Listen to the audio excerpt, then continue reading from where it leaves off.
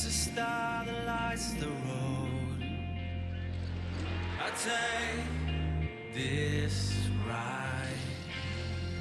Just drive. I wanna be the only one to make it to the light. I take it to the edge where I live 1,000 lives. Maybe I could be the one. I'm riding to the setting sun tonight. Just drive.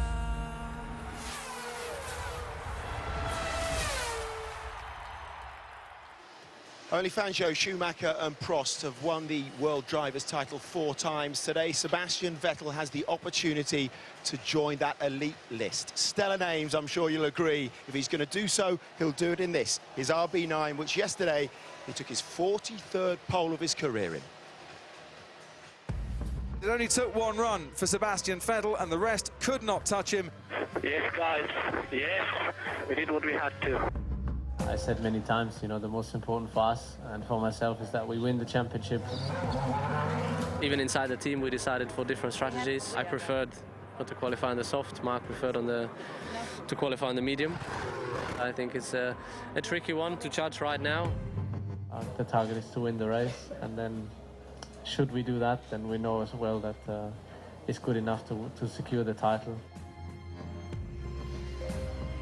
Well, I wonder how he's feeling, that man there. He said he's trying not to think about the world title today. I'm sure it's a pretty difficult thing to do. There's so much anticipation, and the drivers just get ready for their track parade. Natalie will be out live with them in a few moments' time. Here we are then, just outside the Indian capital, Delhi.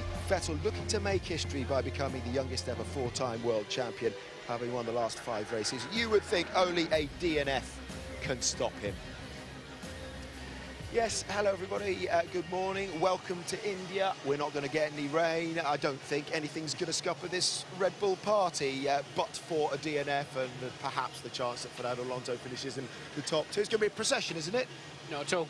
We've got drivers on completely different strategies. One set of tyres will do 5 laps, the others will do 50 laps, and it's going to be all over the place. It'll be really fascinating. And then you've got Grosjean massively out of position as well, but we know Sebastian Vettel very well. He'll want to win the World Championship by winning the race. He loves to collect all these tokens, as we've said before, and you know, he's got his hands full because there's going to be a phase where he's going to be in traffic.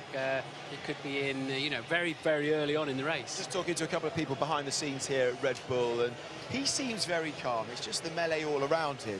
You get that in India. I mean, there's a lot of attention for the drivers.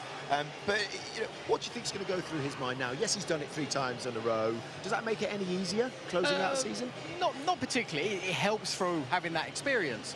But as far as it being another race, another situation, knowing the sort of strategy that you've gone for, so the human factor is going to come into effect. There's going to be the nerves once it gets on, probably into the car and onto the grid. But again, as soon as the lights go out, all those nerves will flutter away, and then it'll be just down to how clean he can get the start, how consistent he can be with the tyres, and then once it gets into traffic, how he deals with it. I mean, 2 of his championships have been won under extreme pressure, to say the least. And 2, assuming he wins this one, will are pretty easy going, and you know, this is definitely one of them, isn't it? Yeah, they're straight out onto the track. Lewis Hamilton starts from 3rd with Natalie. Okay, Lewis, I'm going to give you this. No, you've got. I've had it already. I just took it off. Well, why? Why? You look fantastic. It didn't feel like. Oh, a bit itchy. Listen, you're getting a great response from the Indian fans. They're wonderful, aren't they? They are, and it's good to see so many people here as well. You know, it's growing every year, so it's a shame we're not here next year. But I hope we come back after that. So you think it could come back in 2015? These guys would certainly like to see it back, wouldn't you? No, I would love to. You know, the track is really nice. I've had such a nice week. It's one of my favorite places to come, actually. You know, the people are so welcoming, and so I advise anyone, you know, that's back in the UK or around the world that has not been to this race, they should come, you know, because it's great. The hotel's been fantastic. The way to look after you is just unlike anywhere else. Now tell us about qualifying yesterday, because Sebastian seemed in a league of his own, but can you take the fight to him today? Well, naturally, on pure pace, no way.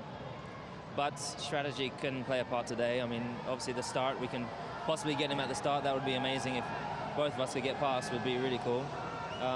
You know, how long the tires last and everything could play a part. But at the end of the day, he has a lot more grip than us, and he's just driving in a different car to us. So, you know, we're going to do the best job we can, and if we can give at least a fight at the beginning and then obviously try and hold the others behind us, that'll be the best shot for us. Fantastic. Have a great race. Thank you. Okay, so what does Sebastian Vettel need to do then today? The difference between himself and the only man that can mathematically catch him, Fernando Alonso, is 90 points. Vettel needs to finish 5th or better. If we take the worst case scenario, he finishes out of the points or a DNF, then Fernando Alonso still needs to finish inside the top 2. So odds on that he'll do it, but you never know, do you? Let's show you how he secured that 43rd pole yesterday. Qualifying at the Bud International Circuit for the 3rd and perhaps final time, Sebastian Vettel was looking to keep up his 100% record of pole here. There would be strategy to consider before the race even started, because you need to start the race on the same set of tyres on which you qualify. Would it be better to use the harder, more durable but slower compound? We'd find out later, but the big-name casualty of the first knockout session was Romain Grosjean, who chose the wrong tyre and drove a scruffy lap. P17. No way. Yeah. McLaren got both cars into the top 10 for the first time since Monza, and then decided to qualify both drivers on the mediums, where they duly took the bottom 2 places in the top 10. Ferrari and Red Bull weren't sure which option was best, so decided to split their strategy, with both Fernando Alonso and Mark Webber qualifying on the mediums. Alonso could only manage 8th, and Webber did a brilliant lap and was 4th on the grid, with a better strategy. Ahead of him were the 2 Mercedes drivers, Nico Rosberg edging out Lewis Hamilton by 7/100ths to be on the front row. But nobody had an answer to the king of the Bud track, Sebastian Vettel, more than 3/4 of a second clear of his nearest pursuers. So 3 poles out of 3 for Vettel in India, but will he be able to maintain his record of leading every lap here? Felipe Massa starts behind Webber despite qualifying on the soft tyre, alongside the man who takes his seat at Ferrari next year, Kimi Raikkonen. Nico Hülkenberg starts an impressive 7th ahead of Alonso and the McLarens, but his teammate Esteban Gutierrez lines up 9 places behind him in 16th, but still ahead of the thoroughly disappointed Romain Grosjean.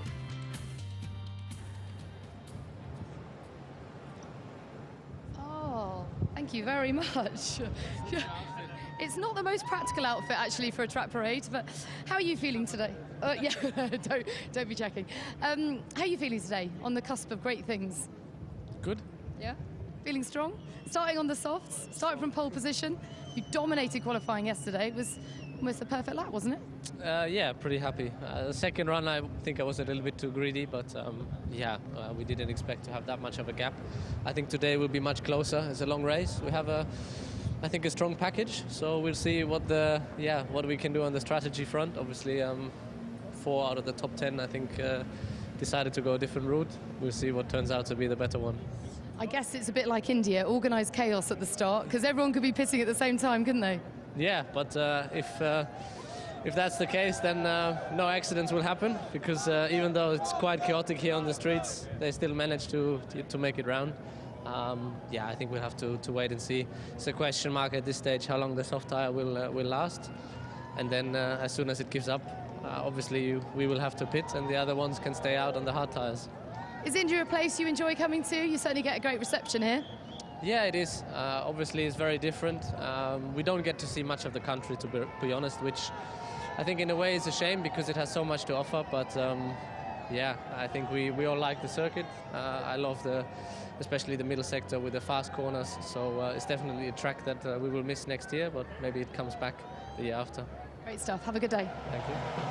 Well, he seems calm, doesn't he? Certainly on the exterior. Now, the difference we know between these tyres is quite dramatic, isn't it?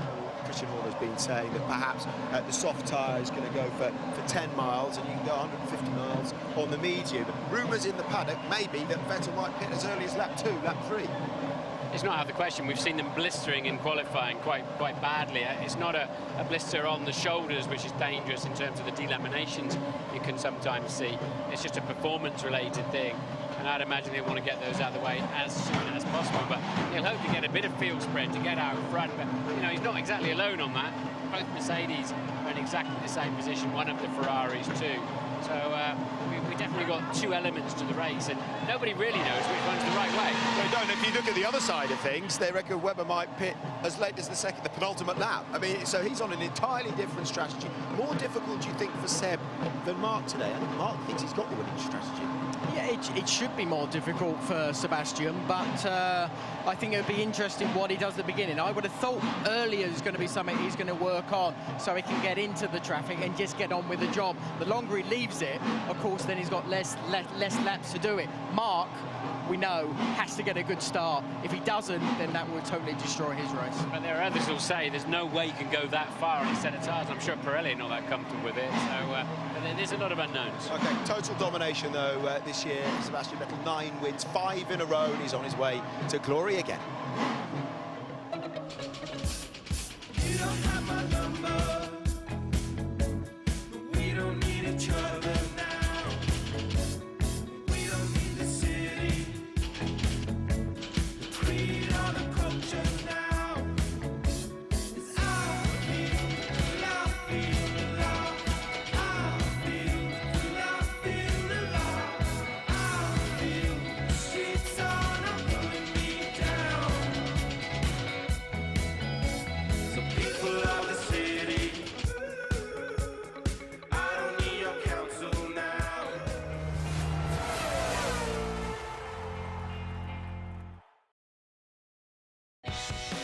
Sky Sports F1 coverage, sponsored by Rolex.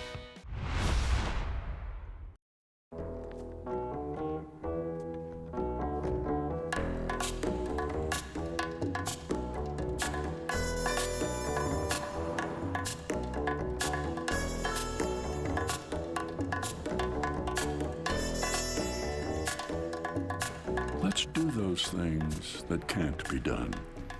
Like less fuel in for more miles out. An impossible made possible. Bold lad, you've gone for an accumulator. 4 selections winning, and your final game, still 2-2. Is there time? With Betfair, you can cash out for a profit on your accumulator, even if not all of your selections are winning. So, do you? Don't you? Do you? Don't you? With Betfair, you decide. Join today and get a free matched bet up to £50.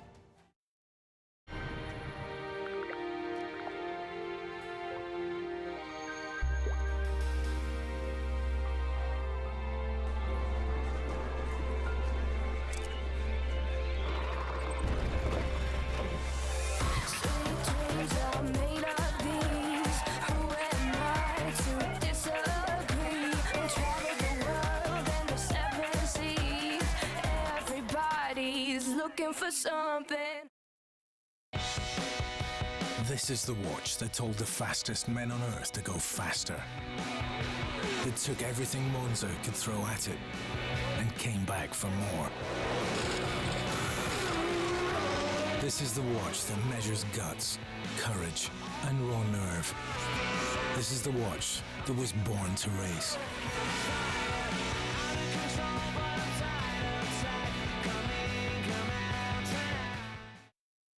A man must have principles and must live and dine by these principles. His cupboard is his business and his alone. He knows any attempt at facial hair must be applauded, literally. Well done, son. And he must never eat a bacon sandwich without the big, bold flavour of HP sauce. Makes a sandwich a manwich. Yes. HP, a source of manliness. Like the most wonderful league in the world, and that's what it is.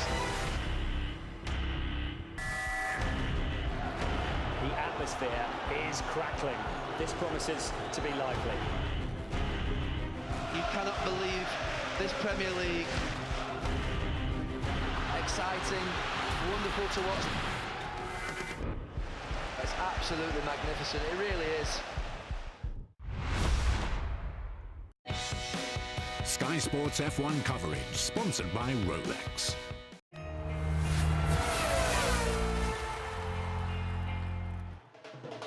The beating of the victory drum outside of Red Bull has just come down. Actually, it informed me, Pete, of something. That maybe they've just been sent down by Ferrari, because there's a lot of work being done. The whole of the back of Sebastian Vettel's car is off at the moment. Maybe come down a little bit of gamesmanship. you might say, just to provide a little bit of distraction. Right, two men aiming to stop Vettel today, his teammate Mark Webber. But first, Fernando Alonso out on the track with Natalie. Fernando, talk us through the strategy, because it's quite possible that you'll be racing Mark pretty quickly in the race, given that you're both starting on the mediums. Do you expect and do you hope to overtake him? We'll see. I think first we need to see how the start goes. Also, we have the McLarens very close to us that we should avoid to have the McLarens between Mark and me, and then we'll see. I think they have a little bit more pace, so to be honest, we just need to concentrate in our race, fighting with Mark or with whatever, but try to score points today. And what about your priority now? Is the team's focus solely on securing second in the constructors? Yes, I think drivers obviously is nearly gone or gone completely, so we just need to concentrate in the Constructor Championship that is getting tighter with Mercedes and Lotus, so it's important every weekend to maximize the points, Felipe and me. Have a good day. Thank you. So, Mark, a different strategy to your teammate today. You're going to be starting on the medium compounds. To put it in fourth on those is pretty impressive. Fairly happy with that? Yeah, I was actually. We expected to be a little bit further back. First part of the race will be interesting. We know that the option tyre is super fragile, so we'll see how far people can go. Obviously, then I'm looking for some clear air at some stage and getting on with the race. I have to put the option on at some stage, so we'll see where we do.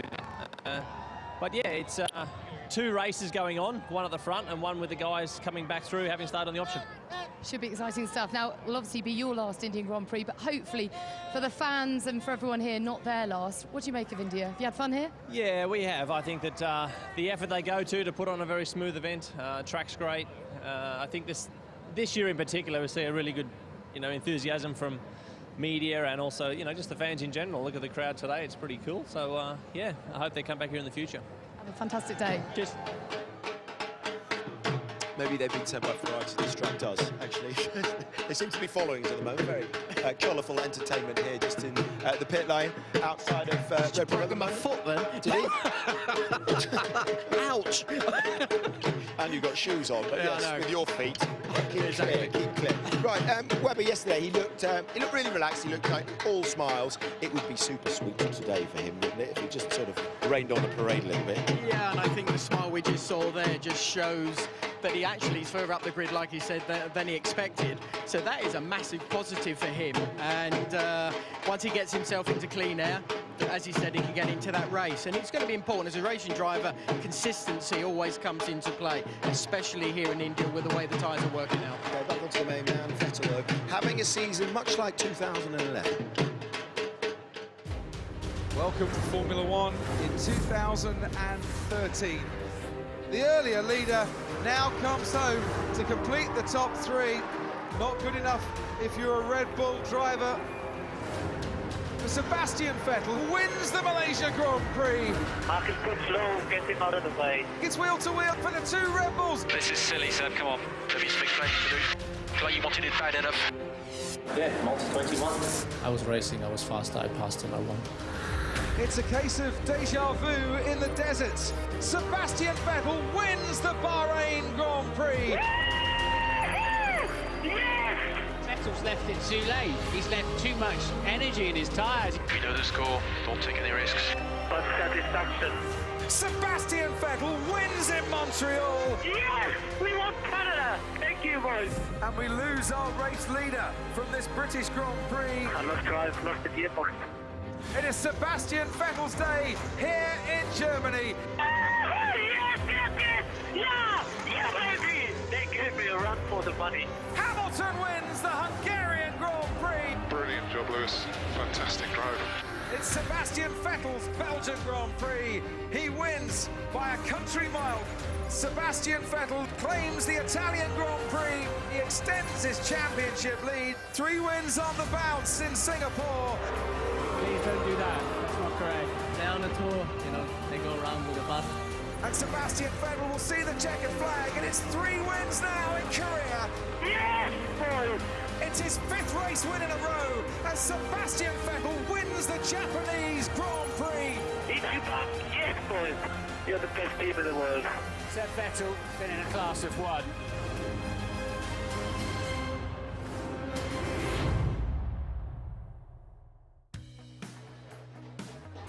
when he's chasing.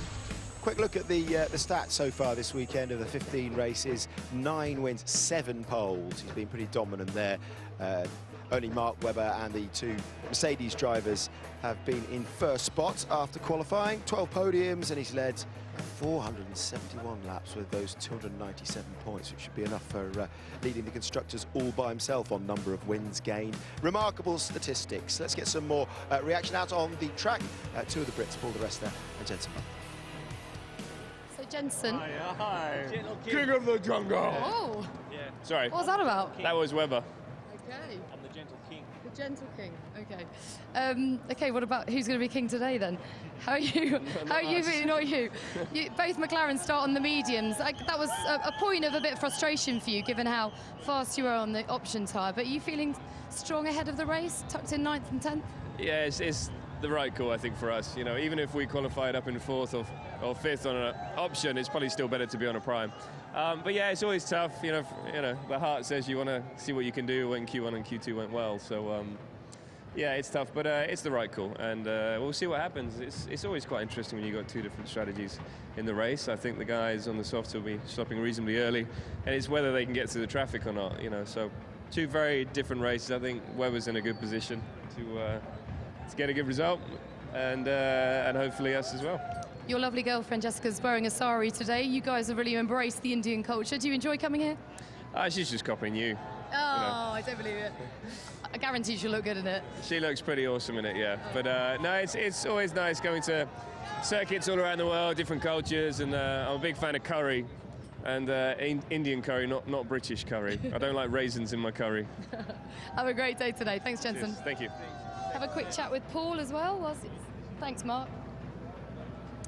First things first, how are you feeling? Because you haven't been very well this week. Feeling strong? Yeah, feeling very strong, much better. So yeah, hopefully we can put a smile on some of our supporters' faces today. You've got a bit more colour in your cheeks. Good to see. Tell us about those supporters, because they really do embrace you and Adrian Sutil. This is their home race. They're excited to be here. It'd be great to hang on to this, wouldn't it? Yeah, it would be. It's obviously a very important market for us, especially given that it's Indian investment, and both our bosses are here today. And equally, I think, you know, the name says it all, Sahara Force India. Everything's there, so it's a big event. I think we had a good qualifying from the team's perspective, and you know, we'll go out there and see what we can do. It's going to be quite a different race to unfold today, and a few things different happen, and it's just whether you get the choice right.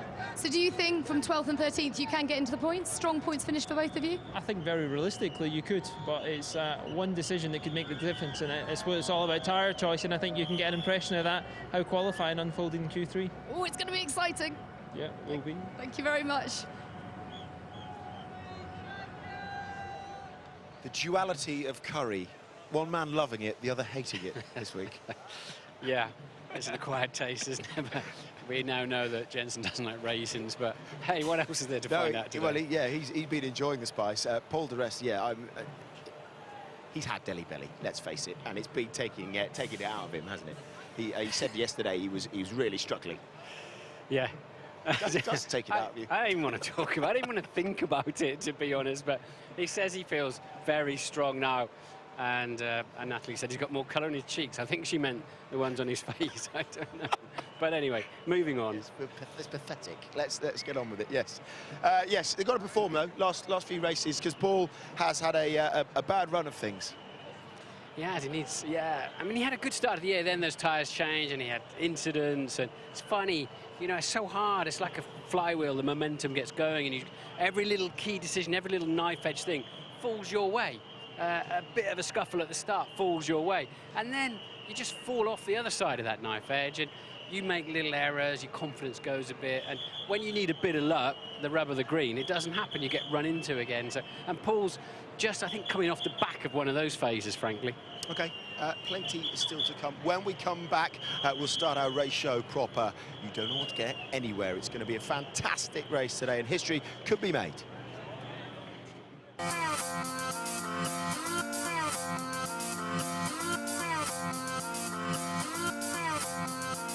Is absolutely all 4 wheels off the track there. So is that allowed?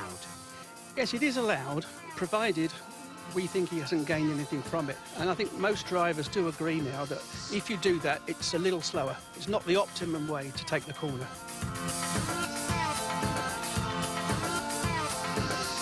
My mother told me that the first word I ever uttered was car. I mean, that said it all. It was definitely a dream of the motorsport fraternity in India. It was like a dream come true. I mean, I know I had moist eyes.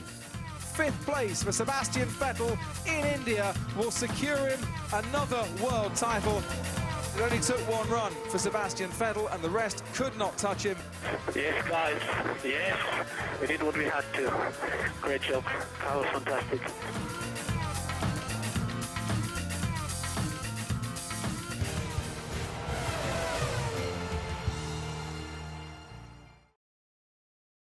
Sky Sports coverage of F1 is sponsored by Shell V-Power Nitro Plus. New Ford Fiesta 24 hours, 3,000 photographs. Call Nikki. Call me Nikki. 84 calls. Read text. Keep shooting. 58 text messages read aloud. 249 miles, one incredible creation. The new Ford Fiesta, featuring sync with voice control. This is Ball of Shame, where bad behaviour unlocks great offers. So bring on extreme tweeting. More outrageous hairstyles. Knocking a teammate's mum. Group handshake refusals. And really, really late tackles. Because this season, bad behaviour unlocks great offers with Paddy Power's Ball of Shame. Download our app now. This is the watch that told the fastest men on Earth to go faster. That took everything Monza could throw at it and came back for more. This is the watch that measures guts, courage, and raw nerve. This is the watch that was born to race.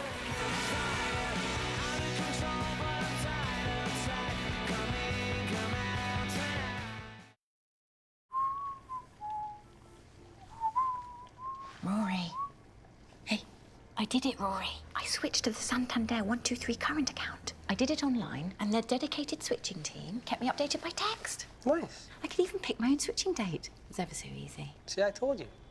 I really like what you're doing to that cake. Join 1.8 million 123 current account holders for just £2 a month. The current account with cashback and interest in one.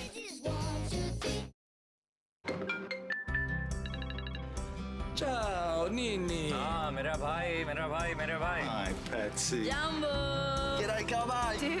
Oh, look what the cat dragged in. Eduardo Lucas. Whoa. Hello, Mama. Namaste. Wrong number? Let me talk. Bonjour. Привет. This is Dr. Flamenco.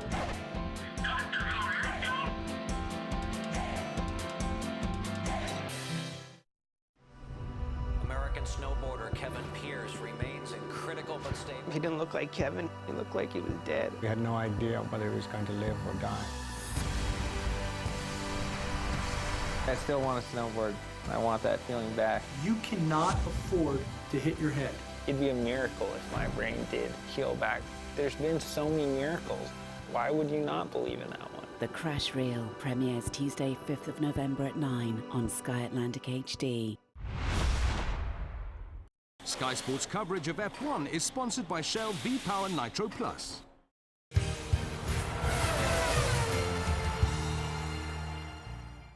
Sebastian Vettel can make history today. He's on the verge of becoming a 4-time Formula One world champion in a place that he's made his own.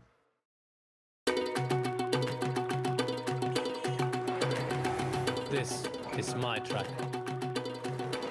This is my track. Remember how I said I'd come someday, baby? How I said I'd come around to see you one day.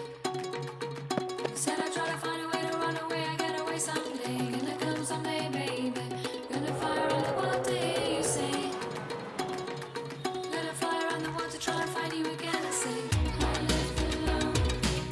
I left the world I was running. Do you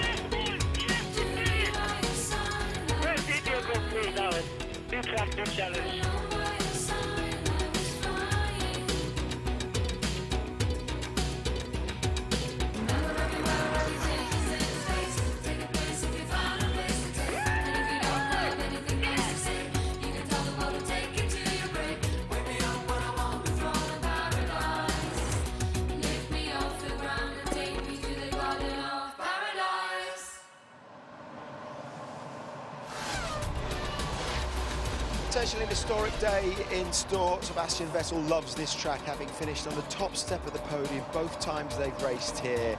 He is on pole again, searching for that 4th driver's title to become the youngest man in history to do so. And guys, yeah, we haven't discussed that as well. I mean, this track, he has got an astonishing record. And yes, they've only raced around here twice, but he's led every lap, and he just exceeds expectations, doesn't he? I think he's got away with the track. He's found a groove, and he's quite patient in some corners, knowing he's going to get some dividend by getting on the throttle earlier and maximising it a little bit down the track. Clearly, Red Bull understand this racetrack too, because, for instance, here they're very quick in the high speed, and normally where they excel is in the traction zones. They've also got reasonable straight line speed here, where they're normally at the back, so they're able to, their car's so good they can tune it in and out of the different requirements of the racetracks, and they've just dialed into this one. Yeah, we were having a look yesterday on the Sky Pad, weren't we, Johnny? Just the way that Vettel corners, particularly around 10 and 11, is so much different from the other guys. It's just such a smooth gradation. Yeah, he's just very well within himself, and he seems to have so much time.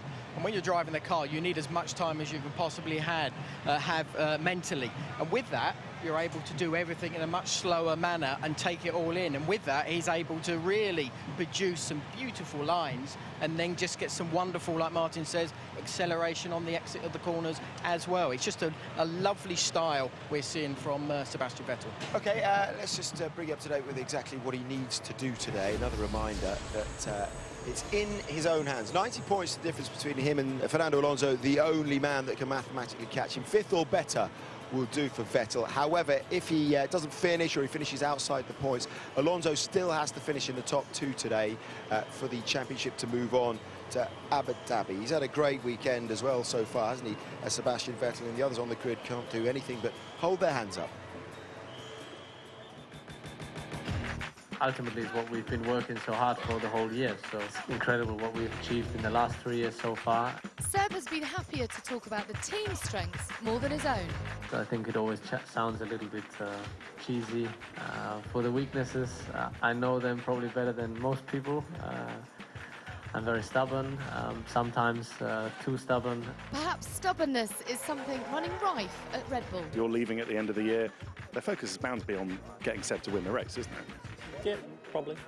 Is it just going to be another walkover? Let's see how the race unfolds, mate, and see if there's a chance to attack. Yeah, nothing changed then. For you to attack him? Of course, yeah. I think he tried that, you know, the years we've been obviously racing with the team. Despite his teammate not willing to surrender, Sebastian's other rivals are more willing to accept the current hierarchy. For sure, he's very good. He achieves a lot of wins. I think he has the potential to win all 4. The target is to win the race, and then should we do that, then we know as well that it's good enough to secure the title. They're already playing out Deutschland über alles just to test it on the PA system. There you go. Exciting, eh? Okay, Sebastian, keep going like this with the curse. We're looking into it. Look at that left front. There were a few problems during practice, not that you would have realised it, in qualifying. So Vettel's going for pole. 1:24.1. Sebastian Vettel on pole. There's a lot of things that can happen in a race. With the results of the last couple of races, people tend to forget that, but all these things that can happen to others can happen to us as well.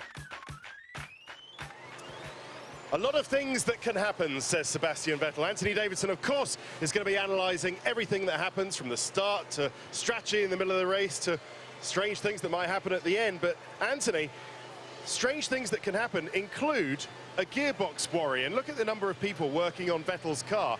I can tell you this morning that Red Bull have had to apply to the FIA for permission to change the 5th and 7th gear dog rings. They're the little bits of metal that actually turn the gears. So it's not the first time they've done this, but it is a little concerning. Yeah, I mean, as you know, Ted, you know, bits of swarf can come from that, circulate through the gearbox and end up actually damaging the ratio itself, and you can easily end up losing a whole gear. So the thing I'm not sure about, maybe you can clear it up, is the fact that can they change the software as well? They tend not to be able to, but there might be something in the software they can do. But we'll see. As I say before, they have done this. It's usually precaution over anything else, but we'll see if it emerges as something to look out for in the race. The next thing they have to look out for is, of course, the tyres. There we can see the tyres in the blankets. You know which one's which driver, because Sebastian Vettel, the blue-eyed boy, has a blue stripe on his tyre blankets. But Pirelli have had a warning to the teams that once they get rid of the soft tyres, which they can only do, say, maximum 10 laps on, do not try and do the rest of the race on the medium tyre, because they say it might not be safe. Well, if you're Romain Grosjean, it's going to be pretty tempting, isn't it? Completely out of place at the back of the grid, or Nick close to the back of the grid after dismal qualifying yesterday, trying to get through on the medium tyre like this car behind us did. But yeah, I mean, they're going to try to go as far as they can, but as soon as it's only natural, as soon as one person out there puts a brand new set on, you start setting purple sectors, i.e. the fastest sector out there, it naturally pushes other teams to go onto the new tyre anyway. Okay, and we'll see what you got on the Skypad a little later. Of course, all these mechanics in this garage will be hoping that Red Bull manage to wrap up the Constructors' Championship this weekend, because that means a nice 10 grand bonus for each and every one of them, as well as everybody back in the Milton Keynes factory. And it looks like Red Bull are set fair to do that with that very large margin over Ferrari. But the real fight in the Constructors' Championship is between Ferrari, Mercedes and Lotus, as for who is going to finish in that lucrative second spot in the Constructors' Championship. But another topic this weekend has been about when does the track end? Is it on the white line, and what happens when the drivers keep going over the white line onto the curb, or even quicker to get a better lap time? Well, we had some unprecedented access to the race director Charlie Whiting, who joined Martin Brundle for a masterclass on what is and isn't allowed.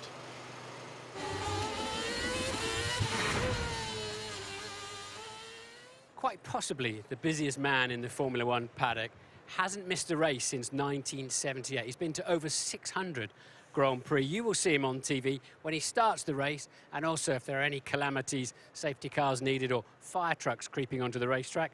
Mr. Charlie Whiting, the race director. Welcome to the masterclass, Charlie. Thank you very much. I want to talk today about regulation. Something that challenges the fans to completely understand and have clarity on is the use of the track and going outside of the boundaries of the racetrack, and also in close combat what the regulations are. So let's start by having a look at the basic regulations, and it's clause 20, article 20. Drivers must use the track at all times. White lines are considered part of the track, curbs are not. Now, they don't seem to understand this. It's very clear where the track limits are, so they can use the track, the tarmac and the white lines. They can use the curbs, but if they put all four wheels beyond the white line, then that's off the track. But the key point is that they can do that, but they mustn't gain any advantage from doing it. Okay, well, let's just have a look then, while we're on that subject, of Sebastian Vettel on pole position here last year. He goes all four wheels off the track there, so is that allowed? Yes, it is allowed, provided we think he hasn't gained anything from it. You'll see that he's got two wheels on artificial grass. It's got very, very little grip. Two wheels on a bumpy curb, again, less grip than the track. Curbs and verges are designed specifically to make sure that it's not quicker to go off. And I think most drivers do agree now that if you do that, it's a little slower. It's not the optimum way to take the corner. Okay, so this is career last year, an amazing double overtake by Nico Hülkenberg, but he had to go all four wheels off the track to make that move stick. That wasn't called up to the stewards. It was not possible to actually tell with complete certainty the driver has actually put all four wheels over the white line. We weren't able to establish it. It looked as though the wheels were still slightly in contact with the white line, so we had to give him the benefit of the doubt. So you've got many more camera angles and you've got onboard stuff you can pull up. Just take us through the process then when something like that happens out on track. What happens up in race control? We have a system which will highlight to us if a car goes off the track, misses a chicane or things like that. So it drags up anything that's relevant. Onboard cameras, camera over here perhaps, camera over here, overhead, it will have everything. So we'll have all the clips from that, and we'll be able to then, within a minute, I would say, we're able to look at all of those. So when we all shout, come on, ref, he's clearly all four wheels off the track, you have to say, well, let's just make sure he's all four wheels off the track. Absolutely, yeah. I mean, we have to be sure, and in this case, unfortunately, we weren't. Understood. More than one change of direction to defend is not permitted, and when moving back onto the racing line, you must leave a car's width. And then it's the same on the straight. The driver may use the full width of the track, but if a significant portion of another car is alongside, then especially the front wing, then he's got to give some space. Let's go back to the incident last year between Lewis Hamilton and his now current teammate Nico Rosberg. As Rosberg was the aggressor here as they go up towards turn 4, we can see that indeed he's alongside, and Rosberg was not penalised in this incident, was he? We since clarified it with that new regulation that says that if a driver has a significant portion of the car, and by that means a part of the front wing alongside the rear wheel of the other car, then he cannot use the full width of the track. But it's not your call at the end of the day, is it? It's the stewards who made these decisions. Absolutely. All I would do is report an incident, and that's how it works. I'm the policeman, they are the judges. So if I see an incident I think is worthy of their time, then I'll report it to them. And you don't have the same stewards every weekend. You have a different trio of stewards. So is that not something that needs sorting out in Formula One? In my opinion, no. I think the stewards are impartial and they're all highly experienced, and I don't think it matters whether you have complete consistency. I really don't think it's an influencing factor. Another thing we're seeing a lot of, Charlie, is incidents that are going to be investigated after the race, which is quite frustrating. It's mainly to give the stewards the opportunity to listen to the driver's views on a particular incident. And it goes back to, I think it was 2001, when Montoya was given a penalty for taking Barrichello off. It would have probably been better to seek the views of the drivers before giving a penalty. Now the rules say that unless it was completely clear that an incident took place, it will normally be investigated after the race. I know it can be a little frustrating for everyone to know that the result might get changed, but unfortunately it's better, we think, to listen to the drivers first if necessary. And what's changing for 2014, Charlie? We have got in place this penalty points system where drivers will be given penalty points on their super licence, and if you accrue 12 within a 12-month period, you take a race off. But it's to really catch consistent offenders. That's something that's coming in for next year. Absolutely fascinating, very enlightening. Thank you very much, Charlie. Pleasure. Oh, it's fascinating. It's great to hear from Charlie Whiting. Let's go back to the main topic of the weekend so far, which has been all four wheels off the track. Now, why would the drivers do it if there wasn't an advantage? I mean, the thing is, Vettel in his pole lap, he was off the track. They've all been doing it this weekend. I've got the utmost respect for Charlie. He's a pure racer, and that's the best thing you can say about anybody in this paddock. And I think he's given the drivers, he's cut them a little bit of slack, and they're just taking liberties in the extreme. Yes, on the AstroTurf, you're not going to quite get the purchase with your tyre, the traction you need, but the sort of downforce they've got these days now, and dry Astro like that. But in turn 11, if they know they're not going to make turn 12, they're carrying a higher average speed through the apex, so they are gaining time, and they wouldn't be out there if they weren't gaining time. And of course, the nature of the tracks as they are now, and the curbs, painted curbs in a lot of places, the drivers are just taking liberties, and it's got to be stamped out. They have to respect the limits of the racetrack. And I know you had a fairly heated discussion this morning with Charlie on the subject as well. Yeah, I've spoken to him about it before. I just brought it up again. I said, you know, as drivers, you will only use that extra bit of track if it gives you advantage. And then he'd sort of say, well, they don't use it everywhere because they're actually allowed to use it anywhere on the outside of the track, not on obviously on the apexes. And I said, but you don't always use it. When it's not an advantage, you'll just keep away from it. And Martin is absolutely right. It is the corner and the speed that you carry through the corner before, because that is exactly where you're aiming for, to carry that speed to the exit. On the curb, you don't actually gain anything, but you've gained it way before that, 50 metres before. Right, OK, we'll keep an eye on that today. I wonder how Christian Horner is feeling today. Nervous, no doubt. He's with Ted. Well, never mind how he's feeling. I want to know how you slept last night. I slept okay, to be honest with you. So, yeah, I mean, it's going to be an interesting race. I think that, yeah, Mark would have slept pretty well last night, P4 on the hard tyre. And Seb? I'm sure he slept okay.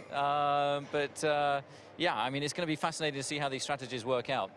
At this point in time, we've got no idea which one's going to be the better one. Well, interestingly, depending on which strategy team you talk to, it seems that if you start on the medium tyre, as Mark's doing, if nothing else happens and it's a normal race, that's actually 2 seconds quicker over the end of a race than starting, as Seb is doing, on the soft. So how are you going to manage those two throughout the race? Well, so many things depend on the traffic patterns, of course, and the downside to Mark's strategy is potential safety cars later on in the race. The downside to Sebastian's strategy is traffic, you know, after his first stop when he comes out behind people starting on the harder tyre. So there's pros and cons to both of those strategies, but, you know, we're about to find out. Okay, should be interesting. It's nice and quiet down here. It's quite busy in your garage, as it often is, but you've had to change a dog ring, I believe, on the 5th and the 7th gear. The FIA have confirmed that to us in Parc Ferme, which you're allowed to do.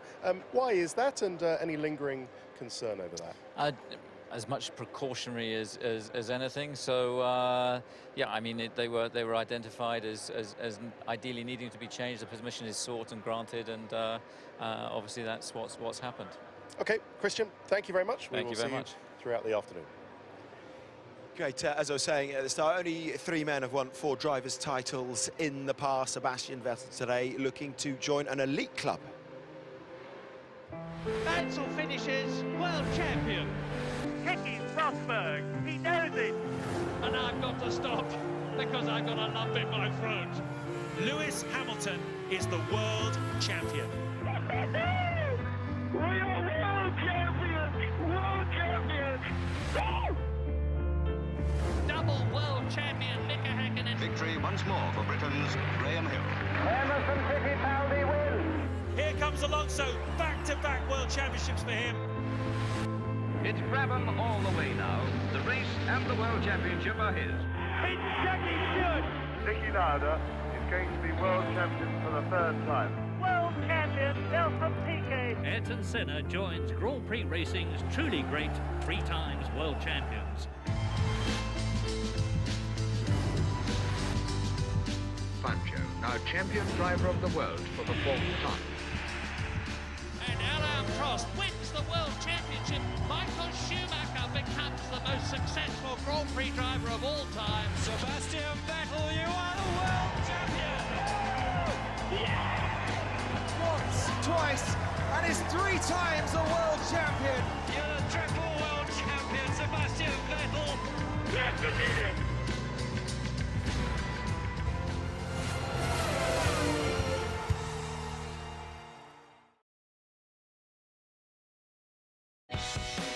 Sky Sports F1 coverage, sponsored.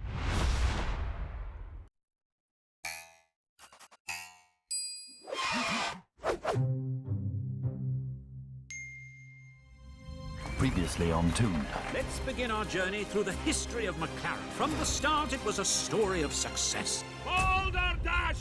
And how exactly would you know? 'Cause I was there.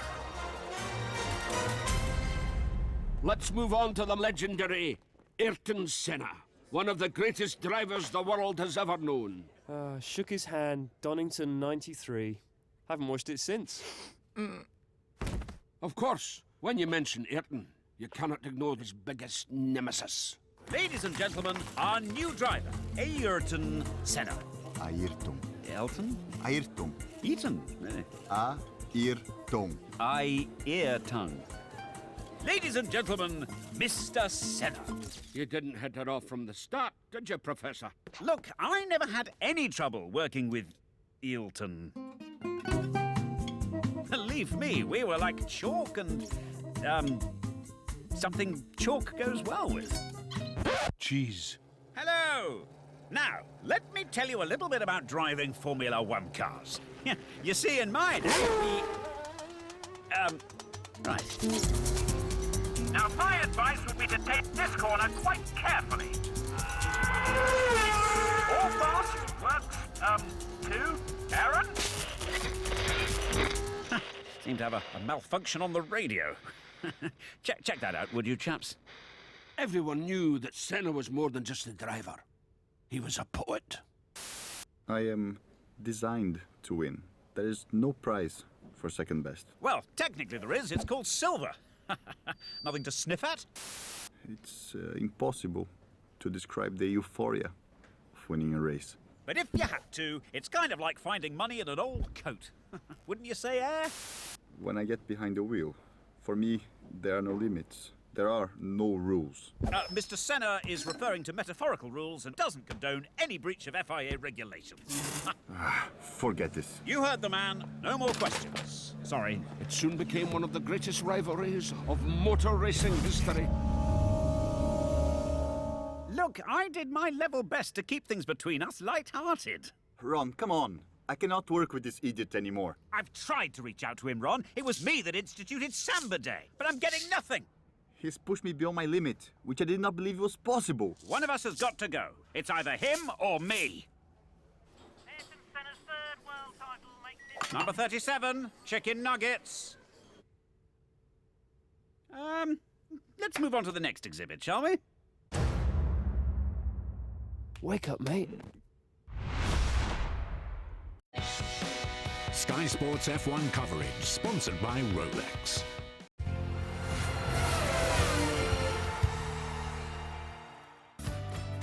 The championship for both Red Bull and for Sebastian Vettel is tantalisingly within touching distance. Sebastian Vettel on the medium tyre. Job done. P17. No way, I'm afraid. He took the gamble and lost badly. But manages to squeeze into Q3 ahead of Daniel Ricciardo. Disappointment for Force India, De Resta and Sutil, 12th and 13th. So Vettel's going for pole. And this man here might as well just turn the engine off, because it only took one run. Sebastian Vettel on pole. Okay, let's just take you through the grid, as always, from back to front. A disappointing afternoon for Max Chilton. More than a second behind his teammate Jules Bianchi. Not as disappointing as it was for Romain Grosjean. Currently in form, but not so yesterday. The team perhaps letting him down a little bit. Got it totally wrong and didn't get into Q2. Further forward, Force India's will also be disappointing. Behind closed doors, I think they were hoping they'd get into Q3. Both of them just outside it, but of course, with choice of tyres. Daniel Ricciardo ahead of them. And both cars inside the top 10, first time since Monza for McLaren. Button in 10th and Perez 3/10 ahead of him. Fernando Alonso once again out-qualified by his teammate. We all know, though, what he can do from there. It seems to be his standard starting position almost between 5 and 8. Hulkenberg alongside him, then Raikkonen alongside Felipe Massa. Again, as we were saying, in the shop window, trying to prove himself at the moment. Mark Webber in 4th, the furthest forward on those harder tyres. Lewis Hamilton on the softer, as to his teammate Nico Rosberg and Sebastian Vettel. Again with that 43rd pole of his career. Let's hear from Stefano Domenicali with Martin. Steph, now it looks like it could be quite an interesting race today. I think so. I mean, as always, we will know just at the end of the race who has done the right choice. Of course, the reason why we did one different between Fernando and Felipe is because we are not 100% sure what is the best. We try to cover both scenarios, even if you know, the indication that we have is really that the soft tires should struggle after a couple of laps, and a lot depends really how they will be managed. The traffic, the cars that will stop earlier can manage the traffic behind, and if all the cars behind have put the soft tires, well, that's the end of it. But Felipe is saying, look, I'm racing for myself now. I'm not going to help Fernando out anymore. So he's up there on the soft tyre. Yeah. But you've sort of got an enemy in the camp almost. No, he didn't say that. You know that. No, he will fight for the team, because we have to be able to score as many points as we can, because the fight for the second position is very tough, and we have good competition around. So we need to make sure that we score points for both of our drivers. How critical is that second position for you in the championship? It's not. I mean, you don't need the money in the team. It's not going to make or break the team financially, but reputationally it's critical, I would imagine. Well, it's just because we need to fight for, we have the duty and responsibility to fight for the best. Unfortunately, at this point of the season, we cannot fight for the first, so after the first there is the second, so that's the reason why we need to make sure that we put all the efforts and all the concentration to make sure that this is a possibility. We can't blame Sebastian Vettel for being brilliant at what he does and winning the championships, but you guys have got to come in with something next year. Well, let's hope next year there's a chance to at least compete with him and challenge him. Yes, I mean, I hope that this will happen. I think that, you know, unfortunately last year we lose the title for something that also was related to not really at the level of non-performance of our team, because, you know, don't forget that we are screwed in 2 races before the first corner. Otherwise, maybe the situation would have been different last year. But in any case, he deserved the title that will come.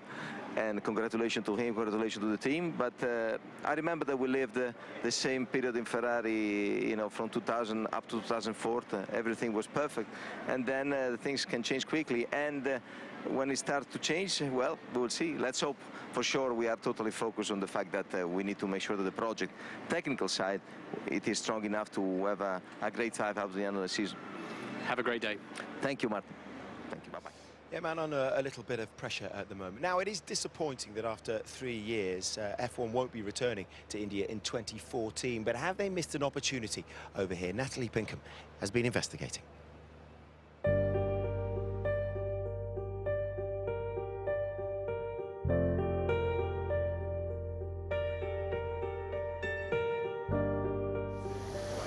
Motorsport in India has reached something of a crossroads. Whether it ever hosts a Formula One race again hangs in the balance. I've come to Goa to talk to 3 friends brought together by their shared passion for racing to reminisce and see what the future holds. My mother told me that the first word I ever uttered was car. It was amazing, absolutely. I was shocked. Nobody used to get paid. Everyone used to do it because they loved it. 70,000 people sitting in wooden stands, timekeepers. We used to have 55 to 65 of them sitting with stopwatches. It's really prehistoric. Ooh, yes, a little bit of oversteer, I think, there. Look at the old policeman.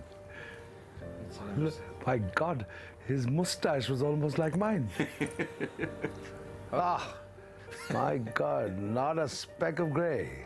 The plan was to grey gracefully. That was something Vicky would have loved to have seen, a checkered flag. We're still very, very good pals, you know, today. That has endured wonderfully, but the rivalry has never changed. Now that's a super racing driver in there, I tell you. Yeah, absolutely, my God. What were you doing belting down the straight with your wipers on? In 2011, right here, the dreams of the 3 men were realised. It was the first ever official Indian Grand Prix. It was definitely a dream of the motorsport fraternity in India. It was like a dream come true. I mean, I know I had moist eyes. I remember standing on the grid and I actually grabbed Bernie's hand.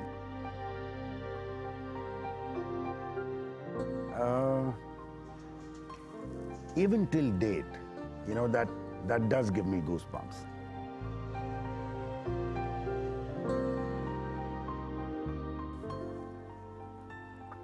That, I think you can't take that feeling away. You just cannot. These are things that you'll treasure forever.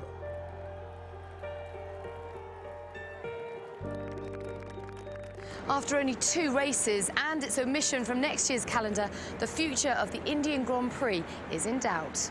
It's taken so much time and effort to bring it here, and a lot of money. I would like to see, I think from my side, looking at it through eyes which obviously are not Indian, but have a great deal of support for the Indian program, I would like to see the government embrace it more. And if 17 other countries around the world, out of 19, are government-funded Grand Prix, why not India?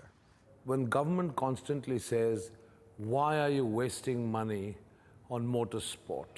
Conserve fuel, conserve resource, deploy the resource towards the underprivileged.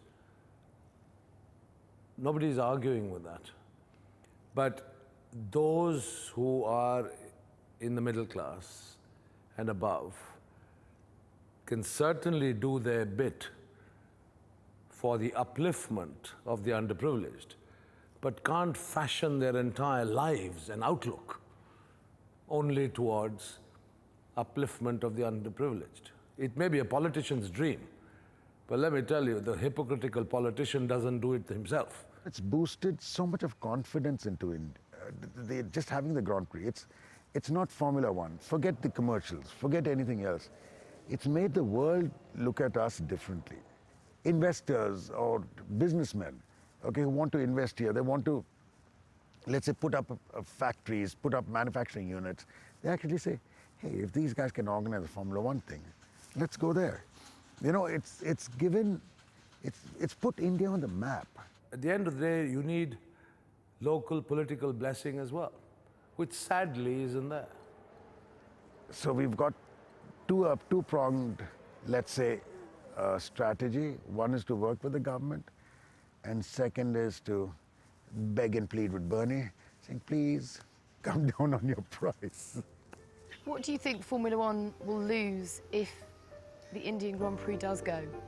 I think we'll lose that colour, you know, the vibrancy that you only get in India, you know, the sort of organised chaos that India is. I would be terribly disappointed if the Indian Grand Prix was not on the calendar sooner rather than later. I don't sense that you're going to give up anytime soon. I certainly am not. We've come this far. And Natalie, to be honest, you know, we can't let this go. And we'll be wishing Force India the best of luck for today's race. Indeed, Adrian Sutter was the first out of the pit lane here in order to practice a start. So, Johnny, let's talk about strategy. Mark Webber's strategy, according to the computer, is 2 seconds quicker to the end of the race than Sebastian Vettel's strategy, but only if he doesn't manage to actually get any traffic. If Vettel manages to get through the traffic after his first stop, it's possible Vettel can still win this race. Who's your money on? Well, I think really it should be on Mark, because Mark has the exact right tyre on the car. Yes, he has problems on the start, but there are chances for him to overtake after turn 1, to turn 3, down the long straight as well towards turn 4, and maybe to 5. So he's got that opportunity. Fernando Alonso is a little bit different. He needs to get that good start to give him a chance as well, because if he doesn't, he's stuck right in traffic. It's going to be really interesting. So you're saying it won't be until turn 5 that we really know the true order for the first stint. There's Nico Rosberg just going to the grid on soft tyres. What can he do from the first row? Because Mercedes, I'm not sure whether they think they can win this race. They'd like to, of course they would. They're after a different prize in that constructors championship. There is never a chance a driver will give up. So if they get a cracking start, they get ahead of Sebastian Vettel. They still have a car on the same tyres to really pressurise Sebastian. But realistically, they're going to be racing each other, as in teammate Lewis Hamilton. But it's constructors that's important to them. Okay, there is Lewis Hamilton. We're leaving about a car's space width here, because anyone not choosing to do a practice start tends to come and take the easy way and overtake all these people finding their clutch bike point finds on their way to the grid. But should be a fascinating race coming up. But on safety first, absolutely. So there we go, about half an hour to go until lights out. Back onto the main story of the day, Sebastian Vettel in search of glory in that 4th consecutive driver's title. What a CV he's got already. On the 3rd of July 1987, Sebastian Vettel entered the world, and it wasn't long before his world became motorsport. Aged 17, following his karting years, he took the German BMW series and was awarded a test drive for Williams. Sebastian stepped up to race in F3, becoming top rookie in 2005. A year later, he finished the series in 2nd place. His standout performances earned him a drive in Formula One, and from there on, the story has been staggering. Yeah, somewhere you were believing, but somewhere it was so far away that it seemed out of reach. Sebastian Vettel, the teenager, into a point-scoring position. The ambition was there, the target was there to step up to Red Bull Racing, coming from Toro Rosso. But first of all, I wanted to do a good job there. a very special day and a very special victory. Surely it's something very special to win in a car that is, you know, not good enough for winning.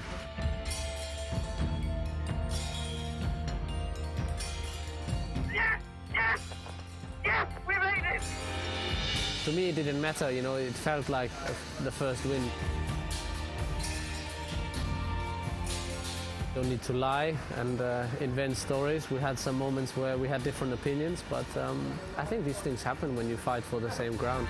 Oh, thank you, boys. Unbelievable. Sebastian Vettel, you are the world champion! Yes! We did it! We are not as much on top of our game as 2011. And if you are on top of the game you are playing, I think there will always be someone at some time that is you know, showing you your limits and beats you. You're the world champion! You're the triple world champion, Sebastian Vettel! You are the man!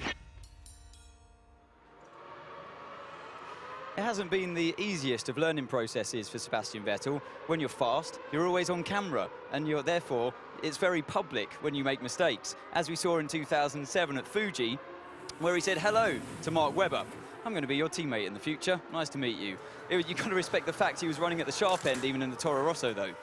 Later on, we saw in 2010 at Spa, a very high-profile mistake going into the final chicane, where he put a lot of damage onto that Red Bull and the McLaren.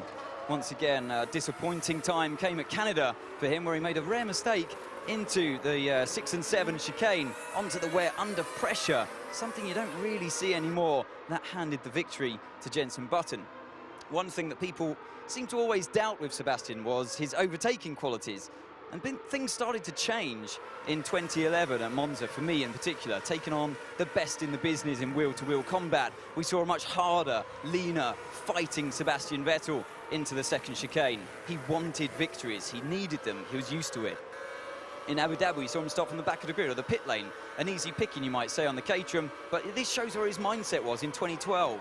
Taking two cars into the turn 10 left-hander. Later in the race, he pulls off a great move on Jenson Button. Very well polished, calculated. Against, again, a great driver in Jenson. And then in Suzuka, just the last race, he puts Grosjean to the inside going into the final chicane. He knows right then, at that moment, it's going to give Grosjean a slower exit out of this corner here. He lines him up, he pounces on his opponent when you need to. The elements of surprise is vital in this situation. That's exactly what he did. Unlike Mark, when he came up against Grosjean, it took him a good couple of laps to pull off this move into turn 1. Now, a great example for me came at Spa, when we saw the two Red Bulls line up after tricky conditions in qualifying, second and third on the grid, to the Mercedes on the front there. Now, Red Bull traditionally gear up their car extremely aggressively, especially with the 7th gear. So what that means is you have to make best use of it and execute the plan. Now, the plan for Sebastian was to get a great start. He did. Unlike his teammate, loses 2 positions into turn 1. The next part of the plan was not to use KERS on the exit of turn 1. He loses a bit of ground because of that, but doesn't panic. You can see the 2 cars behind him gaining time all the way up on the run-up to Eau Rouge. Hamilton's pulling away in the front. Now, as they get into the middle of Eau Rouge, he executes plan 2. He gets on the inside and out of the turbulent air. He tucks his car in because you don't want to carry that turbulent air through Eau Rouge, giving you understeer. He then deploys KERS at this moment here with the short ratio in 7th. That allows him to slip into the slipstream on Hamilton. A sitting duck on the straight, gets into the lead. The move of the race for him. That gave him the race victory. But if we look at his teammate further back in the race, much later on into the race, where the car's light on fuel, you sail up Eau Rouge much faster, you hit top speed much quicker, and even with DRS, unable to overtake the Mercedes in front because you're bouncing off the limiter all the way towards the end of the straight. He had the faster car, he was stuck there. The plan didn't go to plan for Mark. Actually, just for those at home that might not understand, just go back to you talking about Red Bulls gearing up the car aggressively. Why do they do so, and what does it achieve? Well, so when you've got the fastest car on the grid, you need to, out of the whole paddock, you need to start at the front of the grid. So, you know, they know they've got the car to qualify well, and then at the start of the race, when the car's heavy, like I say, it's a bit like being on a bicycle going up a hill. You want to be in a free revving gear, pretty much, and you want your legs to spin. That makes your life easier when it's, you know, it's the equivalent of a car being heavy for these guys. So you want your legs spinning. And that's like having a shorter ratio, if you like. When the car's light, i.e. a bicycle going on the flat or even downhill, you're then limited by that gear, by basically how fast your legs can spin around. And that's what's going on for these guys, like Mark had at the end of the race when the car's lighter. Yeah, I mean, what we're seeing from there as well is just the overall accuracy of Sebastian Vettel, the driver, and how it's developed over the years. Yeah, it is. And again, it's something we both know how important karting is. And that is where all that racing skill was really sort of born onto Sebastian when he was 8 years old. And he learnt all those racing skills then and uses those massively now. He's not the only one, of course, but there are still the more intelligent drivers like himself and like Fernando Alonso, for example, who have a wonderful racing brain of being able to put the car exactly where they need to do it when they're on their own. But like you saw with Roman Grosjean in Japan, actually placing it, that actually puts the pressure on the other driver and then they actually make the pass anyway. It's just basically making best use of the tools available. And, you know, the team are saying, right, okay, Seb, say like today, we're on the soft tyre. You need to make a break for it at the start. That means you need a really good getaway off the line. We can't afford any mistakes off the line. No wheel spin, no dropping the clutch early, no letting the car rev. And we see this time and time again from Seb. So make a gap for it. And when it comes to the strategy, that he'll make it go to plan. Okay, let's head out onto the grid then. Martin, all yours. Welcome to the grid for the third Indian Grand Prix here in New Delhi. Decent crowd in this grandstand here. And the grandstand roof, with no apparent visible means of staying up, is still here 3 years later. Impressive edifice that is. Safety car here at the front of the grid, as always, burbling and ticking over. And that's never been seen yet in the two previous races here. A man who has been seen, of course, is Sebastian Vettel, and he is somewhere in the middle of this throng. And I think I'll tell you what we're going to do. While they're all down there with Seb, we'll go and have a quick word with Mark Webber. Follow me, Bob. Let's see if we can. He's fourth on the grid, and he's in a fascinating position because he's got he's the first runner with those medium compound tyres. Hello, Dom. Where are we? That's P4 on the grid, and let's see if we can find him. He's leaning up against the wall, just taking it easy. Final briefings from his engineers. Rich there, his trainers with him, and we'll see if we can, and Mark's given me the nod here, so we'll just come through this way and see what he's got to say. All good, Rich? All good, yeah, very good. So, yeah, ready to go. Good stuff. And Mark, so you're a medium amongst a load of softies up the front of the grid here. Yeah, we could go anywhere with that, couldn't we, mate? But anyway, we've got, yeah, different strategies clearly going on. Fernando and I, the furthest up, obviously, on the mediums. Mate, let's see how the start of the race goes in terms of when they're going to start running into trouble. We know we're going to be 4th, 5th, 6th after the first lap. Trying to get the mediums off the line compared to the options is a little bit more tricky. But anyway, we know we're in a good position. Strategy-wise, that first part of the race. You'd love to take this victory, even if he takes the championship today, wouldn't you? Well, it'd be a good day for everyone, maybe. Right, let's wander back and see if we can find Seb Vettel then. We'll cruise through here, dive way through, avoid the people. You can feel the heat coming off the spare tyres. You can feel everything that's going on down. There's so much energy, so much excitement. It's pretty electric down here. And now it's time to dive in. What we'll do is we'll sneak up behind him with our DRS wide open and see what he's got to say. Might even just stick the microphone in there. Looking forward to race this track for 60 laps. I wish you luck. I leave you in the capable hands. Thanks very much for the interview together. We'll hang around. Want to see him on the day that he's got a very good chance of taking that 4th title, joining, of course, Fangio, Schumacher, and Alain Prost, of course. So we're just no point in paddling in there because he's talking gobbledygook.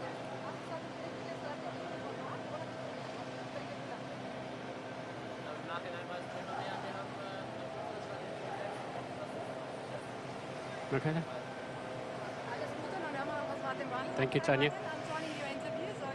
How much would you give to have a set of medium tyres on here now? Well, in the end, it's the same strategy, just mirrored. So I think we had reason to believe that this one is the better strategy. We will see how it turns out. You're going to have a really fun race today. You've got to pass cars today, haven't you, now, with the tyres you got on to start with? Well, it could be part of the strategy, I think. Yeah, the plan is usually if there's a car ahead, you try to pass it. I think we will have a lot of cars at some stage to pass, so looking forward to that. Good stuff. Let's head back down the grid and let's go down the grass. Something I did many times in my F1 career, but not intentionally on those occasions. And here's a young man down here who's hoping he's got a drive with Williams, Force India, Lotus maybe. Talking to his long-time engineer, mentor, guardian, whatever, there, Rob Smedley. And I think we're just pushing in front of Canal Blue here, but that's okay, I think. I don't think they'll mind if they do. It probably doesn't matter. I'll probably get shoved out of the way in a minute, but Felipe and top Ferrari. You're right, it's going to be an interesting race, isn't it? Yeah, very difficult, different strategies, so let's try to have the right one. And did you choose, somebody I read that you chose this strategy, yeah? You decided you were going on these tyres. Hope it works. Go racing.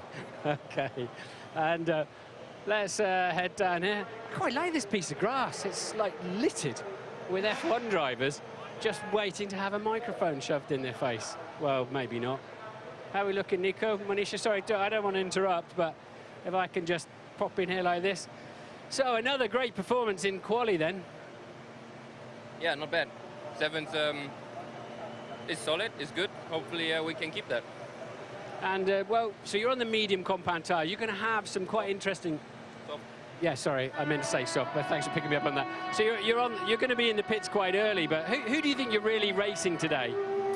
I really think we have to keep an eye on the McLarens. Those are the guys we need to focus on. From Friday long run data on Prime, we're actually quite competitive, pretty close to the Ferrari. So I hope that we can annoy them a little bit too. Annoy the Ferraris. The national anthem's playing. Thank you.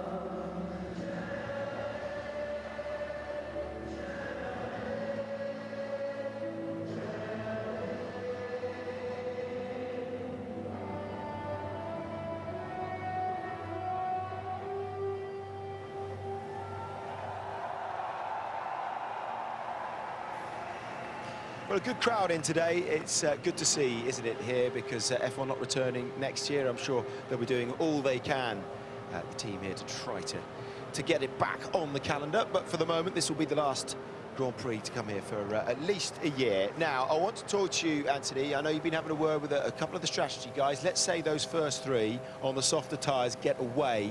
They pit after 5-6 laps. Where do you think they're going to be coming out into the field? Or, you know, sort of, who do you think they're going to be racing? What are the strategy guys saying?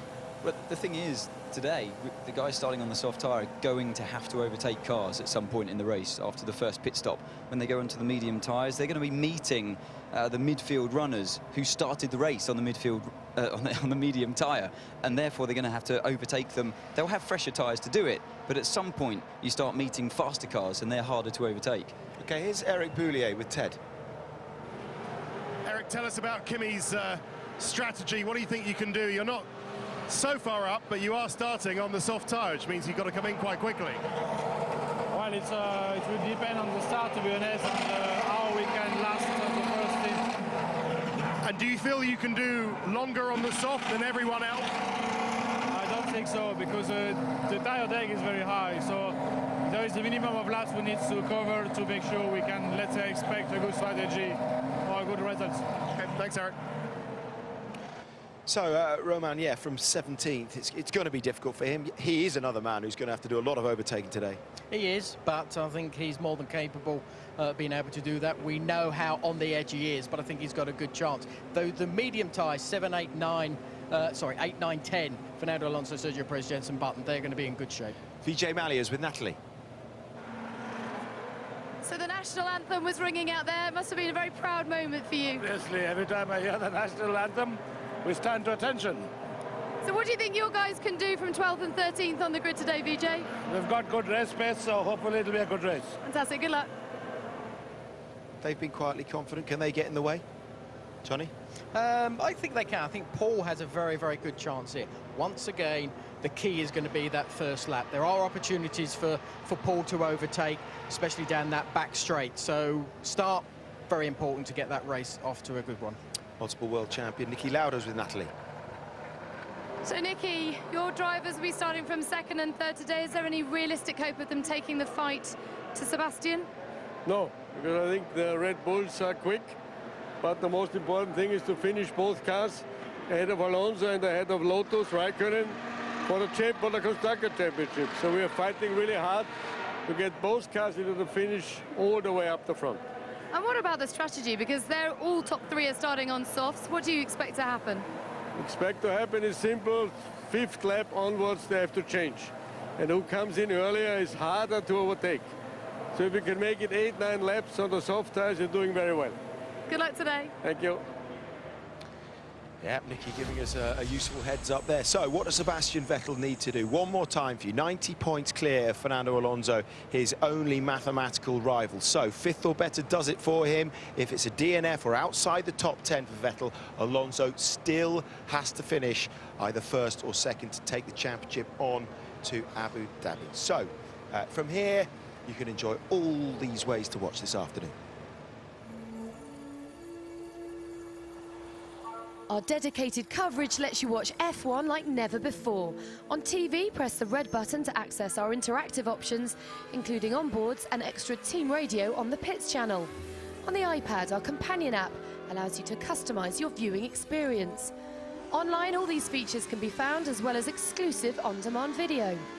And you can join the conversation on Twitter with the Sky Sports F1 team.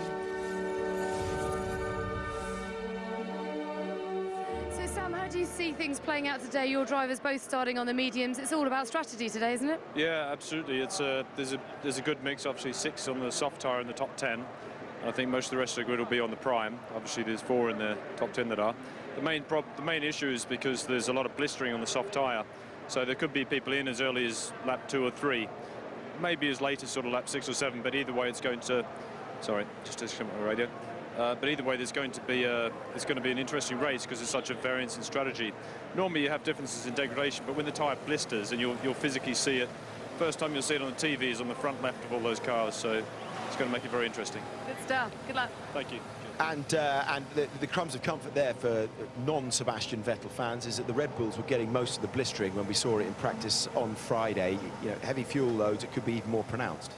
Yeah, some people say that a car running with a lot of downforce, as the Red Bull does, is what gives them such fast lap times. That puts more pressure through the structure of the tyre, and that can sometimes cause blistering, but everyone's going through it. But I think on the soft tyre, I think it kind of caps their speed, like we saw in Korea.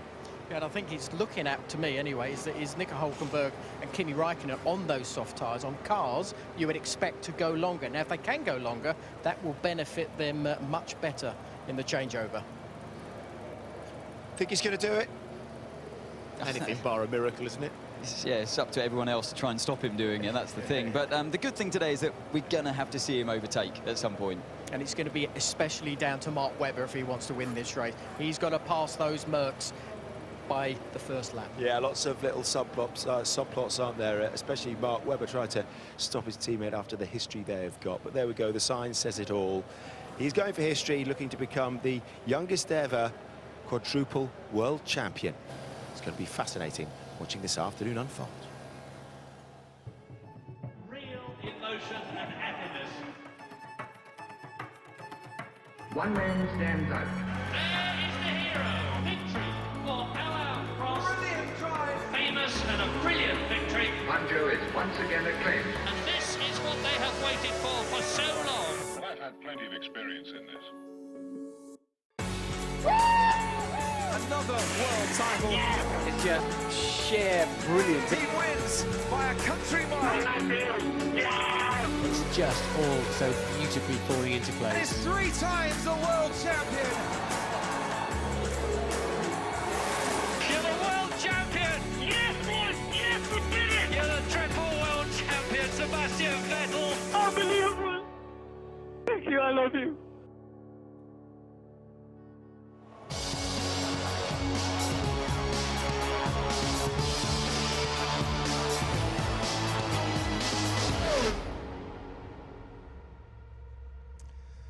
So in this, the second most populous country on the planet, one man has the chance in the championship race to join a small select band this afternoon and become only the 4th 4-time world champion in the history of the Formula One World Championship.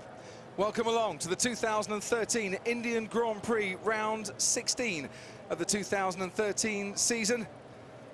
The first of a double-header that takes in Abu Dhabi next week, where Sebastian Vettel won his first world title just 3 years ago. And there, the 3.2 miles and 60 laps ahead of us around the Bud International Circuit, a race that in the previous 2 years, in the only 2 years in India, he has led each and every single lap. 2 DRS zones down the main straight, and along the back straight it's been extended by round about 80 metres. It might be that Sebastian Vettel has to get a lot of overtaking done today on the way to sporting greatness and becoming the youngest 4-time world champion, a 4-time consecutive world champion. And whatever your view of this man and where he ranks alongside the greats, the numbers keep on stacking up for him season by season, race by race. He's got his hands full today, though. He needs to get it off the line. It'll be fascinating to see who can make places up. Presumably Mark Webber, he needs to stay ahead of the Ferraris and keep position. The first man up the field with those medium compound tyres on. Jenson Button, he needs to follow Zebedee. He's behind Alonso, and he's always quick out of the box, so he can follow him through. So it's going to be really fascinating to see where they end up at the end of the first lap. And of course, they don't really fully line up here until turn 5, do they?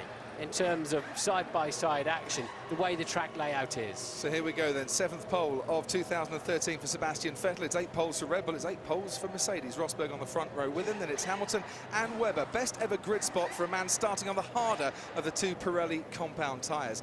Massa out-qualifies Alonso for the 4th time in 4 races. Raikkonen best start since Hungary. Then it's Hulkenberg and Alonso also on those medium compound tyres, the Ferrari driver. The 2 McLarens of Perez and of Jenson Button, who was fastest in Q1 yesterday. First time this year McLaren have been fastest in a session. Ricciardo and then Paul di Resta aiming to end a run of 7 pointless races. He's ahead at least of his teammate Adrian Sutil on the grid, with Verne slotting in 14th. Then it's Valtteri Bottas for Williams and Esteban Gutierrez, who had a slight issue with his neck yesterday after hitting a curb in qualifying. Grosjean, the surprise elimination from Q1. Maldonado, not a surprise, it was the 8th time this season. Bianchi and Marussia outpaced Caterham for the 2nd race in a row.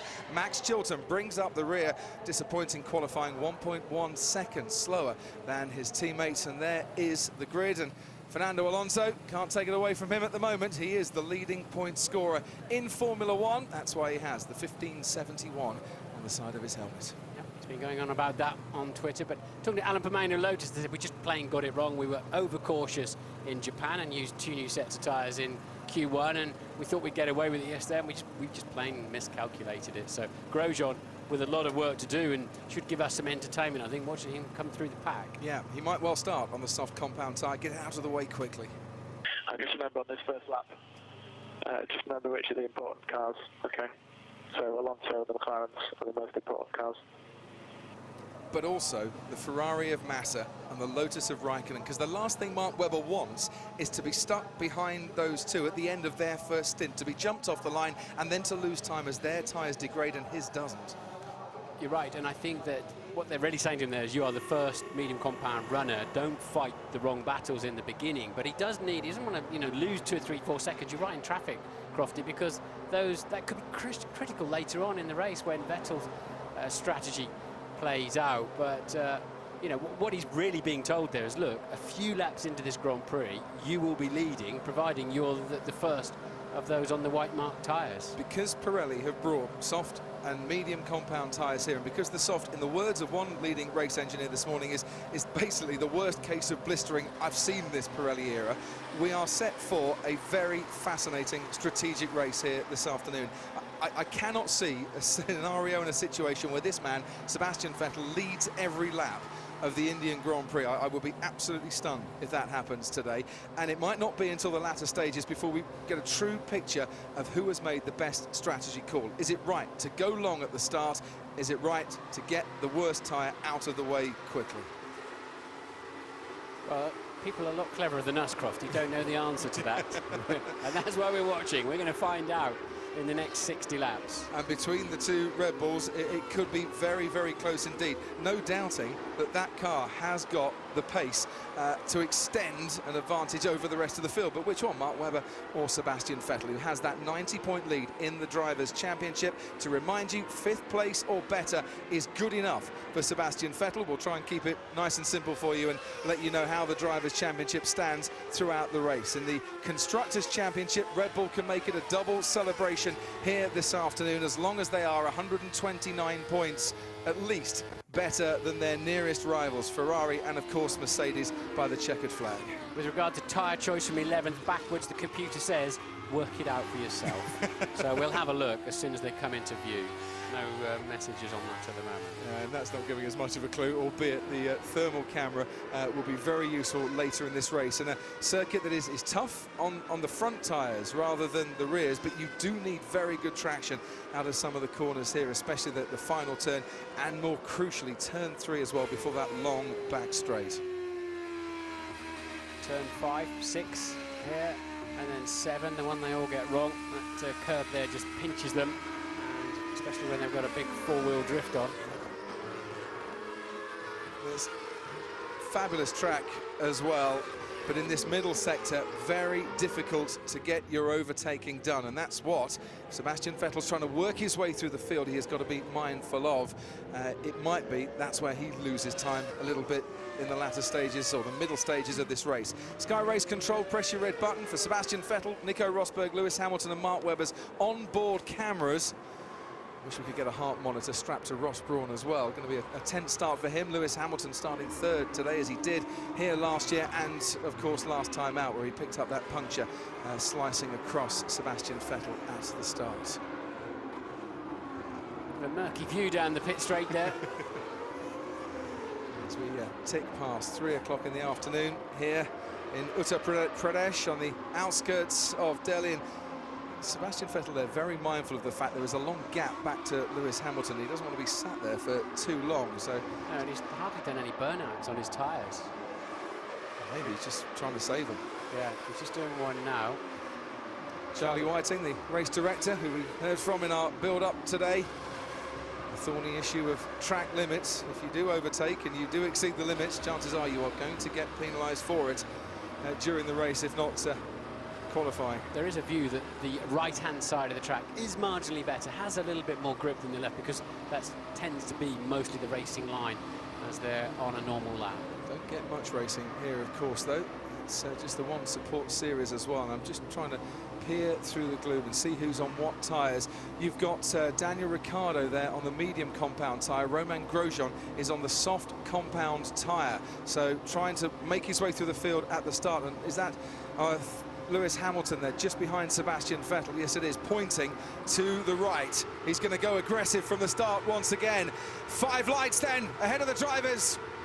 It's lights out and away we go. What a start from Lewis Hamilton, and he's already gaining on his teammate, and Vettel has to move over and cover him. Massa is ahead of Webber. Going into the first turn, Webber on the inside. They might have just touched there once and twice with Kimi Räikkönen and with Fernando Alonso as well. There's damage to that Ferrari his front wing, and now we get to the top of the hill. Little lock-up from Sebastian Vettel. Lewis Hamilton is in second place, ahead there of his teammate Nico Rosberg, as down the back straight we go, and there's Nico Hülkenberg lining up Kimi Räikkönen. They're racing wheel to wheel down that back straight, and I think Mark Webber's lost yet another place at the start. It's been a disastrous start, but here comes Felipe Massa into turn 4, ahead then of the Mercedes of Nico Rosberg, with Lewis Hamilton just now behind his teammate, and through they go. Fernando Alonso having a hell of a time, sandwiched in between the two McLarens. And there was contact then between Mark Webber and the Ferrari. You've got to wonder if his right rear was punctured at all.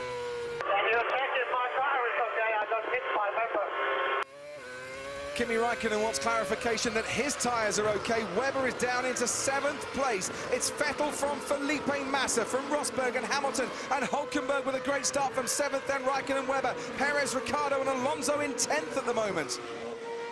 Yep, dreadful start there. Mark Webber got pinched down into turn 1 by the fast-starting Massa, and then he was on his back foot.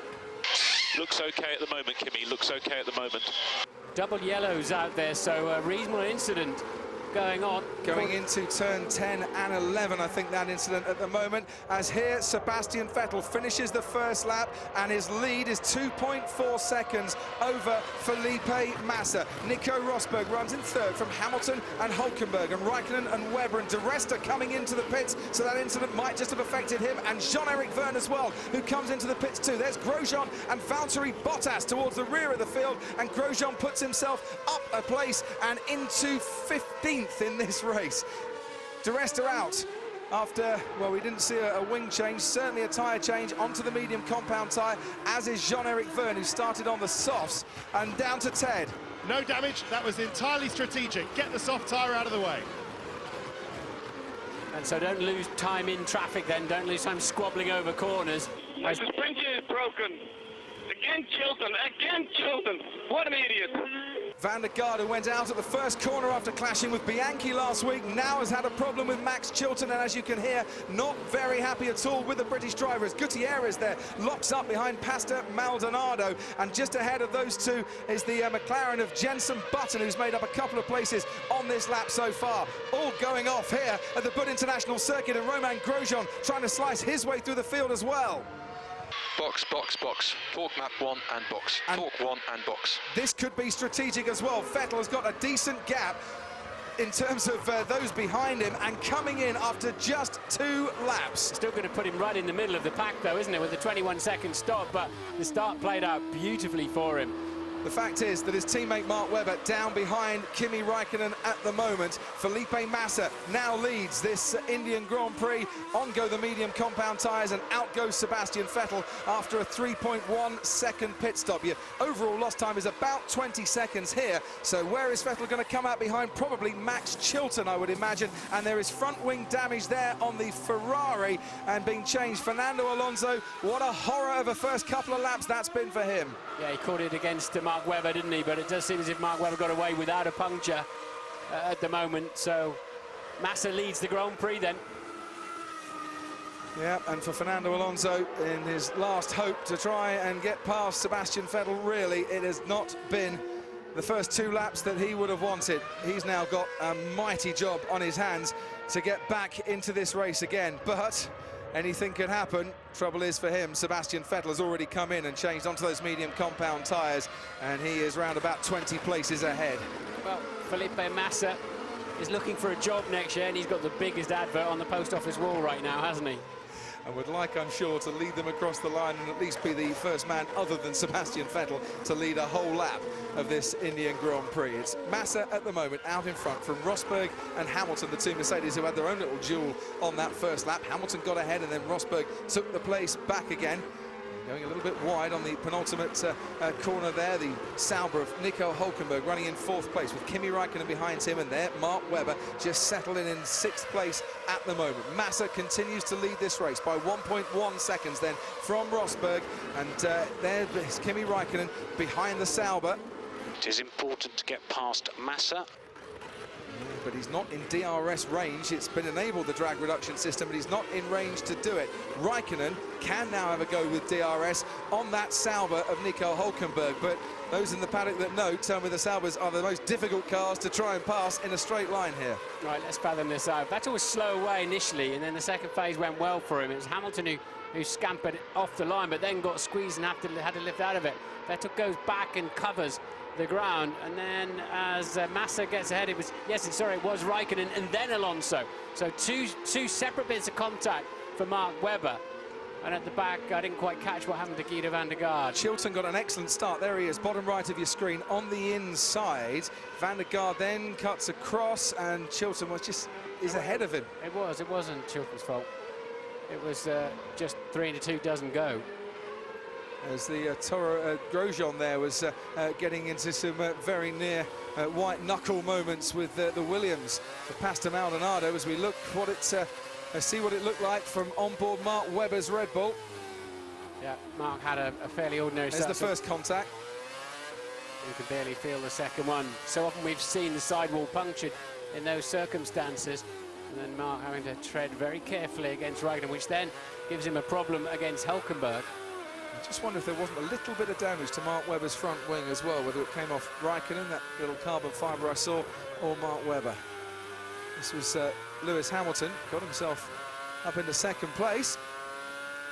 And Sebastian Vettel already accelerating away. He locked up there, and what happened to Lewis at the top of the hill? Car just went light on him. It did, where he just lost the back end, not quite enough temperature in those tyres, and I think he was reacting also to Vettel being marginally out of control on the top of the hill as well. And at this point, the teammate zooms past. Didn't it just? Fernando Alonso will see on board with him. By the way, Kimi Raikkonen hasn't managed to get ahead of Nico Hülkenberg. He's saying his rear brakes are overheating.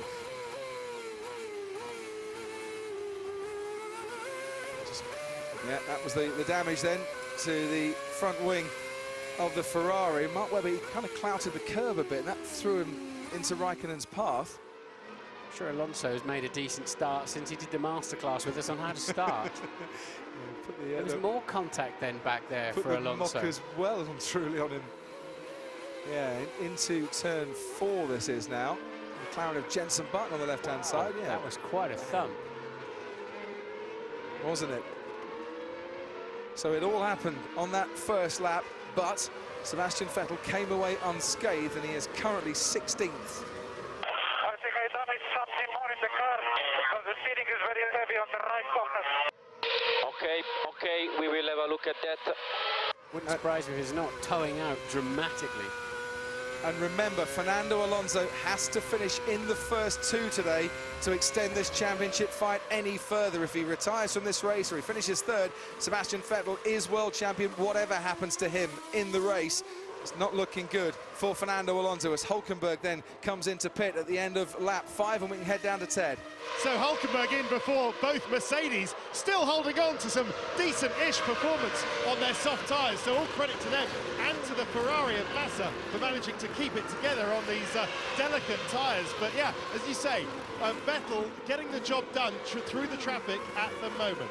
And getting the job done as well. Mark Webber on Kimi Raikkonen. Webber is now ahead of Raikkonen and up into 4th place in this race. Sebastian Vettel, his teammate, is behind Valtteri Bottas by a few car lengths at the moment as he works his way up through the field.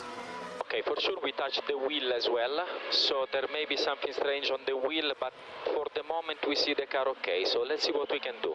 He has set fastest middle sector of the race so far in this current lap as well. It's just saying it's not consistent left to right, which suggests to me that the track rod's bent and you've got some serious tow out going on, which will hurt the tyres. But interesting to see how well Perez is going as well in 7th place on those medium compound tyres. But right now, Mark Webber is at the front of that particular queue, but Massa doing a 132.9 out front, and Vettel in relatively clear air only doing a 132.8. So you have to say, the soft compound tyre performing way better than we were led to believe. Window open around about lap 5, unless you wanted to come in early, and we're now on to lap 7. And you're right, Martin, the times for the top 3 pretty respectable at the moment. Fastest man on the track, as you can see, is Mark Webber as the McLaren of Jenson Button pits. And he might just come out. On the softs. Yeah, onto the softs. Might just come out ahead of Paul de Resta, who is running at the moment down in 17th place. It's all over the show, isn't it, on the strategy? All over the show. And here's Perez and Raikkonen, who I think is really struggling on those soft compound tyres, been passed by Webber on the last lap. Perez nearly got past the Lotus on this lap, and he might have another go as well into the next corner, turn 6. Remember where Hamilton and Massa clashed in the first year here, and Perez has managed to get himself past Kimi Raikkonen and up into 5th place in this race. Perez starting on the medium compound tyre, Raikkonen on the rapidly blistering and degrading soft Pirelli compound tyre. Okay, so now it's beginning to play a little bit more as we expected, but probably 3 or 4 laps down the road, I would say. And you can see Raikkonen just barely able to keep the car on the track through the turn 10 and 11 long right-hander. So Perez on his way then on the mediums. And now I imagine we're going to see quite a few more pit stops as they want to discard those, and here's one. Well, here is one, and it is Nico Rosberg. Sebastian Vettel gets his way past Valtteri Bottas and up into 12th place. So what's going to be interesting to see where they come out with regard to Vettel, isn't it? Because they want to try and get a gap somewhere, or at least try and get out as close to Sebastian Vettel as possible. But Vettel's times aren't that brilliant compared to what the soft compound tyre guys were doing right at the front. No, and he's in traffic as well now. He's behind Gutierrez. Just wonder if that early call for Sebastian Vettel hasn't been the correct idea at the moment. Rosberg does come out behind Sebastian Vettel, though, with Bottas in the middle, and Raikkonen with a 6.2 second pit stop. Didn't go well for him. He's behind Paul de Resta. He is, though, ahead of Jean-Eric Vergne and their Jenson Button in the McLaren, who was also pitted in this race on the previous lap, of course. Massa hasn't pitted yet, neither has Hamilton. They're 1 and 2. Button's having a little go at Jean-Eric Vergne up at turn 3 and makes that quite easily, and he can chase now after Kimi Raikkonen as we head down to Ted. Yeah, that was not planned for Jenson Button. There was damage to his tyres, so he had to pit early. Of course, if you start on the medium, you want to go until at least lap 25. So that was unfortunate for Jenson. That's thrown his strategy right out the window. But at least he's on the soft now for a few laps, but he'll have to pit again to get rid of them in about 5 laps' time. Yeah, and he's just having a go at Kimi Raikkonen there, and that might not have gone particularly well for Jenson at all, because look, here's Jean-Eric Vergne. He's got past him. Box this lap. Box this lap.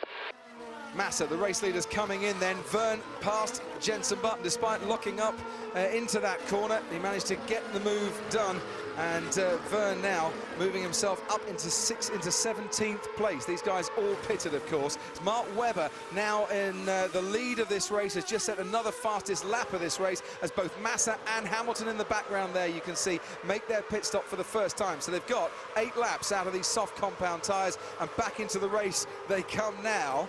They're going to be behind Rosberg, are they going to be behind Rosberg? They might not be. Look, there's Massa ahead of Bottas, ahead of Rosberg, and Lewis Hamilton behind his teammate, but ahead of Nico Hülkenberg, who had stopped previously. So Vettel then is the front runner still of that particular pack, but Webber's been released out front doing some great lap times. He can go a long way. He doesn't have to make his way through the traffic. Not been a good first few corners for Mark Webber. Might now be getting a little bit better for him in the race. And certainly his lap times compared to his teammate, he's a couple of tenths of a second on average faster per lap, if you think this race is between the 2 Red Bull drivers. Yeah, but it's still, those 4 or 5 seconds he lost out by having a poor start still might stop him from winning this race. Yeah. Long way to go, though. We're not even up to 1/6 race distance. And it is Mark Webber that leads, from Sergio Perez, who hasn't pitted yet, from Daniel Ricciardo, who hasn't pitted yet either, and then comes Romain Grosjean, who hasn't pitted either, and Adrian Sutil, and then Sebastian Vettel, who's in 6th place at the moment. Thank you, Pirelli. Bring this a bit more often. I like it when there's a huge gap between the tyres. It makes qualifying more interesting. It makes the race more interesting. Doesn't it just? And here I mentioned Sutil ahead of Vettel, but for how much longer can Sutil keep his fellow countryman at bay?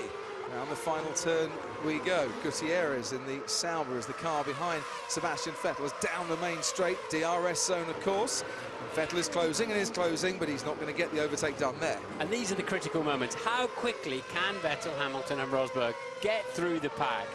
Well, if Adrian Sutil can keep Sebastian Vettel at bay here, and it's a big if, because Vettel is right up his rear wing, and that is going to damage Sebastian Vettel's chances here today. As to full power they go, and the DRS is now wide open. Just looking at, not on Sutil's car though, is it? Now remember, you're not racing the leaders anymore. Seem to settle for the long run. So he's not been held up there by Adrian Sutil. He's got that overtake done, whilst Rocky tells him, you know, you're not racing the leader or the leaders of this race. But is that Mark Webber as a leader, or just second, third, and fourth? It's a very interesting comment. Almost, do they think Webber's gone? Webber's got the high ground here, strategy-wise and track position-wise. Or do they think that Vettel's actually done a good enough job in the first few laps and that it's not going to be a contest at the end? Fernando Alonso on Jean-Eric Vergne, who's had a very interesting 10 laps here and just about stays ahead of the Ferrari going through turn 6. And now, if you get stuck behind a car through here, this is where it's very tricky to overtake. Jeb not going to be intimidated by Fernando Alonso, is he? Good move. Not at all. Ted, down to you. Yeah, no, I take that radio message as being that Sebastian, your race at the moment is kind of against yourself. Just try and make sure you get through all this traffic, which I got to say he's doing pretty well so far. Let's see if we get someone harder to pass than Adrian Sutil, but also maintain the tyres, because he's got to make it now until about lap 33 to 34, something like that, in order to make his last stop of the race. That's better. Thank you very much, Ted. Stefano Domenicali on the pit wall there. He's 14.5 seconds behind Mark Webber, and it's 21 seconds, let's say, for a stop. That's the kind of gap Webber's got to build to win the Grand Prix. Last lap, 1:31.6 for Mark Webber, 1:31.9 for Sebastian Vettel, who has DRS open and using it to pass Romain Grosjean and moves himself up then into third place. The gap between Webber and Vettel coming down just a little bit, but of course Webber hasn't made his first stop yet. He will of course have the soft tyres on at the end of this race. There are... Okay, Checo, this pace and tyre management is really good. Let's keep this up. They have several people in the paddock telling me that even if you're on light fuel at the end, doesn't necessarily mean the soft tyres are going to last that much longer, because the blistering is so bad. 21 drivers in this race at the moment, being led by Mark Webber. We heard Guido van der Garde on team radio, not overly happy with Max Chilton at the start of the race. And whilst we see a replay of Sebastian Vettel passing Romain Grosjean, let's hear from the Dutchman with Natalie Pinkham. Well, Guido, massively disappointing for you. Second week running out in the first lap. Can you tell us what happened? Yeah, really disappointed. I mean, I had a decent start in turn 1. We went side by side into turn 1. And on the exit, Max gave me no room. I had nowhere to go, and we hit. So I got squeezed again, and the suspension broke, so end of race. Because it was our commentator's understanding that it wasn't Max's fault, but you believe it was, do you? Yeah, for sure. I mean, I saw just the footages as well, and yeah, it's like this. But I'm really disappointed because the whole weekend has been really going really well. Speed was up there still from Friday onwards. The long run on Friday was very good, so I was looking forward to the race a lot, and but it ended quickly. Bad luck. Thank you. Difference of opinion then. We'll have a chat with Guido later. I've only seen it once, but yeah, basically it was Max looked like he was holding a reasonable line to me, and it's just they merged in the middle as his team, as Pique was coming back across the other way on the track as well. Now, under investigation for a jump start, just to add something else into the mix this afternoon, Esteban Gutierrez, to let you know. Didn't quite see how quick he was off the line there. I saw Lewis Hamilton get an absolute flyer, but Esteban Gutierrez under investigation for a jump start. The stewards and Charlie Whiting, the race director, will be looking into that. Meanwhile, Sebastian Vettel starting to set fastest laps of the race. He's doing what he needs to do. His teammate Mark Webber is also doing what he needs to do out in front as well. What Vettel, though, needs to do once again, and he's got past the first two, Sutil and Grosjean quite quickly, is to get past Ricciardo in a hurry as well, his future teammate for next year. There's sensors on the car, centre in the racetrack, and it's all about relative movement, not necessarily exactly the position, because you see some cars are right at the front of their box, others have their front wheels lined up on the yellow line, but it's looking for relative movement before the lights go out. Mark Webber, if he could see this, will be urging his Australian compatriot on, but if he did, and it didn't happen for Mark Webber's liking, did it? Sebastian Vettel now breezes past Daniel Ricciardo and up into third place. He's not being held up by traffic and slower cars in front of him at the moment. Let's hope Daniel Ricciardo fights him a bit harder when his teammates next year. I'm sure he will. Ted, down to you. Yeah, David, you know I said a few laps ago Jenson Button's going to pit in a few laps. Yeah. Well, he's pitted after a few laps. The soft tyres looking slightly in bad temper, not the big blisters that we've seen earlier on. So, well, he's on the medium tyre now. He's run both compounds. Can he go to the end now? 46 laps on one set of medium tyres? Well, to be fair, maybe not. Pirelli are saying don't run any more than 35 laps on these medium compound tyres as a guideline, or the FIA are saying that in conjunction with Pirelli. So you would think he has got to stop again. 6 laps is what he had there. Indeed, and quoting it as a safety issue, which rather complicates it. But now Lotus are out in the pit lane. And Sebastian Vettel has just put in a lap that is 0.8 of a second faster than our race leader, Mark Webber, as Romain Grosjean comes into the pits. As Ted mentioned, the Lotus crew out there with a fresh set of medium compound tyres for Romain Grosjean as they change and mix up his strategy a little bit. 13 laps he did, sorry, on the medium compound tyre. It was a clear lap for Mark as well, Mark Webber, so he lost out quite badly there. And he's now got Charles Pic in front of him as well.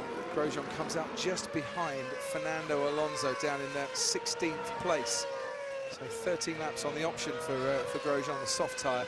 Now onto the medium compound tyre for him. He's thinking he can go to the end, but it's not shot through the pad like I thought he would. No, not at all. So, Webber from Perez and Vettel, the top 3. But of those top 3, Webber and Perez haven't stopped in this race yet. Sebastian Vettel has. He's 13.8 seconds off the lead and gaining lap by lap. Right now, Webber hasn't got the pace to hold off Vettel. No, he hasn't. And to be fair, Vettel is doing a nice job getting through the traffic as well to chase down his teammate after that early stop. Well, I noticed yesterday when I was looking at the quali lap on the Sky pad, Vettel wasn't on the rev limiter down the straight with the DRS, as we often see in qualifying. He geared the thing up. He's got good straight line speed. And we've seen him breezing past cars, haven't we, with a bit of DRS help as well. He's got it geared up to be able to pass the cars. The big test will come when he gets behind Sergio Perez.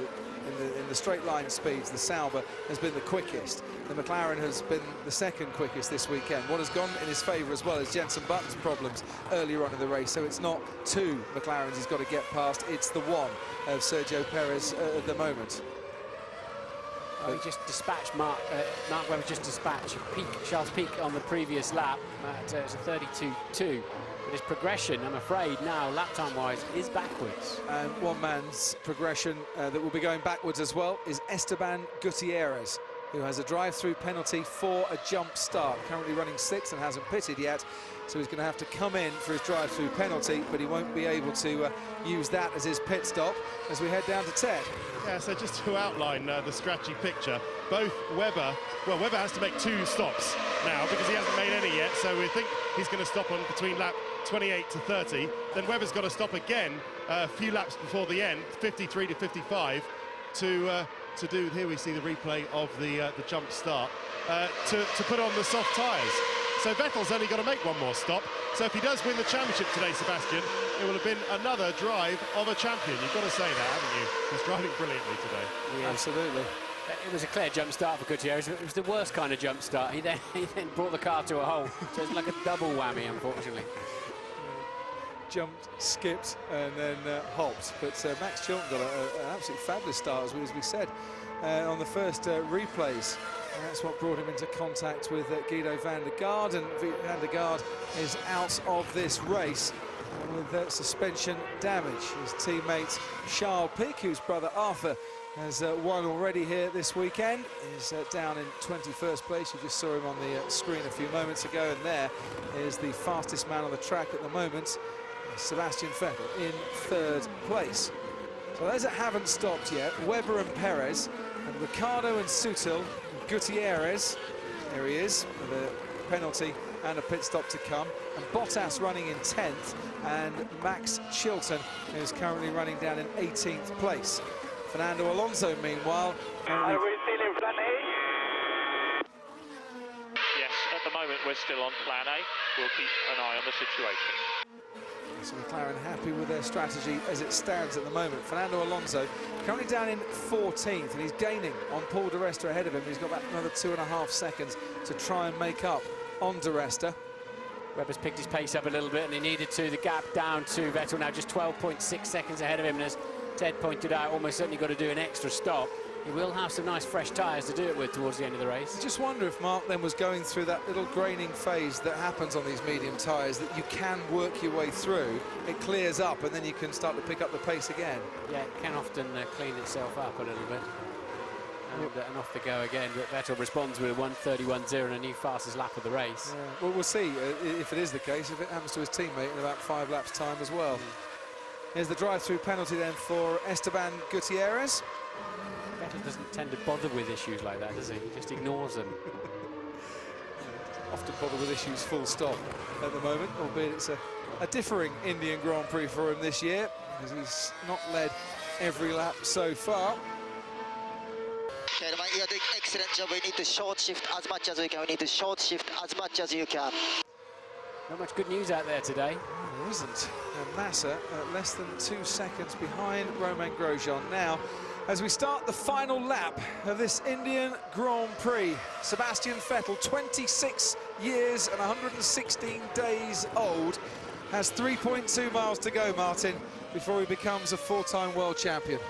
Well, it's in the bag anyway, isn't it? Because Alonso's only down in 11th place. So both the team and the drivers' championship is over almost regardless of what happens.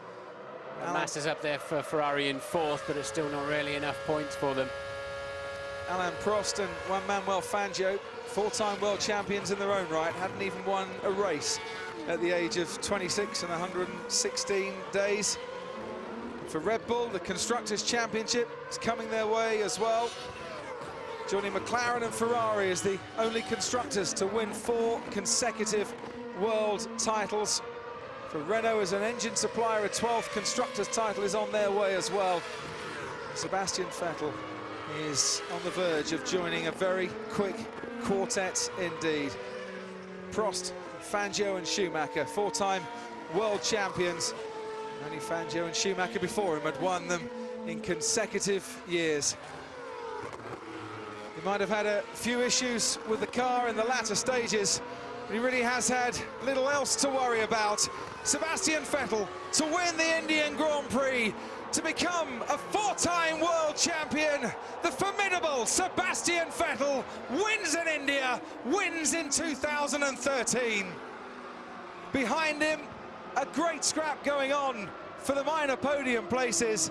It has been Vettel's day. Fernando Alonso not scoring points, having plenty of struggles. Mark Webber, sadly for him, retiring from the race. Vettel is champion once more in Formula One. Here's Nico Rosberg to take a podium for Mercedes to come and finish second alongside Vettel. It's a Germany 1 and 2. And then Romain Grosjean holding off Felipe Massa, coming home to take 3rd place ahead of the Ferrari of Massa, who finishes 4th. Sergio Perez with his best finish for McLaren to come home in 5th, ahead of Lewis Hamilton, struggling with his tyres towards the latter stages in 6th. And the plaudits and the celebrations will all go to this young man from Heppenheim, where they're watching on a big screen as well this afternoon and sharing in the moment. And what a moment, Martin, it is. Looking forward to talking to him after the race. Clearly they've been nursing some problems. You've done it in style. Fantastic, you're a 4-time world champion. Brilliant, brilliant drive. You joined the greats. Well done. Good job, Seb. We'll talk about it afterward. Just so you know, Raikkonen pitted on the last lap. He's now on brand new tyres, and he's going to obliterate your lap. Unbelievable, guys.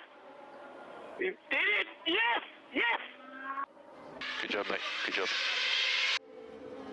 Rather get the feeling Rocky was trying to put the reins on those closing laps there, and it's just letting him know that even if it had got a previous fastest lap, it would have counted for absolutely nothing, and there was no point in doing it. And Raikkonen got that fastest lap on the new tyres and then parked at the end of the pit lane.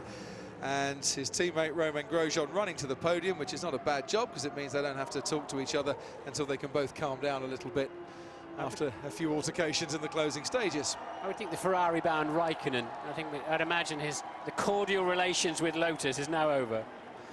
So Sebastian Vettel, winner of the championship and of the race, and Adrian Newey, the man that designed that car, is with Ted Kravitz now. Adrian, not only is it the drivers, but also the Constructors' Championship. Congratulations, what does that mean to you? Yeah, it's amazing. I mean, obviously, it looked good coming into the weekend, but you've never done it until you've done it, and to do it in this style from the front, very frustrating for Mark with the alternator failure. And then the last few laps were quite nerve-wracking, just managing the car, trying to reduce the electrical consumption, so that was all the fail-safe commands. So, but amazing feeling for all of us. And just a word on that little German fella in that car. What a talent. Yeah, he is. I mean, I just hope he gets the recognition he should do, because he's done a fantastic job all year. He's been so consistent, ultra smooth, never asked too much of the car. It really is a pleasure working with him. Well done for you. Yeah, will be interesting to see. We'll have Ask Crofty, hashtag Ask Crofty on Twitter. What are your views of Sebastian Vettel now he has become a four-time world champion? And I could watch a man doing donuts to celebrate a race win, race after race after race. I wonder how much that'll cost him in fines, but it's probably worth it. I don't care. They'll probably dock him 50 points as well. It's the first man to add to the smoke in India, Martin, that I'm glad to see he's done it. I don't think that's parc fermé, Seb, but it's good fun. Well done, fella. Even his donuts are good.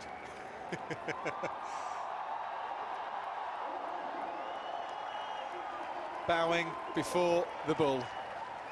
Sebastian Vettel, world champion in 2010, 11, 12, and now 13. Take a bow, son.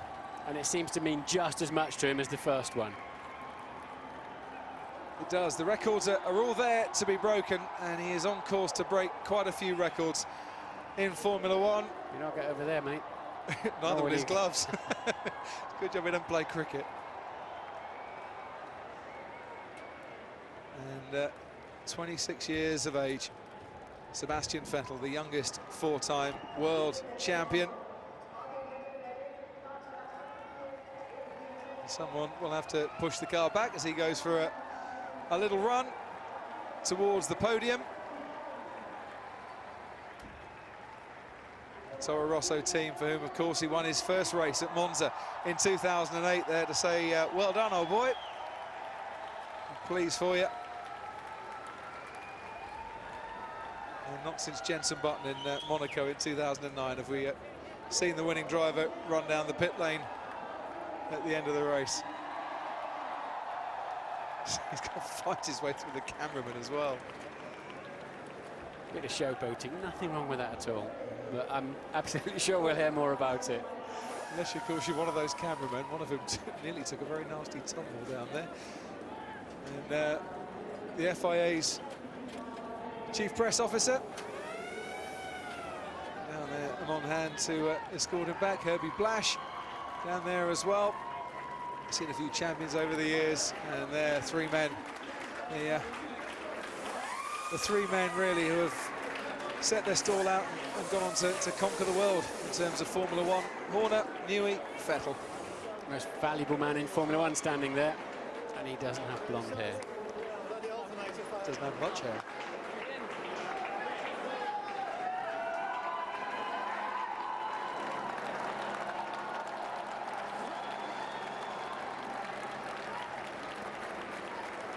He says, Martin, you know, I don't think much or too much about the world title. I just take it race to race. But the relief that is evident in the celebrations here rather indicate to me that this moment has been on his mind for a few races.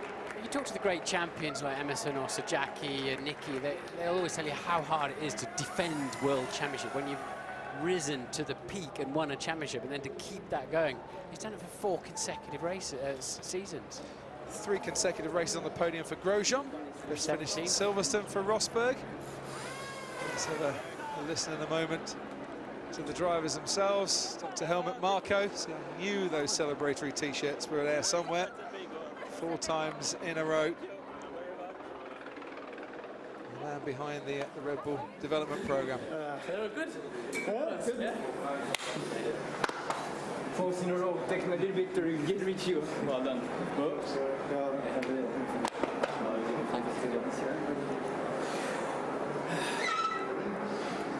right. Not too hard. Okay.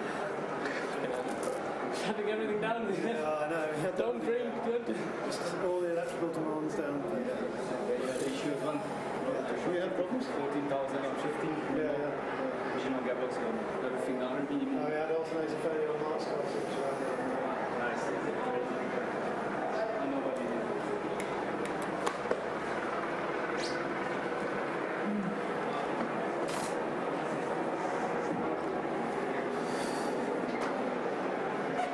Good?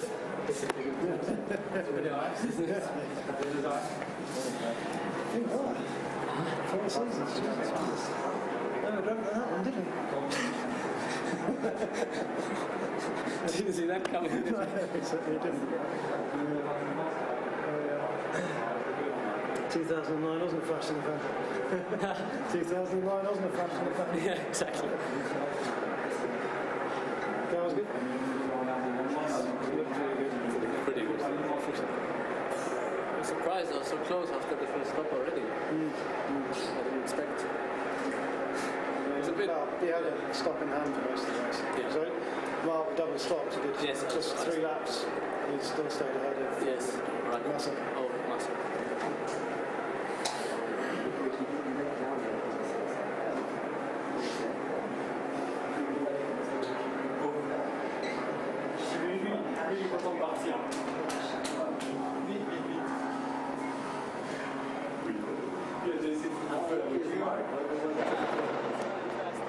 There's a brilliant insight there into a relationship that Adrian Newey has with Sebastian Vettel. I suppose if it wasn't for that pesky brawl in 2009, they'd be high-fiving each other for a 5th title. Helmut Marko there on the right, the man who chooses the young drivers, talking to him about his new man, Kvyat, going to Toro Rosso next year. Pretty excited about that. Says it was a no-brainer.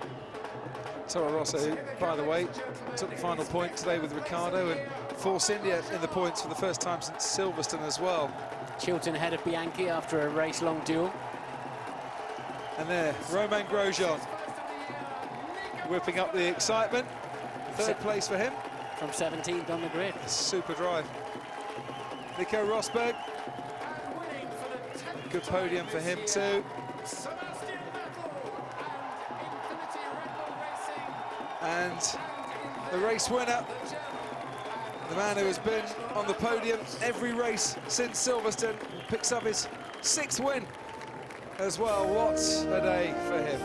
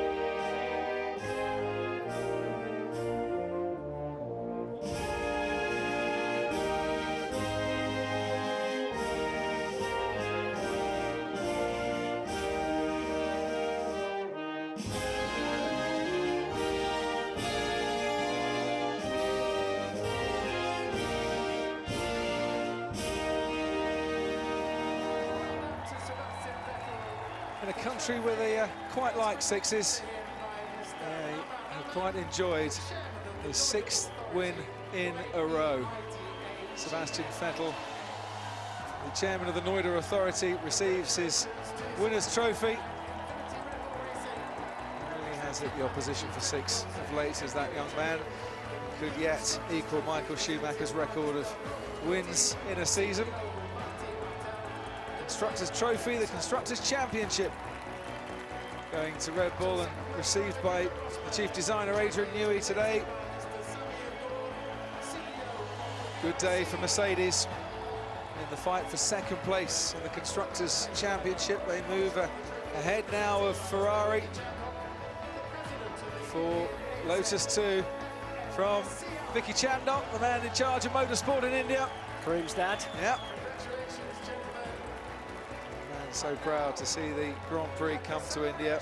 I hope we come back as well after an absence next year. Who knows, if we're back in 2015, someone other than Sebastian Vettel might stand on the top step. But it is 3 wins out of 3 here at the Buds International Circuit. This win, I think, a little more special than the others. In hot rod racing, you used to have the world champion starting at the back. Probably still do. And I think we should probably start that crusade. Might be the only way to stop him.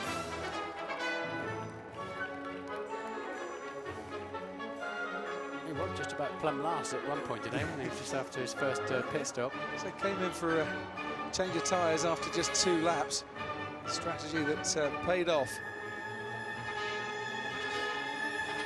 Had to work his way through the field a little bit, but it's when he got into clean air, as he does, he so often, Martin, he manages, controls the race so well. But I think there were a few dubious moments on that pit wall. Adrian Newey said we had to turn everything down. Yes. But it still kept going.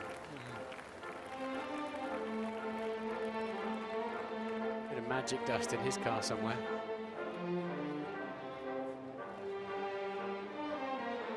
It's another win, of course, in Asia. 20 of the 36 Grand Prix wins that Sebastian Vettel has chalked up have come in Asia. And time for the interviews now. The man who, of course, he replaced at Red Bull when he joined the team in 2009, David Coulthard. Namaste. Ladies and gentlemen, your podium finish here this afternoon. We'll go straight in to our race winner. Sebastian, your 10th victory of the season. Of course, your team have announced you as the 2013 World Champion. We have to say, of course, that it won't actually be presented to you until the 7th of December in Paris. But for the meantime, tell us your emotions from this victory. First of all, I would love to say thank you to the crowd. Unbelievable reception today. It's a shame we are not racing here next year, but I'm speechless, David. I don't know. I crossed the line. I was empty. I took ages to think about something to say. I mean, it's one of these moments you wish to say so many things, but you can't. So phenomenal season. I think the team, you know, the spirit inside the team is so strong that I said it on the radio. It gives me so much power that, you know, it's a pleasure to jump in the car and go out for the guys and just try to, yeah, give it all I have. And car was phenomenal today. It was phenomenal season, to be honest, so I couldn't ask for more. I think the crowd here probably enjoyed your little celebration before coming up to the podium. Had you thought about that, or was that just purely instinctive reaction? No, I haven't really thought about it. Obviously, Rocky, my engineer, called for the usual procedure, but then I said, yeah, not this time. And it's so many people on the grandstand here, on the main grandstand, so I had to do it. Usually we are not allowed to, but it felt so right at that time. And yeah, I want to say big thank you to the team, to all the people that were behind us. It was for sure not an easy season, even though if people from the outside get the idea that we had it in our hands for quite a while, the last couple of races. But I think it was a difficult one all in all, a very difficult one for me personally to receive boos, even though that you haven't done anything wrong, but to overcome that and to give the right answer on the track and finally get the acceptance that I think we're all looking for as racing drivers. Makes me very proud to join people like Prost, Fangio and Michael is unbelievable. Well, very well deserved. And if I can just leave you for a moment, come to our second place finisher, Nico Rosberg. Nico, that was a good day in the office. Yeah, I'm pleased. Yeah, I mean, the start was a bit difficult, dropping behind Massa. He was definitely a lot slower. I gave it a go then on one lap, but I couldn't make it happen. He passed me back on the exit. And then the team did a fantastic strategy, so I managed to get by him like that. And then, yeah, second place. I'm pleased with that. You know, the car was working well today. Important for us, you know, to have a normal weekend. So a lot of points and, you know, giving Ferrari a run for their money in the constructors. And that's the aim for us now. Just a quick word on your compatriot, your fellow German here, his result today.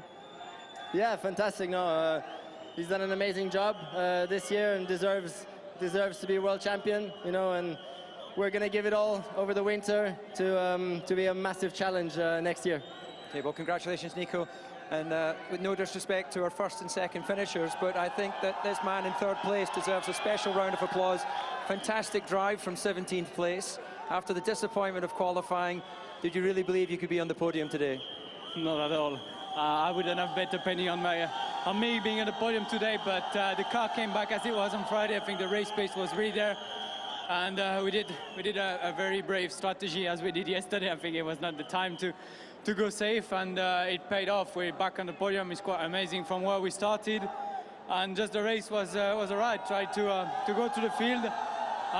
It was tough until the end. I didn't know when the tires were going to go off, but yeah, the team did fantastic, and very proud to be here. We saw some really close racing between yourself and Kimi Räikkönen. Tell us a little bit about that battle. We heard some of the radio transmission. Yeah, well, Kimi was in a difficult situation, and I went for the outside, and he didn't see that point. So yeah, I wasn't. I knew I had to be careful to my engine. I knew Massa had much fresher tire behind, so I didn't want to lose time, and I lost a little bit of time. But never mind. The good point that we are in the podium and score good points for the team, and we still have a very strong car for the upcoming races. Yeah, well, you can be proud of that result. Well done, Roman. I'll just come finally to Sebastian. I know you've said you're speechless, you can't quite find the words to describe the emotions of this moment, but please try one more time. And as you stand here, away from your racing car, how do you feel? I miss it. You miss your racing car? Yes. How do I feel? I'm overwhelmed. I don't know what to say. It's, I think, one of the best days in my life so far.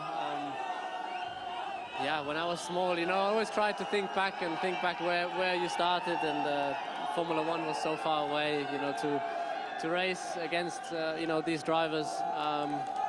To race in Formula One was so far away, so there have been so many people that, yeah, I have to thank along the way, from go-karting, junior Formula categories up to now, that have been teaching me a lot.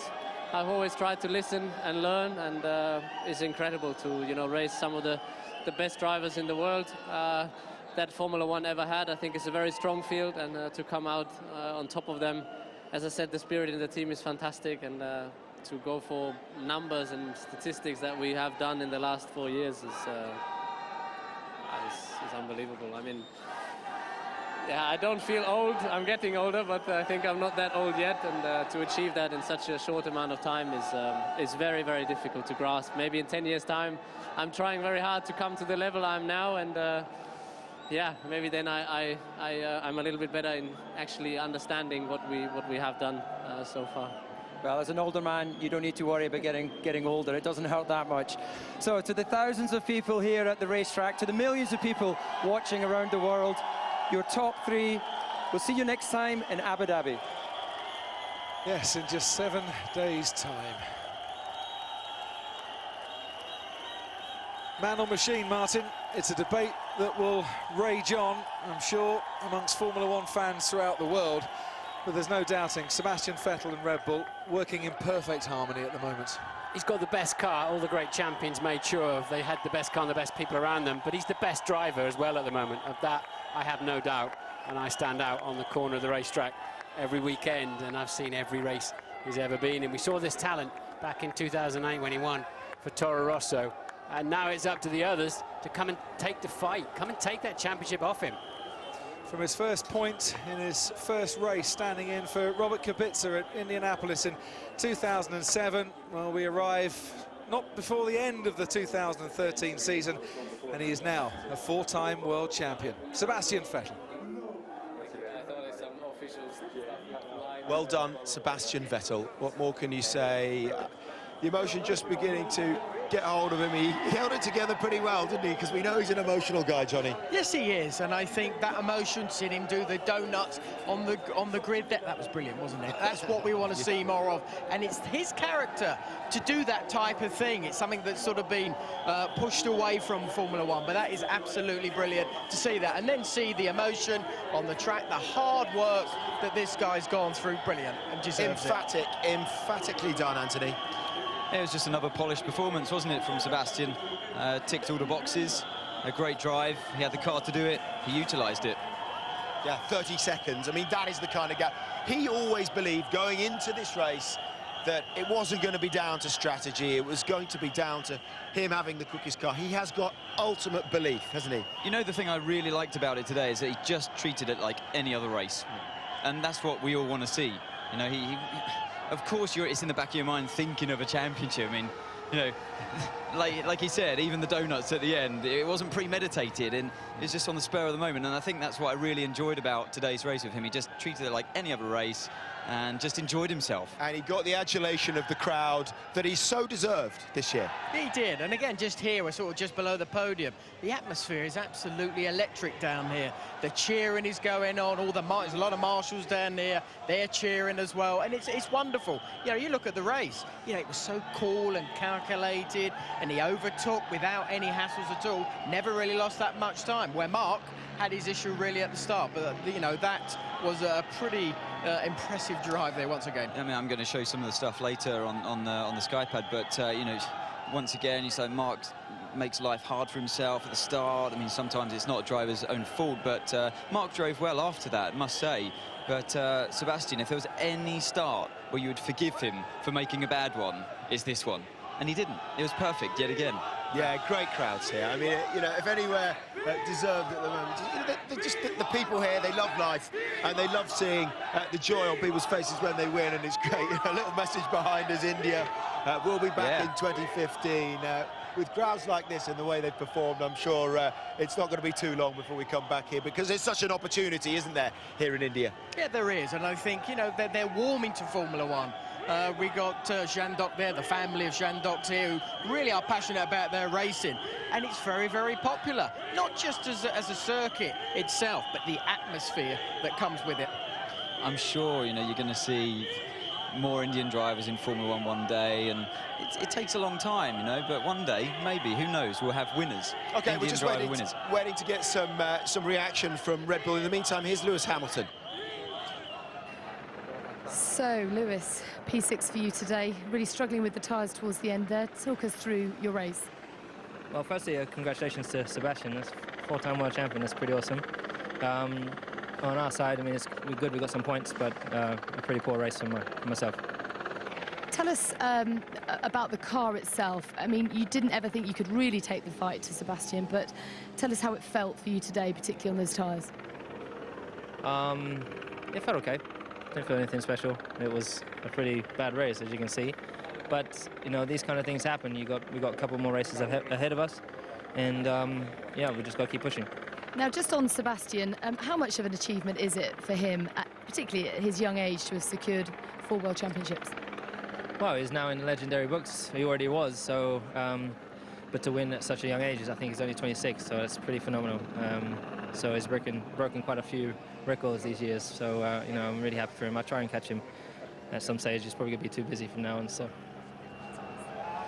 No, good on Lewis Hamilton, because, yeah, you've got to hold your hands up. You're another driver. It's difficult to do sometimes, but, you know, they're beginning to admit that, yes, great is a word you can associate with Sebastian Vettel. Yeah, definitely great. I mean, yeah, it's legendary stuff, isn't it? And like Johnny and I were saying, for the other drivers, it's annoying. You see him in the best car, he's doing it time and time again, and you want it to be you. Lest we forget, you know, there's a big team back in Milton Keynes in the UK that are play a huge part in being responsible Well, for exactly. I think we've got Adrian. Hello, Adrian. Good timing. How are you? Well, a bit smelly and wet, I'm afraid, but apart from that, very happy. That's okay. You smell good. Congratulations. Yeah, just the feelings right now. Unbelievable. I mean, obviously going into the weekend, we knew we were in with a good chance, but there's a difference between knowing it and actually achieving it. And to achieve it from the front with the pace that both drivers have had today, to do it like this, it's an unbelievable feeling, it really is. We were just discussing before you came on, Milton Keynes, all the guys back there and the girls that have worked so hard for the last good few years to get these championships together. You've got to be so proud of what they've actually achieved. I think that's the big thing. I mean, unfortunately, Christian, Sebastian, myself kind of get the limelight, but it really is about all the hard work and the talent that exists back in Milton Keynes. And this is, for you guys, really the result of it. It's fantastic to all back there. Adrian, what do you put it down to mid-season onwards? We really saw a leap change in the car against the opposition. Where did that come from? It was really understanding the car, developing it, getting to grips with it, some mechanical changes, some aerodynamic changes. Of course, the change back to 2012 tyres, I think, helped us because the tyres were able to take a bit more load, and our car's been quite good in the high-speed corners, but with the more fragile 13 tyres, we couldn't really use that. Going back to 12 tyres, they enabled us to demonstrate that capability more. Adrian, to your name now, 10 Drivers' Championships, and the same with constructors as well. When you've got a driver of Sebastian Vettel's character and capabilities in the car, how much easier does it make your job, and how does he compare to some of the great drivers that you've worked with in the past? Well, for sure. I mean, this sport is man and machine, so without great drivers, you can't win championships, that's for sure. He's a pleasure to work with. He's very humble. The success he's had over the last 4 years has obviously been phenomenal. Hasn't gone to his head. I have the impression every time he gets in the car he learns something new. His feedback's very good, along with Mark's. Mark's feedback is always very strong as well, and I think in that sense the two of them have really complemented each other in terms of what we can draw from the car and learn from. So what can I say? Been a pleasure. I think to compare Sebastian to other drivers I've been lucky enough to work with would be very unfair. The one thing I'd say they have in common is they all have that ability to drive and process and think at the same time and then get out of the car. Have incredible recall. I mean, how they can remember some little detail of a missed gear change on lap 3 of the race, I don't know, but they do. Yeah. So it's that ability that singles the real greats out, I think. Absolutely amazing memory. We've got some scenes, I think, from his hometown of Heppenheim, and this is what it means to them all out in the main square there.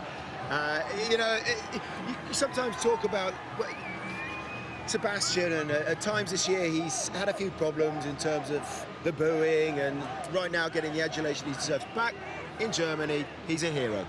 And so it should be. I think it's, you know, I guess some of the booing has been wound up by some of his competitors, let's say. Some of it is this slight jealousy of success, and some of it probably in truth is the Malaysia incident. But the bottom line is he's a great kid. He's arguably Malaysia was a mistake for him. As I said, he learned from it. In the heat, I think people don't understand when the adrenaline's up in the heat of the moment, you do things that you might regret afterwards, but it's done. And I know Sebastian afterwards realised it was perhaps a mistake, but it's done.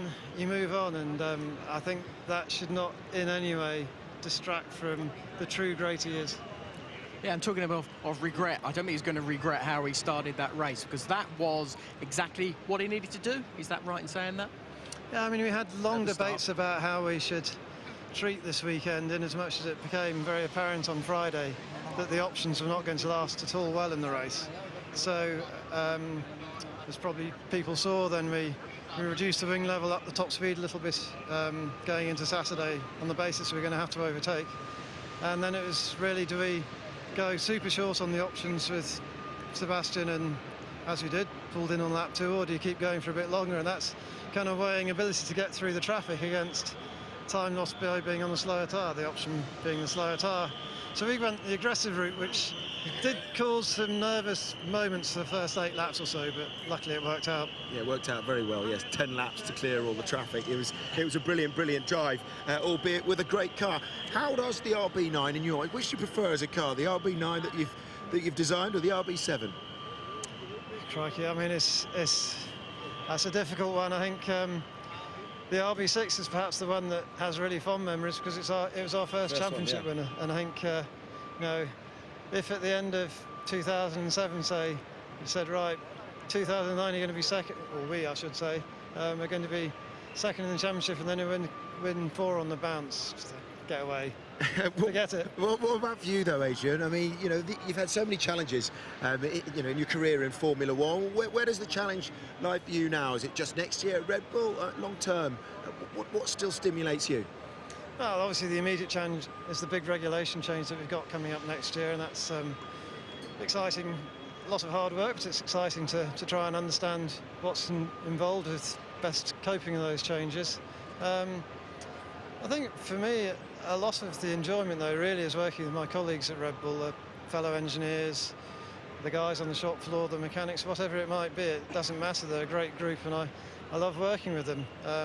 The blend then with working with the drivers, with Christian, how we shape the company, that's the real excitement. And I think at the moment, just enjoying the ride of going from the ashes of Jaguar 6 years ago, or whatever it was, to where we are today. And we've got a little surprise for you.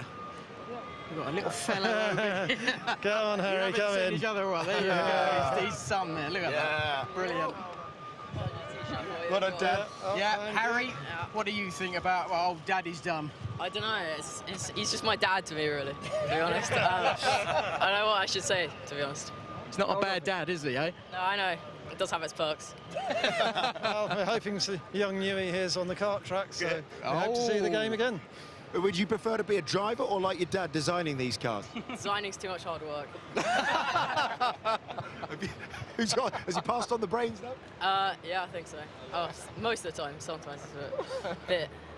Well done. Enjoy the day. Just one final question. We know Ben Ainsey's going to be in Abu Dhabi. His challenge is designing America's Cup yacht something that would interest you? Well, I think it's funny, that seems to have been a popular question this weekend. The straight answer is ultimately yes. I think it's a fascinating challenge, in as much as I went down to Valencia when the previous Cup was in Valencia a couple of times as a guest of the teams, and it's fascinating in as much as it's a whole parallel universe. The basics are the same. It's hydrodynamics, aerodynamics, the same thing. Lightweight structures, control systems, man and machine, all those are the same, but operated completely differently. Is it something I'd be interested in being involved in? I think the answer is nervously yes, in as much as I've dreamt of doing what I'm doing since the age of 10, being a racing car designer. My college, my university was all about that. I was lucky enough to get in as soon as I graduated, so my whole career has been designing racing cars.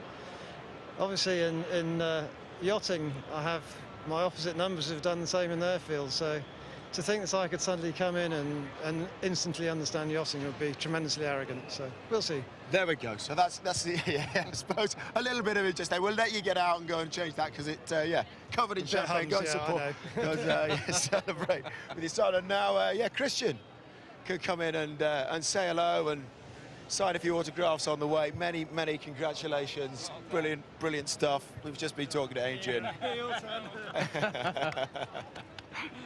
Champagne's been flowing. He's a bit wet. Yeah, exactly. He is indeed. Well done, Harry. What a day. An incredible day. I mean, to win the championship by winning that race, definitely was Sebastian's objective from the moment he arrived here, and he's just been phenomenal all weekend. Every session he's topped the times, and it was an aggressive strategy that we went into the race with, but it needed him to deliver in those early laps with the overtaking moves, and he did exactly that. What was going on at the end with the radio messages, Christian, with Rocky on the radio saying, about the lap time that Kimi had said on the option tyres? He just can't resist it, can he? Going for the fastest lap. I warned Rocky about 10 laps in advance to say, look, people are going to be fitting soft tyres on with low fuel. Fastest lap's not an option today. Plus, obviously, with the issues we'd had with Mark's car, we didn't know whether they were going to strike on Seb's car, so we were turning everything off. The Kers, the drinks bottle, you name it, we were trying to turn it off. And were they similar issues to what Sebastian had at the start of the day when you had to change the dog rings on the No, not box? at all. It was an alternator failure, which we need to, obviously Renault to get the equipment back and to understand why that failure was. But of course it happened on one car, so why wouldn't it happen on the other? So we were trying to manage that, and Sebastian in the meantime is setting purple sectors, which you know, definitely gets your blood pressure up a bit. Yeah, and one thing we sort of saw was some lovely sort of emotion from the little man, especially with the donuts on the track. Wonderful to see what was going up on the podium as well when they lifted them on their shoulders. What will he be doing now with the guys back in the garage? Because the emotion from his side, but also your side and the mechanic side, he's going to be absolutely lightning at the moment. Well, all year, whenever the championship tables come out at the end of the day, he's turned it over and he hasn't looked. And that's the way he goes about his business. He's focused on it one race at a time. And so I think it's going to take a little while for this to sink in and the magnitude of what he's achieved. I think it's only going to be perhaps later this evening or later this week that he's going to actually recognize what he's done this year. It's amazing. You know, the kid's 26 years of age.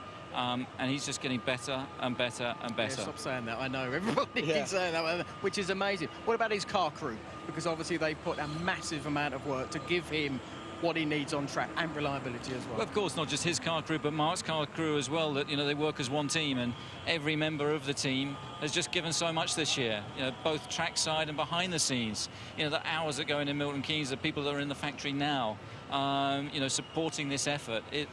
Without that, you know, combined effort, without that teamwork, none of this would be possible.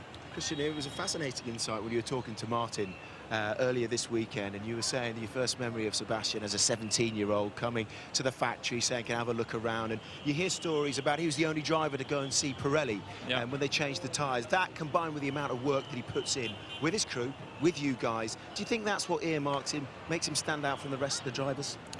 Well, you know, obviously it's difficult to compare with others that you haven't worked with, but he leaves no stone unturned, and, you know, he focuses on himself. He'll look continually where he can improve, where he can be better, and he expects the same from the team and those around him. And, you know, on top of that, he's actually a nice guy, you know, and he's hugely popular within the team. He's got a great sense of humor, a great personality, and, you know, he deserves all the credit that he's due for what he's achieved. Just finally, on yourself, I know you like to always thank the team, you always like to thank the drivers themselves. It's been a pretty decent few weeks for you as well, birth of a child and then this as well. You know, how does this compare, these few weeks, for some special moments in your life?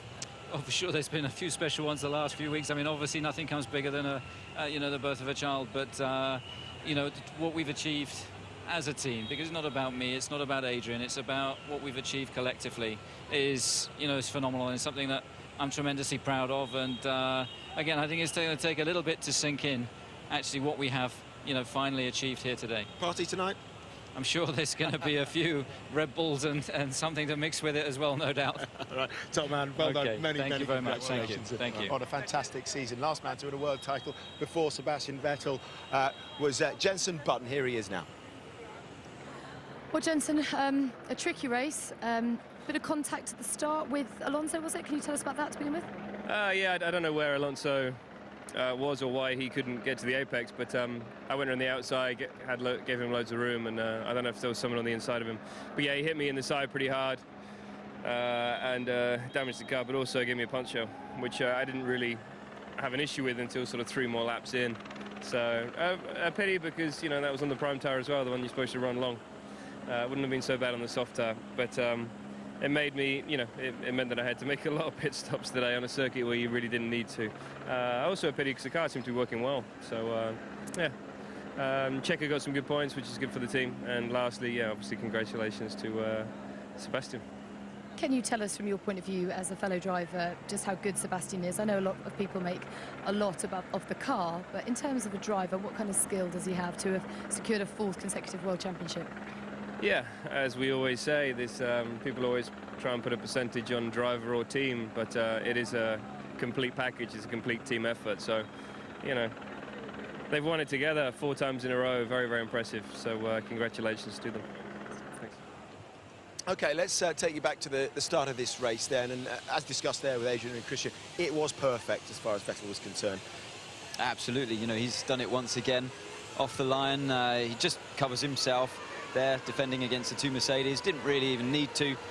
Mark Webber then gets into a bit of trouble over the curb and bounces into Kimi Raikkonen, which has a chain reaction, and Alonso loses his front wing on the back of Mark Webber's car.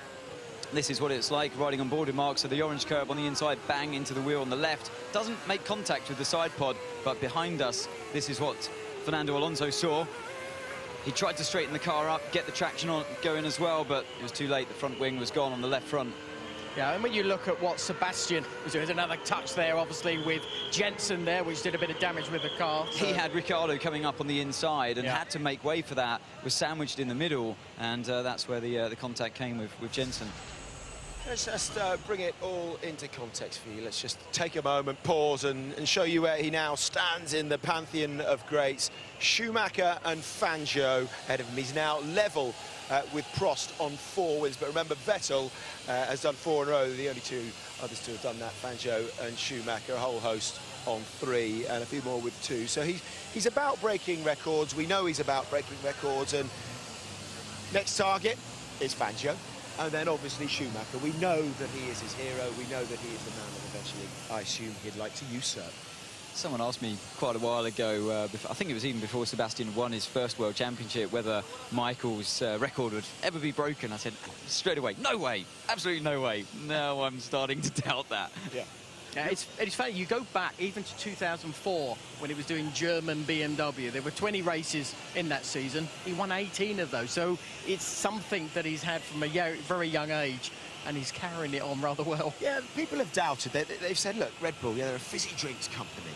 They've come into Red Bull. Once they've achieved their message, the brand message, maybe they'll move into other things. But now they're so established and now they're so dominant, why on earth would they, I know the costs are quite high, but why on earth would they want to stop their association with this sport when they're winning so much? Exactly. You know, the key marketing strategy is winning, isn't it? That's just makes it, gives you global awareness. And, you know, America is a massive market for them.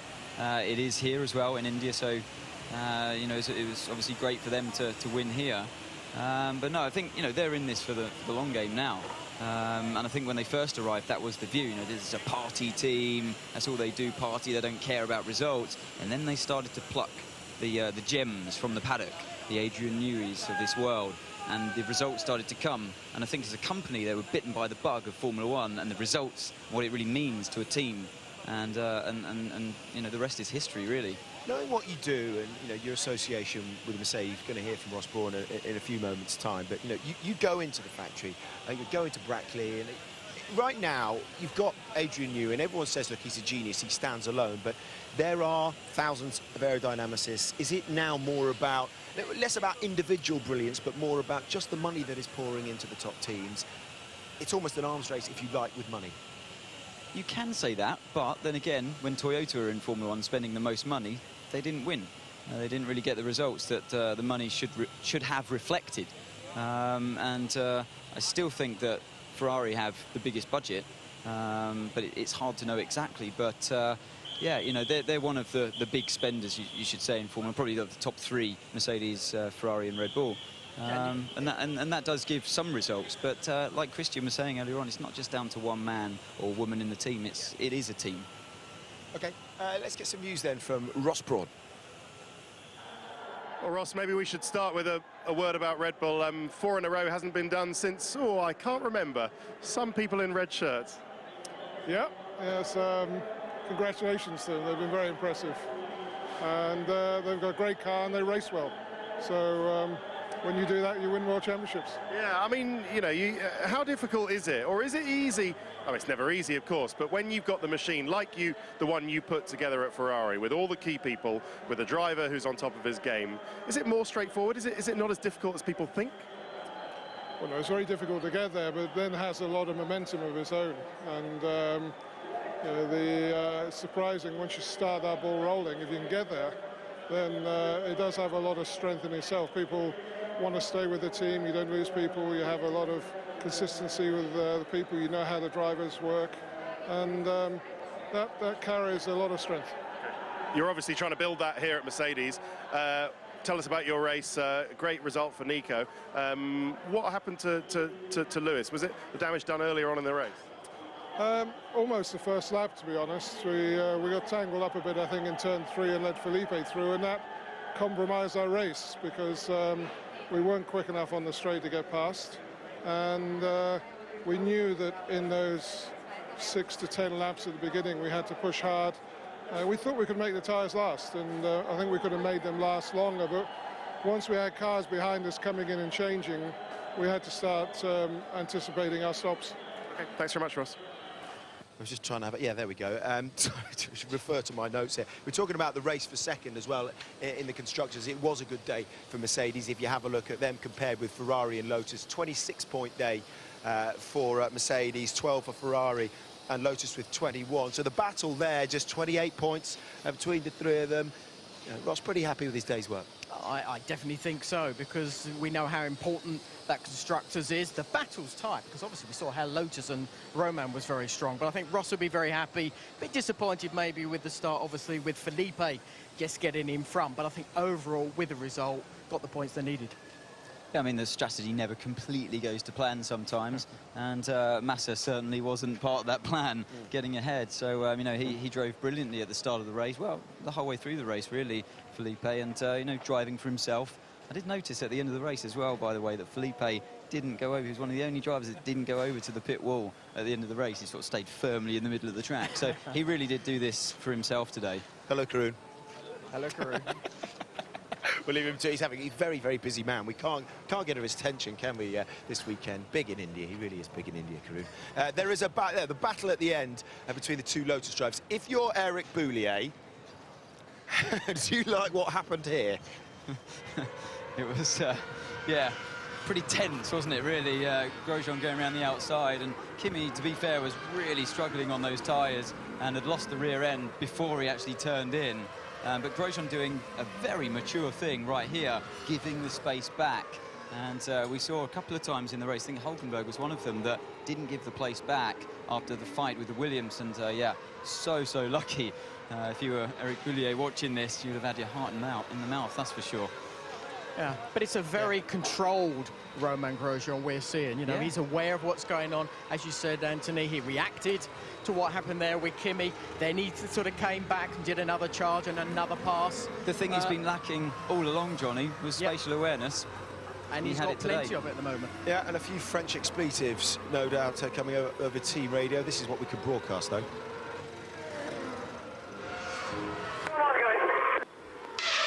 Okay, we are telling Kimi,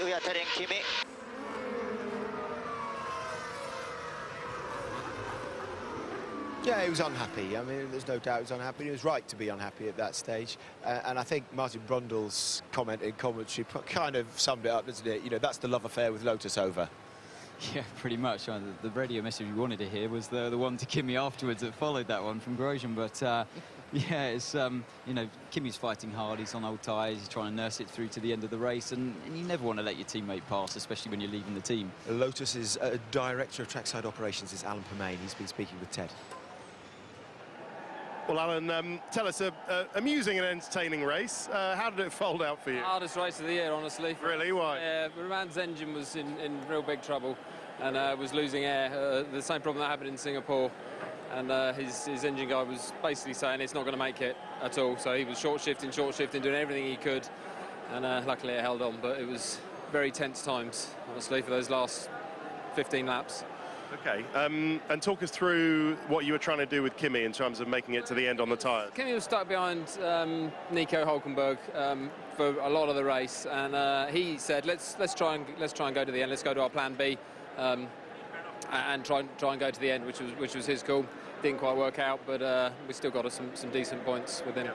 And the race with Kimi and Romain, fair enough. They're out there racing, aren't they? Yeah, it was a little disappointing, honestly. A little disappointing with Kimi that he knew his tyres were finished. And to have a bit of a battle, there's absolutely no need when Romain's racing hard behind. But I'm sure we'll have a chat about it in the office. Sure you will. Okay, thanks. Wonder how much he'll gain out of that. Terrific drive, wasn't it, by Romain Grosjean, though. 70th to 3rd today, though. Undoubtedly about one man, Sebastian Vettel.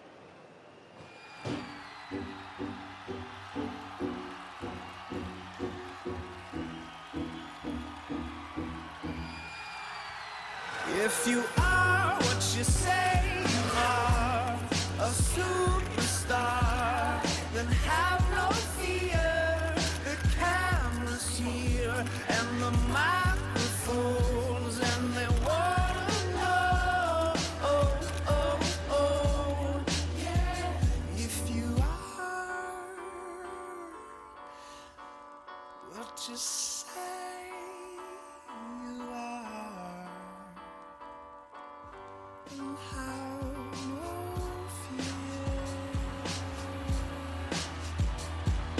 Vettel's a long way clear in this race now.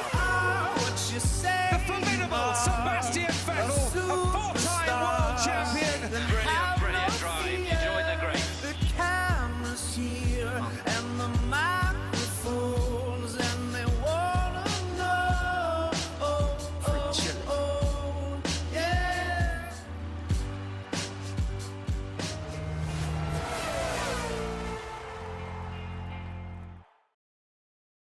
Sky Sports coverage of F1 is sponsored by Shell V-Power Nitro Plus. For each of us, there comes a time to choose, to turn the corner and move forward. With the new BMW i3, that time is now. Born electric from the ground up, with a lightweight carbon fiber construction to deliver a new form of driving pleasure. The time to become electric is now.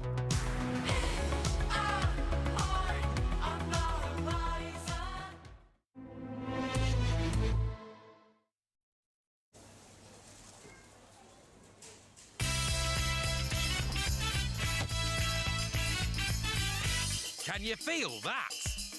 That's Double Delight Hat-Trick Heaven. Bet on the first goal scorer, and if he scores first, you win. If he gets another, we'll double your odds. And if he gets a hat-trick, we'll treble them. If you love football, you'll love a bit of Betfred. Sign up now for a free £25 match bet.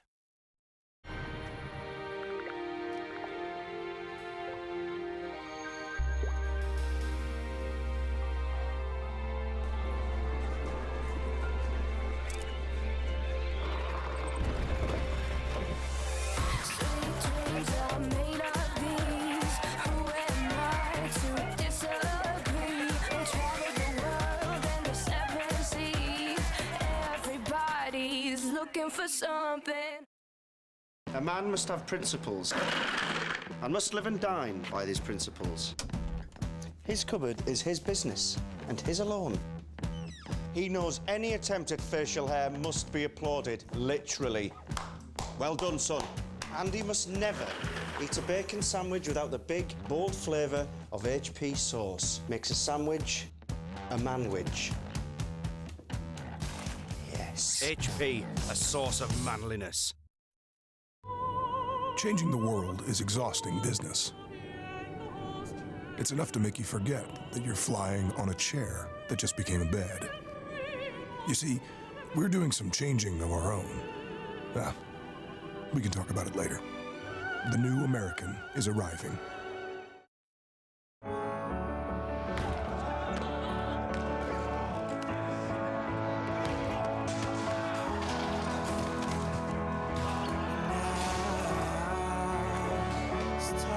Dedication, loyalty, Getting better at this, yeah. Next week, buddy. friendship. The choices we make reveal the true nature of our character.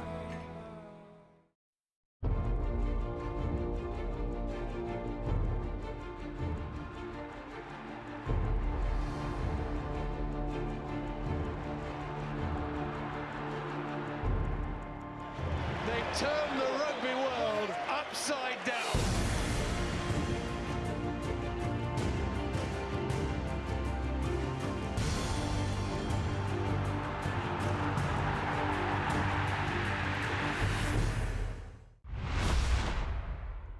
Sky Sports coverage of F1 is sponsored by Shell V-Power Nitro Plus.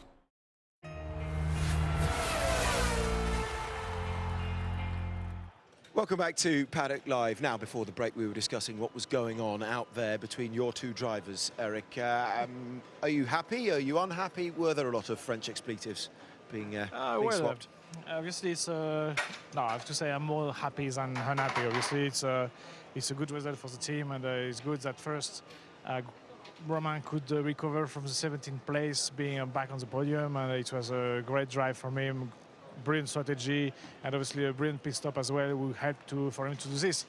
It's true that Kimi tires dropping off we are not, you know, scoring as many points as I wanted, and that's for me the target now. It's the Constructor Championship. Yeah, this is the battle. Have you spoken to Kimi yet about? Yeah, we have to. I mean, to be honest, it's a little bit of a misunderstanding some way. He wasn't expecting. You know, Romain to be much so fast. To be honest, and obviously, if you look at it, they just break late. Kimi is doing his racing. You know, Romain is racing him. It was a bit, obviously, maybe limit if you want, and we just have them to cool them down by radio. Alan Permet said he was disappointed by it, though. I mean, you can understand the disappointments there. Should you have pitted him earlier, Kimi? Do you think it was a bit of a knife-edge decision? When you have only 10 laps to go, you know that you never know how much. You cannot predict how much your tires are gonna dropping off. So basically, if you lose one thing on a lap, you stay on track because you know you will lose some position. But if you go to pits, you're losing at least 22 seconds. So.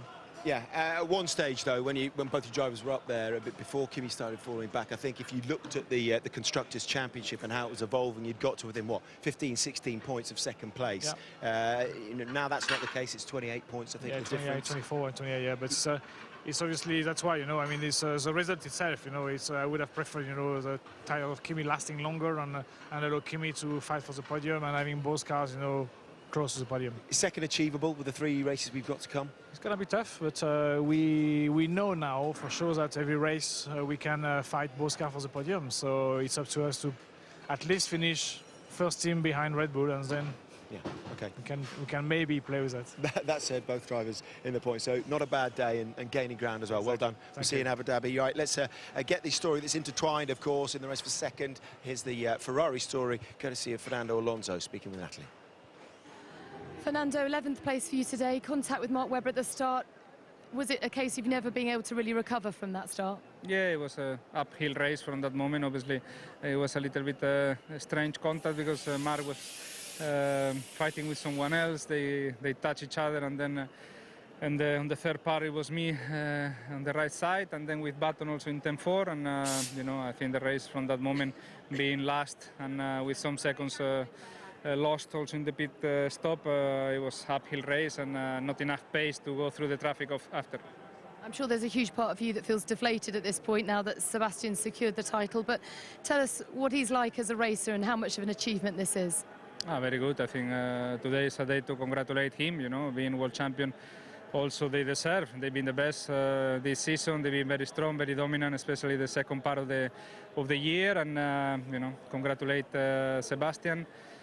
Good day for him, and hopefully next year we will try to put things a little bit more difficult to him. Try to be in the fight again, and hopefully until the last race. Well, Felipe, I'm surprised you're not smiling a bit more. You don't look very happy. What's with the body language? 4th place for you today. No, I'm happy. I think I'm happy with my strategy. I followed the right one, so I'm happy for that. And also, very good start, very good race, good pace. I think it was just 2 little issues on the race. That the first that we lost the position for Rosberg, and I think that was maybe our problem for the race today. And then the second one is that it was a car doing one stop and it worked and it finished in front of me, which was Grosjean. So that was another difficult point for the race today, but I'm happy with the strategy and I'm happy with the race. And 7 places ahead of your teammate, which is a timely reminder ahead of next year. Any closer to securing your seats? I don't know. I mean, we need to wait and see these next weeks. And, I'm pretty optimistic. I'm pretty confident that we can find a good solution, for next year. But we need to wait and see. Now, you came within touching distance of a World Championship in 2008. Just sum up what you think it is as achievement for Sebastian Vettel to have secured 4 at such a young age. I think he deserved everything he have, everything he managed to do.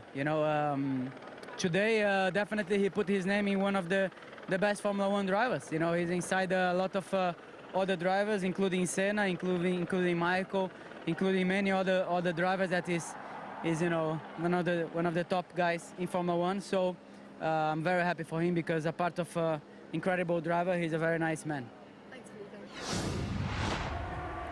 Well, Stefano, I've seen you congratulate Helmut Marko and Christian Horner. I suppose The pain must be there for you, but you must say well done to them. Yeah, of course. Congratulations to them. This title was deserved by them. So in this sporty world, we need to say they did a better job. So that's it. Tell me about Fernando's problems today and what might have been for for Felipe.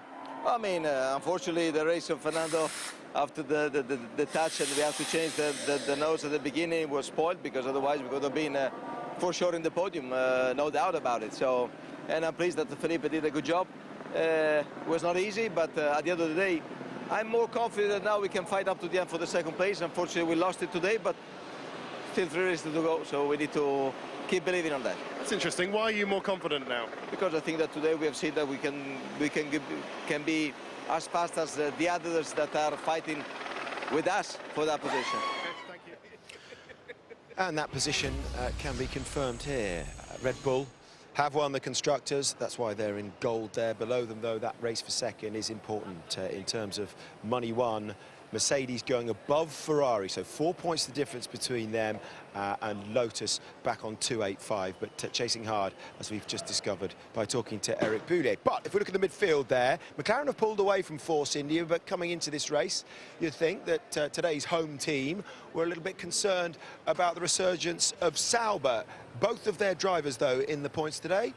Deputy Team Principal Bob Fernley's with us, and Bob, yeah, a good result today on home soil.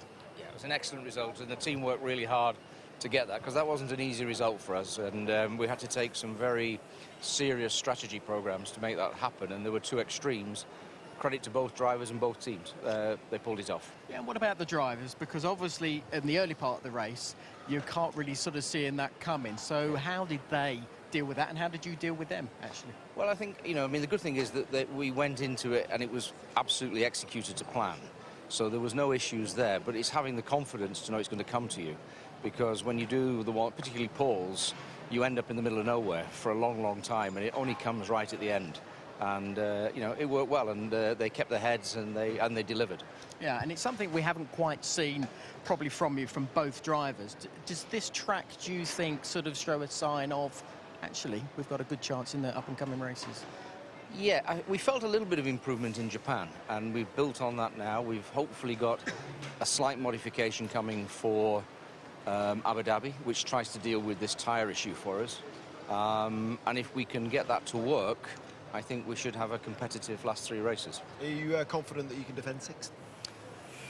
Yes, is the answer. Right. It's simple as that? Yeah. OK, fair enough. We like that. We like confidence. Let's hear from Paul de Resta. I wonder if he's just as confident. So Paul, good day in the office for you guys. Double points finish, in front of your home crowd, and the duel with Sauber goes on, but certainly a big step forward today for the team. Yeah, I think we needed to be a little bit lucky to score points. You know, our pace was always hovering about that area, and I think proved that yesterday in qualifying. We went in with an aggressive strategy of stopping in lap 1. It was always a plan, the other car to do the opposite, but whether a one stop would have suited my car better, I don't know. I always seem to be a bit better on tyres. We need to look at, but I think we can go away here satisfied with a double points finish in front of, you know, a lot of sponsors or shareholders, and yeah, ahead of Abu Dhabi, where the car is feeling more comfortable to drive over the last 2 Grand Prix, and I think we can be optimistic of trying to be in the same level next week. Some big cheers going up behind us for Sebastian Vettel. Pretty incredible moment for him today. Sum up what he's like as a driver and a person. I don't think I need to say too much. He's obviously 4 times world champion now. He's credit to Red Bull and him. You know, they've dominated over the past 4 years. It's a different bit of the race that we're in. It'd be nice to be racing where they are, but yeah, I'm sure he'll keep racing, and he'll keep racing on the rest of the year, but I'll concentrate on my own job, and yeah, we've got a big battle on ourselves. Now, let's head upstairs. Crofty, we'd almost forgotten you. A fair few tweets coming into you? Yeah, lots and lots of tweets. Hashtag Ask Crofty. We've still got time for many more as well. I'm just answering one from Jeff Hewitt at the moment, who's talking about the racing, and is the "you're not racing the car behind you" mentality getting out of hand. Seb came through the field. There were no defending positions. It's a tricky one, isn't it? Sergio Perez told, look, you're not racing Sebastian Vettel, so don't try and defend too much. It's just modern-day Formula One, and it's the way that the sport is going, but it's clear a few fans out there don't like it. There are a lot of congratulatory tweets coming in for Sebastian Vettel. Now he's won 4 World Championships. Terry McDonald and Luke Comboy as well, saying that we love the post-race donuts and the celebrations, but isn't there a rule about a car returning to Parc Fermé? Well, yes, he should have gone back to Parc Fermé, but I don't think the stewards are going to take a dim view, and I certainly hope they don't. And we love it, and I understand that Jonathan Wheatley, the team manager at Red Bull, has gone down to the stewards to have a chat, but I have to say the stewards would have a hard time getting out of the Bud International Circuit tonight, were they to impose any sanctions that took away Sebastian Vettel's win in the World Championships. Great to see. More tweets, please, but we'll answer this one right now. Jono and Stephen Hill both say, what is going on with Johnny Herbert's shirt and his cuffs today? I mean, I can't answer this one. It's reversible. I think it's reversible. I'm sure I saw that one at dinner last night the other way around. Can we have a quick look at that, please? Stand by. Yeah, there we go. Yeah, he's got matching underwear as well. Magnificent stuff. Right, okay. When we come back, we're going to have more from Team Seb here at Paddock Live. Ready, check 1 minute for the green light. Start switch on, please. I'm watching the crash now. Oh, yeah. And P1. Attaboy! Yes! I can push slow, get him out of the way. Careful, Sebastian, careful. Good job. Still, there'll be some explaining to do. How's the pace? The pace is good. Okay, Sebastian, you can race to the finish. Great drive. You deserve that. They're going ridiculously slow again, so tell them to hurry up. Sebastian, we know the score. Don't take any risks. Oh, yes! We won Canada! That was a tough one. Oh man, they gave me a run for the money. He didn't give enough room. Good job, Sebastian. Keep fighting. Come. Nice one, boys. Nice one! Yes! We were going to send the Hoff up, but he's not part of the team. You got a clear track ahead. Go on, mate. Come on. That's win number 40 for the team, Seb. 32 for you. Moves you ahead of Mr. Mansell. That's Grosjean in front of you. Go and get him. We did it! Yes! Fantastic. You're a 4-time world champion.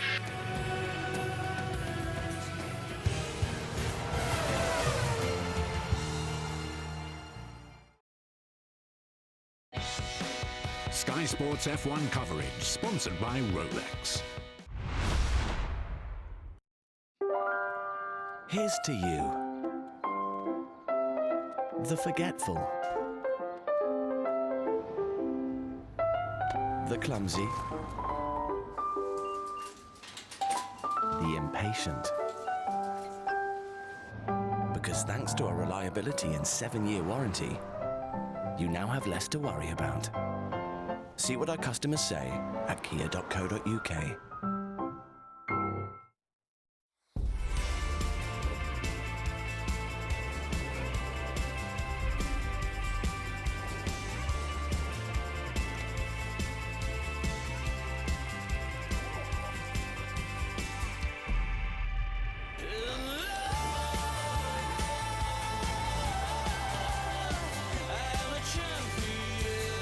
Download the app or go to William Hill on your mobile.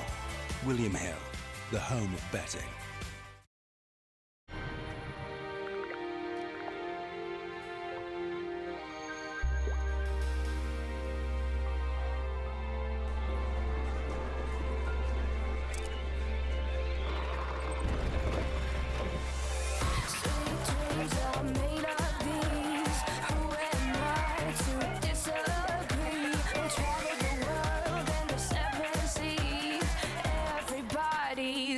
For something. Even with the best training, keeping an eye on our money can be a bit of a tease. And if you're looking at your finances, the Money Shop can point you in the right direction. Loans up to £1,000 available online or from your local store, and applying for one is a walk in the park. So if you're experiencing one of life's little ups and downs, apply online through moneyshop.tv. And when you pay back in full on your original due date, we'll give you £5 cash back for every £100 you borrowed. A real treat. Moneyshop.tv. Woof. Maybe you'll go left. Maybe you'll go right. Maybe you'll go up, down, round and round. Maybe you'll go here, or there, to this place, that place. Maybe you'll meet him, her, perhaps them. Hopefully not him. Maybe you'll see this. Hear that? Eat this. Maybe you'll get lost. Maybe it will rain. You'll shelter here, and this will happen. But maybe it won't rain. Instead, you'll go there and fall in love with this. Stories are waiting. Sky Movies premiere, brought to you by Panasonic. Brand new to Sky Movies. I'm putting a squad together. I'm going after Mickey Cohen. Well, you gotta die of something. Leave these at home. I'm not solving a case here. I'm going to war. Los Angeles is my destiny. Not anymore. Gangster Squad. Available now on demand. Brand new to Sky Movies.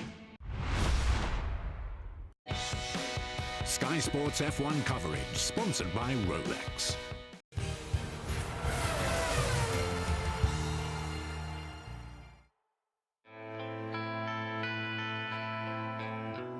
Whatever your view of this man and where he ranks alongside the greats, the numbers keep on stacking up.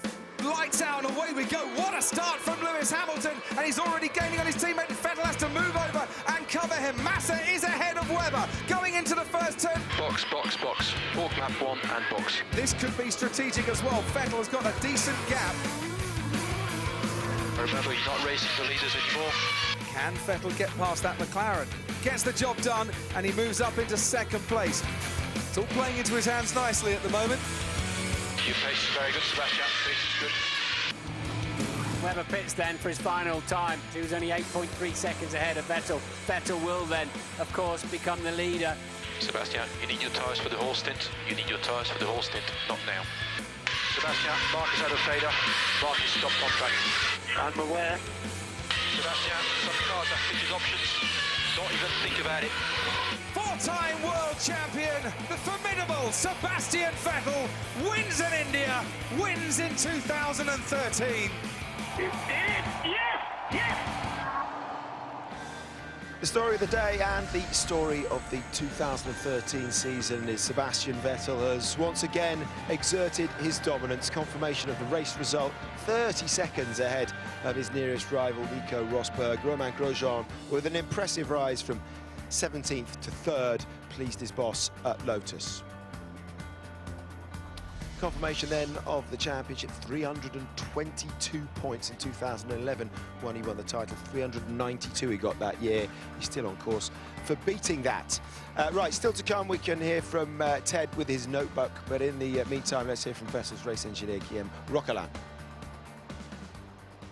Rocky, we hear your voice the whole year round, usually trying to hold back your driver and slow him down, and finally we get to talk to you on what's been a very successful day.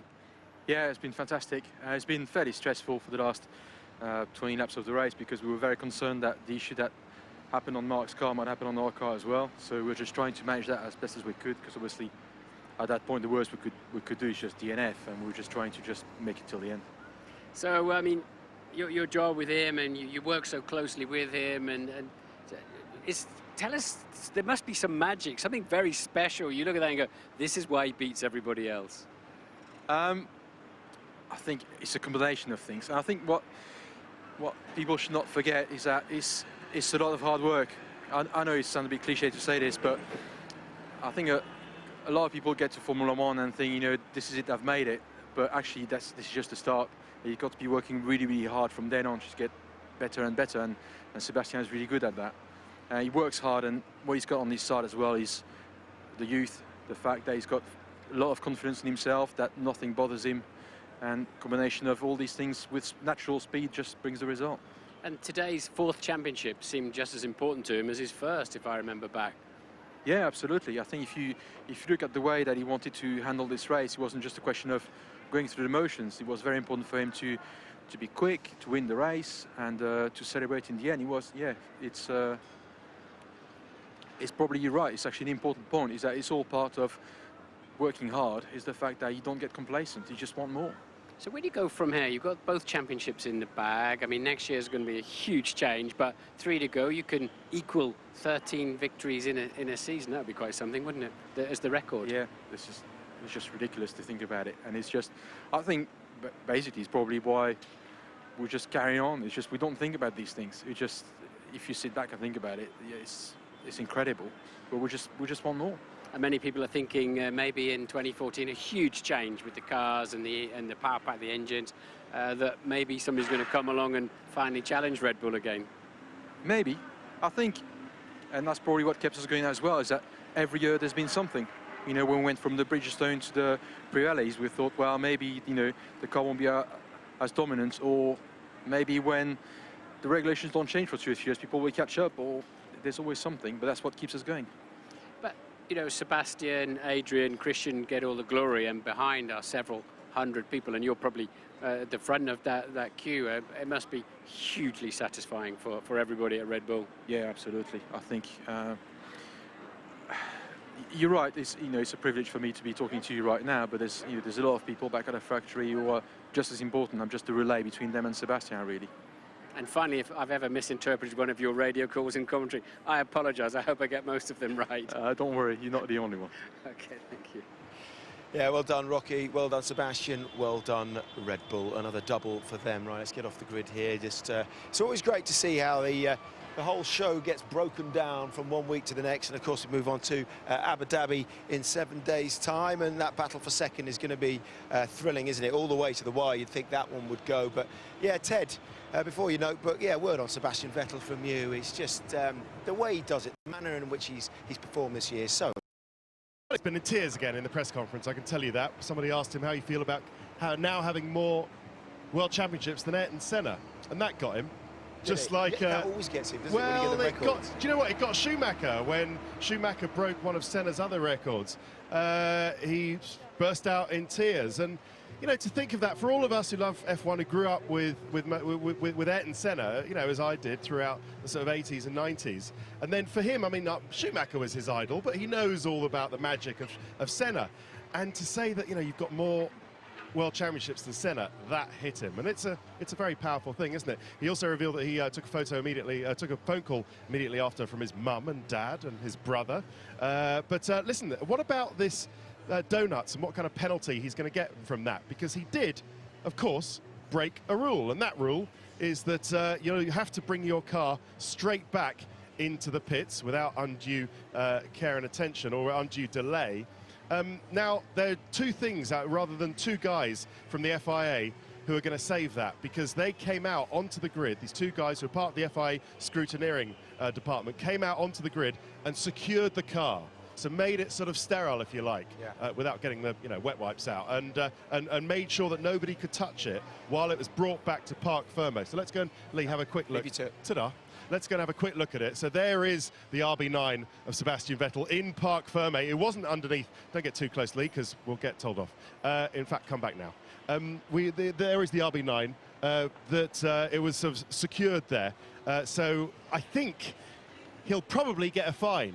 Or, to spice up the action, how about a 10-place grid penalty for Abu Dhabi? I don't think they'll do that, but they'll probably give him a fine for not bringing his car back into Parc Fermé. But what a fantastic image, getting all those donuts done, which was absolutely brilliant. Let's just have a sneaky little peek into the Red Bull garage as they prepare for A, a party, and B, stripping down the cars. You would have seen the victory T-shirts and the 4-starred caps, which now exist in a vaguely sort of Michael Schumacher-esque way. That's the celebratory cap that's now going on. Let's just see if this chap is wearing it. He is, yes, here you go. So available soon on your merchandise. We just want to have a look. Oh, it's Chris, isn't it? How are you? We'll have a look at the caps there. So there you go, world champion there, and a very nice T-shirt as well. How are you? Are you all right? Very good. So yeah, Sebastian Vettel talking in emotional terms about Ayrton Senna and his achievements. Sorry, as we just go through there.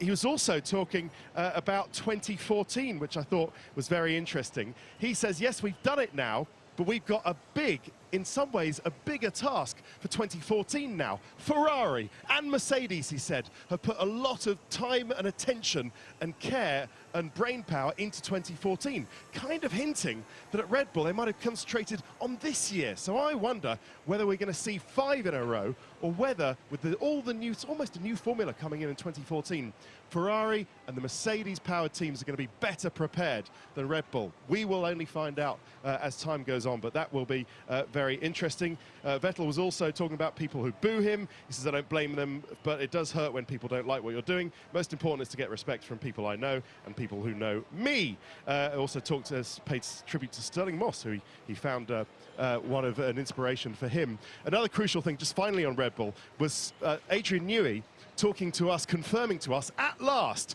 that it was the change in tyres mid-season that was a major factor in them just taking off and dominating the second half of this Formula One season. We always kind of suspected it, but nobody would admit it. There you go. Newey saying that the 2013, original 2013 tyres were too delicate for all the aerodynamic load that, you know, my genius is putting on this car. And once we went back to the more resilient 2012 tyres, as we did for safety reasons after Silverstone, we took off, as well as all the development that where they brought to the car and all the little development areas that they could bring down to the car. Good day for McLaren here, with Jenson Button out of the picture. Not good day for him, but Sergio Perez equaling their best result of the year. A bit about Lotus, and if you didn't hear the radio message from Alan Permain to Kimi, it was, Kimi, get out of the bleeping way. And Kimi said, don't shout at me, I'm racing, mumble, mumble, mumble. So really not very happy, and doesn't really help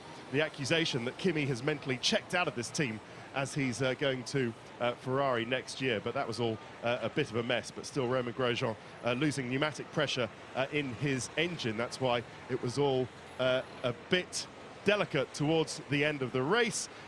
What do we got next? Mercedes. Yeah, the best haul of points for Mercedes since Belgium. 26 points, which has moved them up to second in the Constructors' Championship. Great strategy for Nico Rosberg, helped by Webber and Raikkonen going out. Let's not beat a bear on the bush on that one, but still, that got second place and 18 points for Nico Rosberg. Not great for Lewis Hamilton, but you've heard all about that. Who is next? Sauber.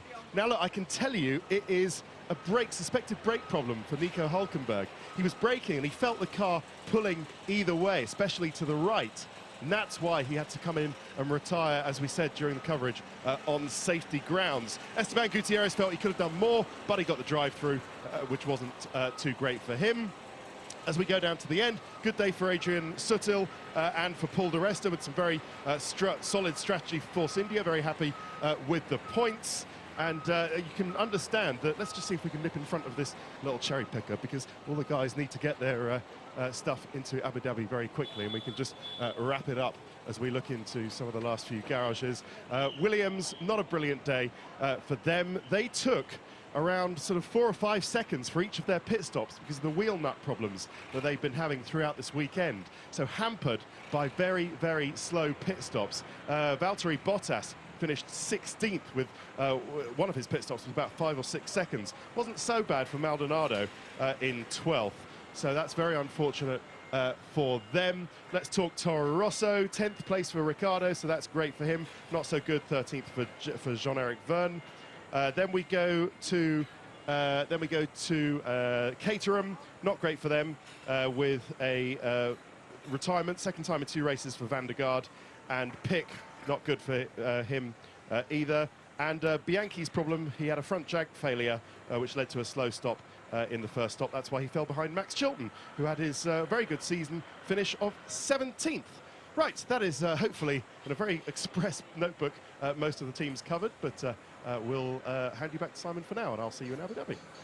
Yeah, just sneaking over the fence here at Red Bull. A few of the marketing girls at the back there, just getting their first glass of champagne, I suspect, and what could be a very long evening, although I know a lot of the team actually have to make their way to Abu Dhabi early hours of tomorrow morning. So, Sebastian Vettel, what a day for him. He joins that elite club we've been talking about.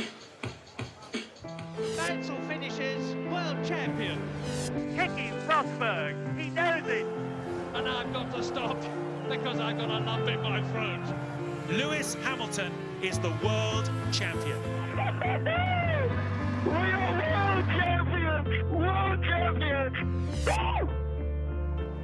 Double world champion Mika Häkkinen. Victory once more for Britain's Graham Hill. Here comes Alonso, back-to-back world championships for him. It's Brabham all the way now. The race and the world championship are his. It's Jackie Stewart! Nicky Lauda is going to be world champion for the third time. World champion Nelson Piquet! Ayrton Senna joins Grand Prix Racing's truly great 3 times world champions. Fangio, now champion driver of the world for the 4th time. And Alain Prost wins the world championship. Michael Schumacher becomes the most successful Grand Prix driver of all time. A 4-time world champion, the formidable Sebastian Vettel. Brilliant, brilliant drive. You join the greats. Well done.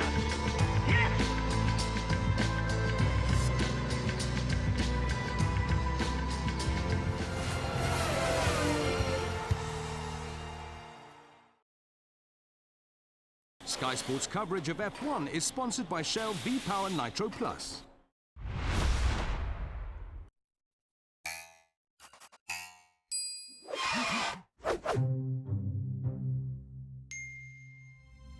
Previously on Tuned. Let's begin our journey through the history of McLaren. From the start, it was a story of success. Boulder Dash! And how exactly would you know? 'Cause I was there. Let's move on to the legendary Ayrton Senna, one of the greatest drivers the world has ever known. Shook his hand, Donington 93. Haven't watched it since. Of course, when you mention Ayrton, you cannot ignore his biggest nemesis. Ladies and gentlemen, our new driver, Ayrton Senna.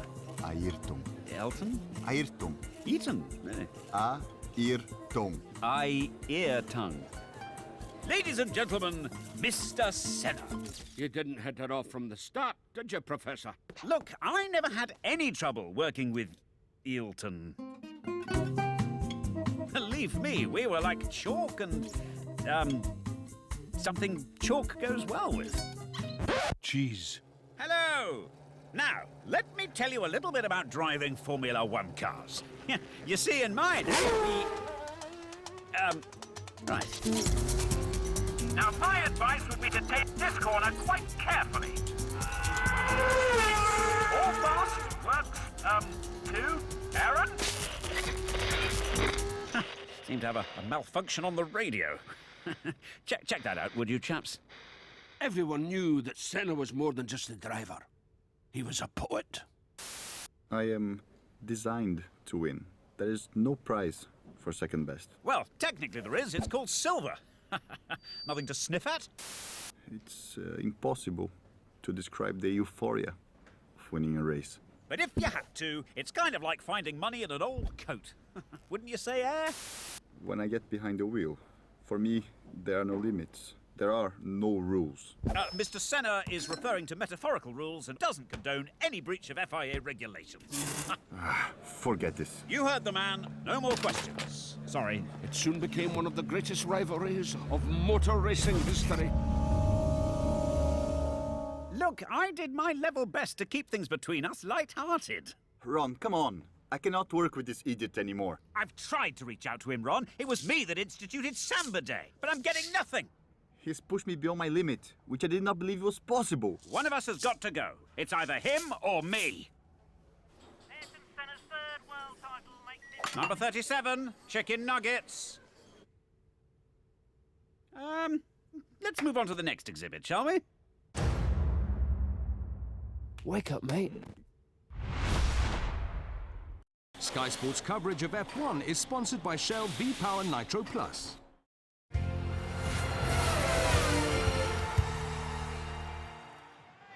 We're back in the Paddock Live. Got a few things to clear up before we go off air this evening. Let's just, first of all, get back up to Crofty. The tweets coming in thick and fast still?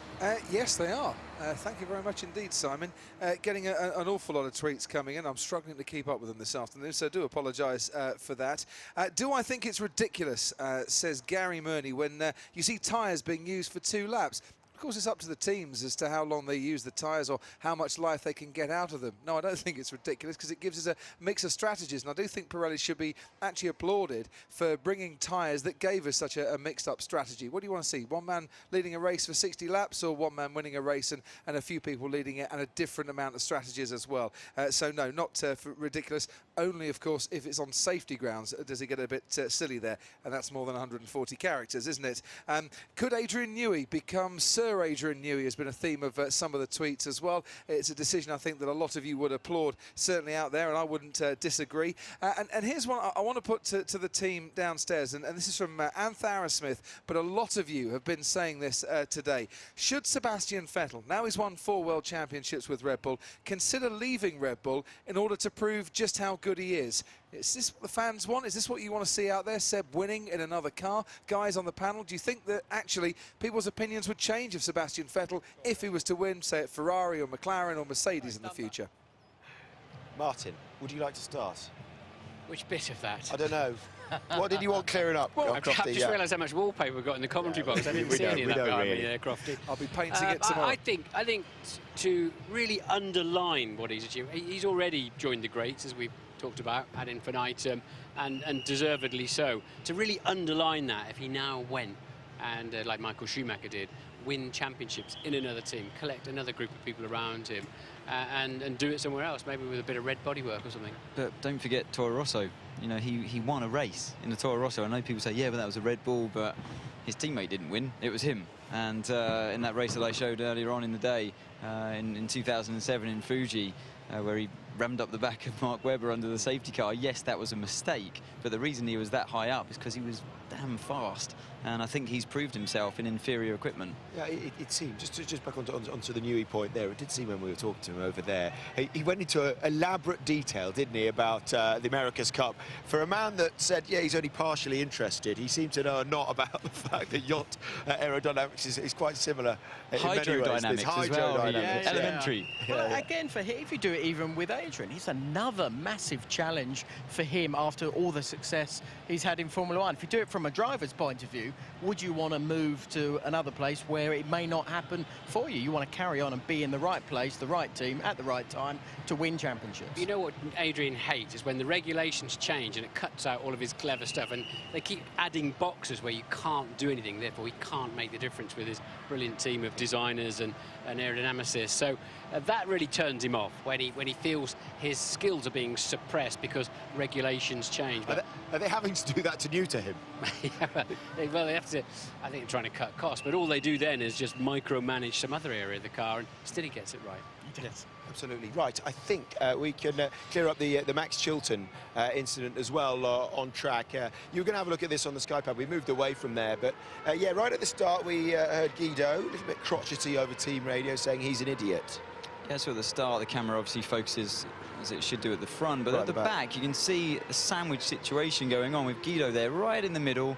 He gets the squeeze. I've been in that situation myself. I'm sure you guys have, and it's an impossible position to be in, where Guido was, and you know, sure enough, they can't see you, and you get that wedge going on, and you say bye-bye to your front wheels. I thought he was as much, if not more, squeezed by his own teammate than Max. Max kept to a line. He kept up the inside, didn't move all the way across the track, and you know, for Guido, the throttle pedal works in both directions. There was a point there where the squeeze was definitely going to happen, and so get out of it. And he's going to see that squeeze going from left and to right. He hasn't got the momentum to actually go through the middle of it, and unfortunately sometimes, I think we've said this before, you sometimes have to back out and say, well, actually I've lost position.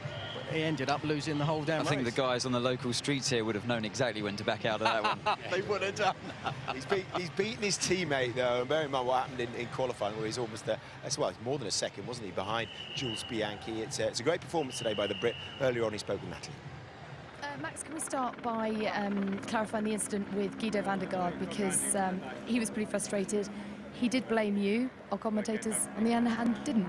Yeah, well, he's got a thing at the moment for blaming me at the start when I have no clue I was involved in an accident. At Japan, he blamed me and I didn't know I was involved. And turn one today, I got him within probably 200 metres of the race start, and Charles.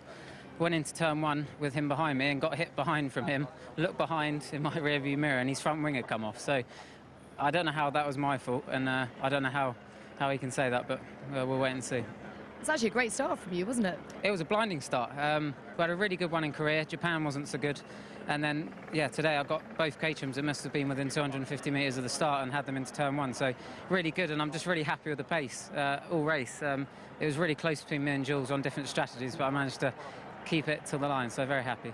Now, you've only shared the grid with him for a year, being a rookie, but tell us your opinions of Sebastian Vettel securing his 4th World Championship today. Well, that's the first I've heard of it. I presumed he was going to do it, but good on him. You know, he's incredibly talented. He's very young, and everyone on this grid would have dreamed to be his age and be 4 times world champion. So, congratulations.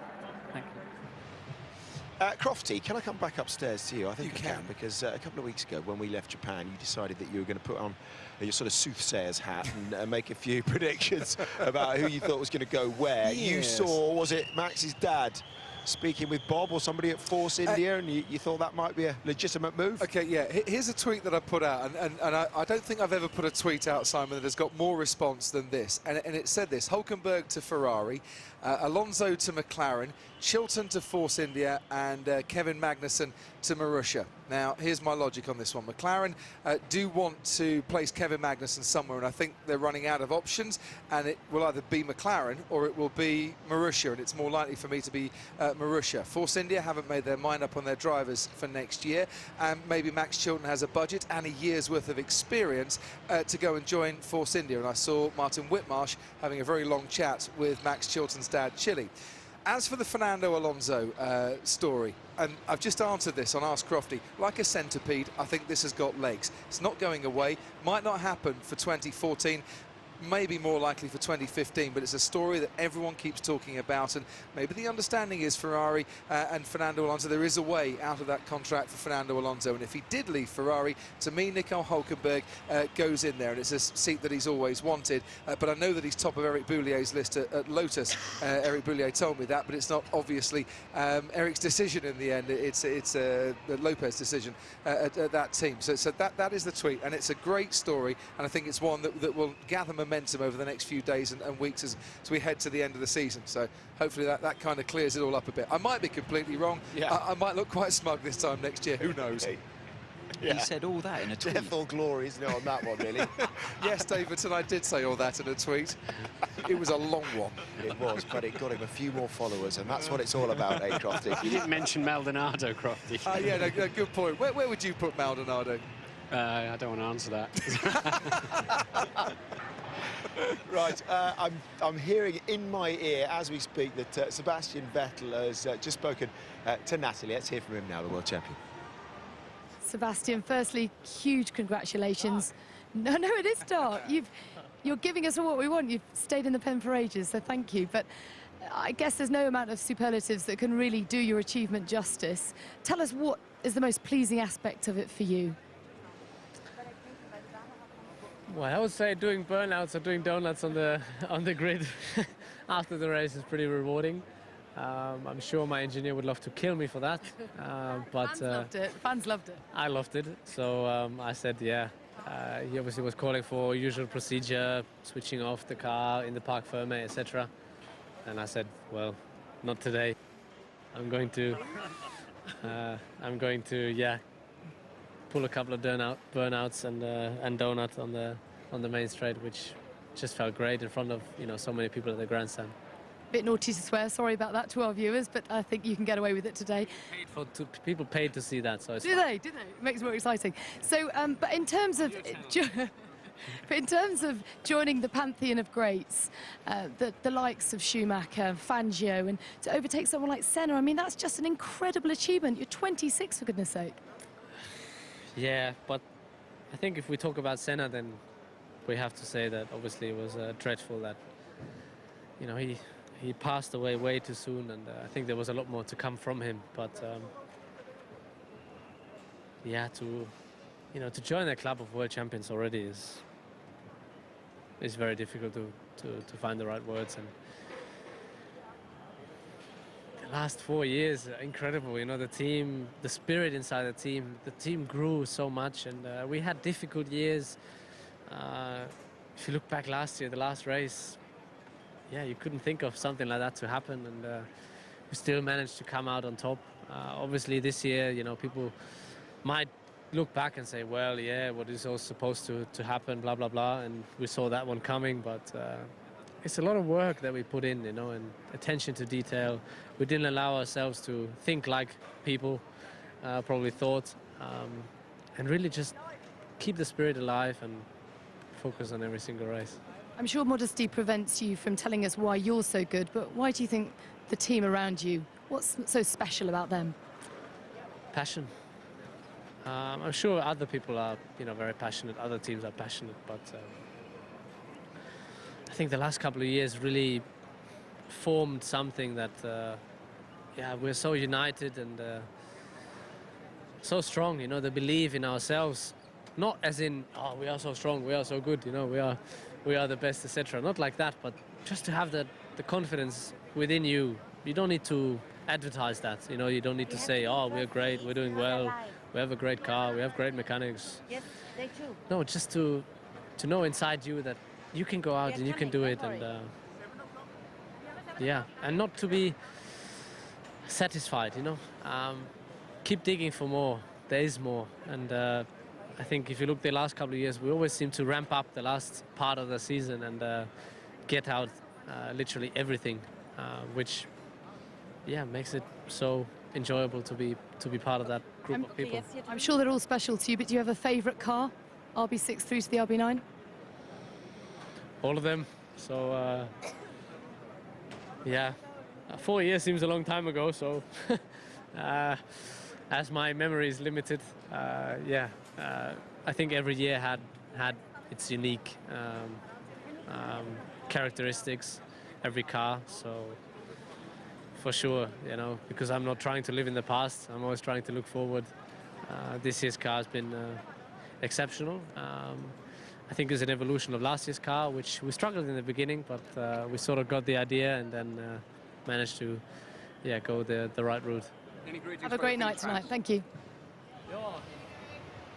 I've never seen Johnny Herbert move so fast. We've come down the entire length of the pit lane just because you wanted to stand in the middle of these donuts. Well, I just wanted to see, and my lord, they're perfect. Perfect circle, unbelievable. One-handed as well. Very, very annoying. He had the finger out of the cockpit at the same time. Just to top it off. Without asking Homer Simpson, yeah, what makes this perfect donut then? How do you do that? How do you control that then? Well, I don't know. If I did, I'd whack the wall, knowing my luck. But no, it's just a thing that we do, but very, very rarely. I think Red Bull do a lot of the extra activities out of the racetrack, and they can sort of have a bit of a practice. But you just boot it, a little bit of a turn, and then the whole back end just sort of flicks around. And what does happen, Simon? Beginner's guide. What does happen is that you've got loads of revs on, no air going through the radiators, and the engine, that's why he said Rocky will kill me for doing it. The gearbox kind of should be okay because the wheels are spinning, and so it's the tyres taking the pain rather than the clutch and the transmission, though. He didn't do too many, but I think I can see his left rear's got a little bit too much camber on, I reckon. What do you think? And I think it's wonderful to see as well, you know, all those sort of booers that we have seen in the past, that is the guy, that is the man, Sebastian Vettel. We're very lucky. We know we're very lucky when you come here and you witness sporting history. And today is the day when he's achieved that and he's become the youngest ever quadruple world champion. But we were over there and just below the podium and everyone came running out here just to get a few shots because you're going to think, when you think of the 2013 season, just of the smoke here and the iconic shot of him just emerging from that, it just had that feeling that we might see that photo a few more times. I've known a time in F1 where doing something like this and outside the regulations would have got you a big points drop or a really serious penalty, actually. But I mean, presumably it'd just be a reprimand for doing that. But I hope they don't do anything too silly because we all love to see it, you know. And he's you know, I love to see Valentino Rossi get off a motorbike and kiss it and hug it and throw flags around and all that. And why shouldn't our man do the same thing? It's the same as Fernando Alonso in Spain with the flag and how, you know, that he got a reprimand, was it, or something, or some penalty for the. I mean, it's ridiculous, really, isn't it? Sometimes you just got to have logic take over for once, and the fans loved it, we loved it, Sebastian loved it. Absolutely. That's what it's all about, surely. Yeah. But it's nice to see he's got all four wheels on the track for once, actually, through the weekend. Topical. There's a wall there. Yeah. But it was a great shot, wasn't it? And let's just bring you up to date again. We mentioned it a few times. it's, again, just another reminder of where he stands in that list. Schumacher, obviously a 7-time world champion and the most successful in terms of titles of all time. What have you thought of him? Doesn't matter, he's still out there by himself. And Fangio, of course, in the 50s with 5, which will be his next target. Prost, he did 4, but there were years in between them. But yeah, you know, Vettel with 4 in a row. He's just going to be, he's just going to be chasing Fangio next. That is the target for next year. Crofty, back upstairs to you. What have you got for us? Simon, we answered a tweet earlier about fans getting a little bit fed up with drivers not racing each other on the track and being on different strategies. And I cited the evidence of Checo Perez, who was told, you know, you're not racing, Sebastian, don't put up too much of a fight. Thanks very much to Sam Michael, the sporting director at McLaren, who heard that on the TV and said, right, Crofty, here's what it was. Checo was told not to race Sebastian purely to avoid damaging his tyres too much and losing time in racing someone he was clearly not going to beat over the course of the race distance, someone who was clearly faster. Now, by doing that, Sergio Perez got his best McLaren finish of the year and came home in 5th. So that was the instruction from the team. And we always see, and have done in the past, different strategies by different drivers. Remember Nick Heifeld at Canada when Robert Kubica won in 2008, I think it was. They were on different strategies. He let Robert Kubica by because he was on a 3-stopper, not a 2-stopper, and Kubica went on to win the race. So it's happened before, but McLaren say today it was purely to save those tyres. But I've got one more tweet that I just want to put to you guys back down there on the grid. Ryan Ward and a lot of our viewers today are saying, is everyone in Formula One that naive that they believe all the problems on Mark Webber's car is pure coincidence? You guys are far more intelligent about these things than me. Mark Webber gets reliability issues. Is it just coincidental? Well, Sebastian Buemi's my teammate at Toyota, and he's obviously reserve driver at Red Bull, and I've asked him the same question. And he said he does have problems, it's just that you hear about them less because he's winning. Right, okay, fine. Yeah, there were a few, there were a few, I suppose, ironic tweets about it as well. Let's hear what Helmut Marko had to say about today's events. He's been speaking with Ted. Well, Dr. Marko, I should say, first of all, congratulations. The man you brought through from Formula BMW to his time with BMW Sauber to Toro Rosso. He's made it 4, as the T-shirt says. Thank you very much. Yeah, it's an unbelievable story. But it's not only Vettel. The same appeals to Red Bull Racing, you know. We started as a midfield team and now winning the 4th title. And with a driver which came out of our junior program. Unbelievable. It wasn't straightforward this year, was it? The first half of the season, you struggled. Yes, we struggled, but Sebastian didn't do anything wrong. When he couldn't win, he was patient and was just taking the points which were available. But what was outstanding is how he came back after the summer break. He was in such a shape, in such a form, unbelievable. And what is his major strength as far as you're concerned? I think it's easier if you ask for a weakness, because there isn't any. And he's still developing. It's unbelievable. Let's look forward to next year. Seb himself said after the race that we need to watch out for next year because other teams like Mercedes and Ferrari have been investing a lot of time and effort in the 2014. Might you fall behind next year? First of all, we have a real fantastic team who is so passionate, and they all are racers. And if I look at history, whenever a big change in regulations came, Adrian is on his best. So that should be a good sign. And on the other hand, as far as I see the regulations, you know, you have a restriction on fuel consumption on the race distance, on the lap, and you also have with the energy recovery system around 160 horsepower available. So if you don't use that with your brain, you will have problems either with the tires or the consumption. And that, I think, plays also for Vettel. He can drive quick and can think. That's a very, very good point. Finally, I just want to ask, where is he now? I don't know. I heard he has to go to the stewards because of his donut. It's unbelievable. I mean, every NASCAR race, after each race, they do far more donuts. And I just saw the crowds cheering, and it was such a good atmosphere. Now he has to go to the stewards. It's strange. You would think the result will be unaffected. You'd hope, wouldn't you? He did break a rule, I think. a fine would be appropriate, would it? Yeah, but nobody would understand if it is a fine which takes away the victory. So you have to do something for the fan. Everybody is complaining, it's not enough action, not enough stimulation and so on, and then he does. It was just emotion, you know, and the emotion came out, and you probably saw the crowd as well. They enjoyed it unbelievable. So did we. Many people would agree with you. Thank you very much. Congratulations. Thanks. What do you think of the job that Dr. Helmut Marko does for Red Bull and for Toro Rosso?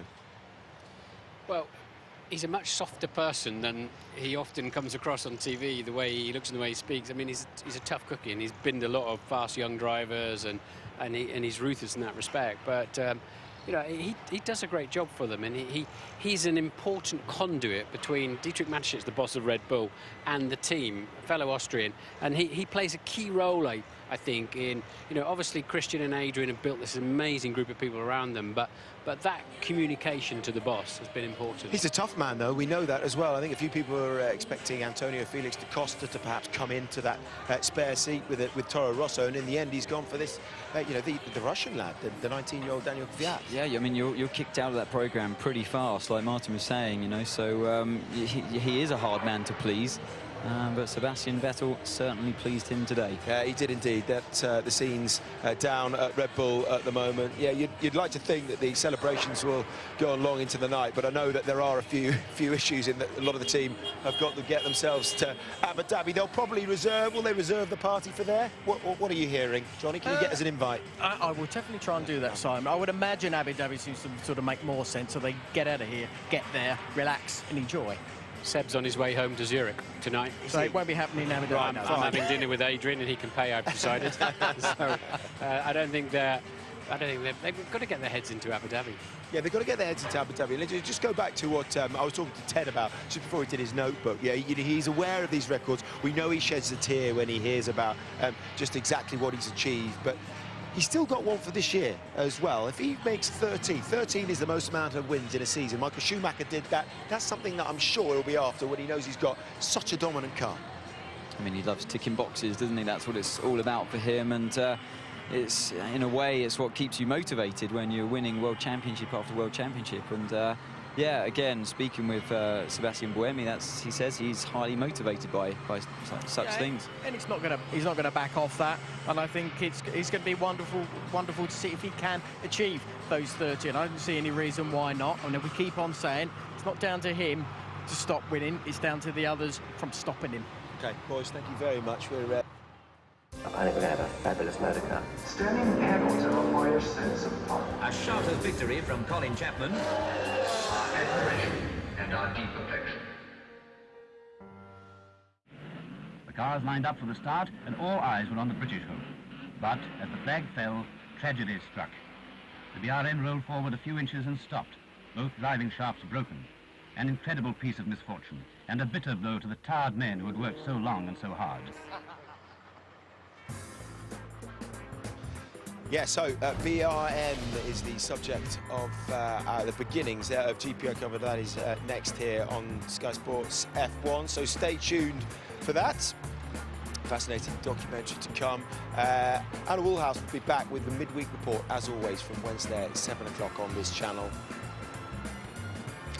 And then the details for Abu Dhabi as well. We will be live only on Sky Sports, the new format, of course, with us with an F1 show on Friday from 5, qualifying from 12, and then we're splitting that race day. Track parade from 11:30, 12 o'clock for the race show, and 3:30 for the paddock live. That's just about us done. Many thanks to the boys. We're off to the Taj Mahal, looking forward to that. But this is the point where he did it. This is where history was made, and the donuts following, because Sebastian Vettel has made himself the youngest ever quadruple world champion. Well done to him, and what a double for Red Bull. We'll see you in Abu Dhabi. Bye for now. And my troubles are gone with the wind. It's just me and the ground beneath my feet. I feel so alive. Oh, I feel so alive.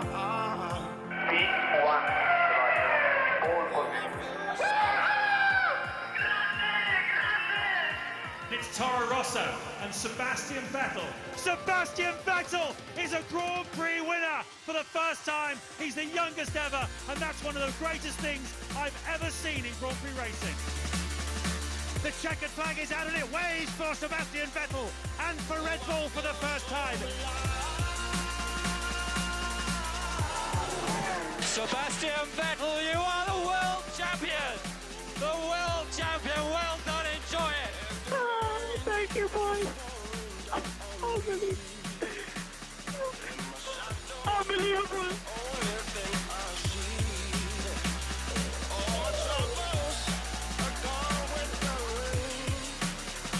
The new world champion is Sebastian Vettel. Yes! We did it! Nobody kept believing we would destroy here, and we blew them away. Thank you, boys. Can anyone stop this young man from dominating? Once, twice, and is 3 times a world champion. You're the world champion!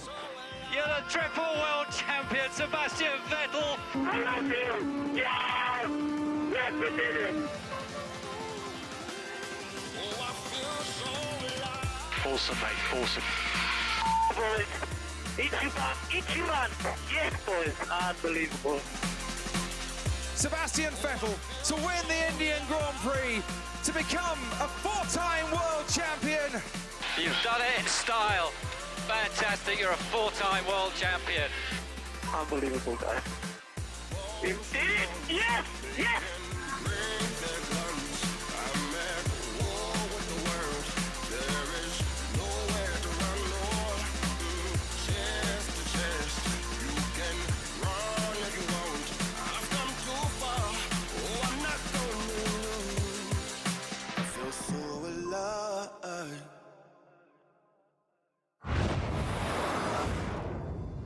Watch all 6 Sky Sports channels on your mobile and online.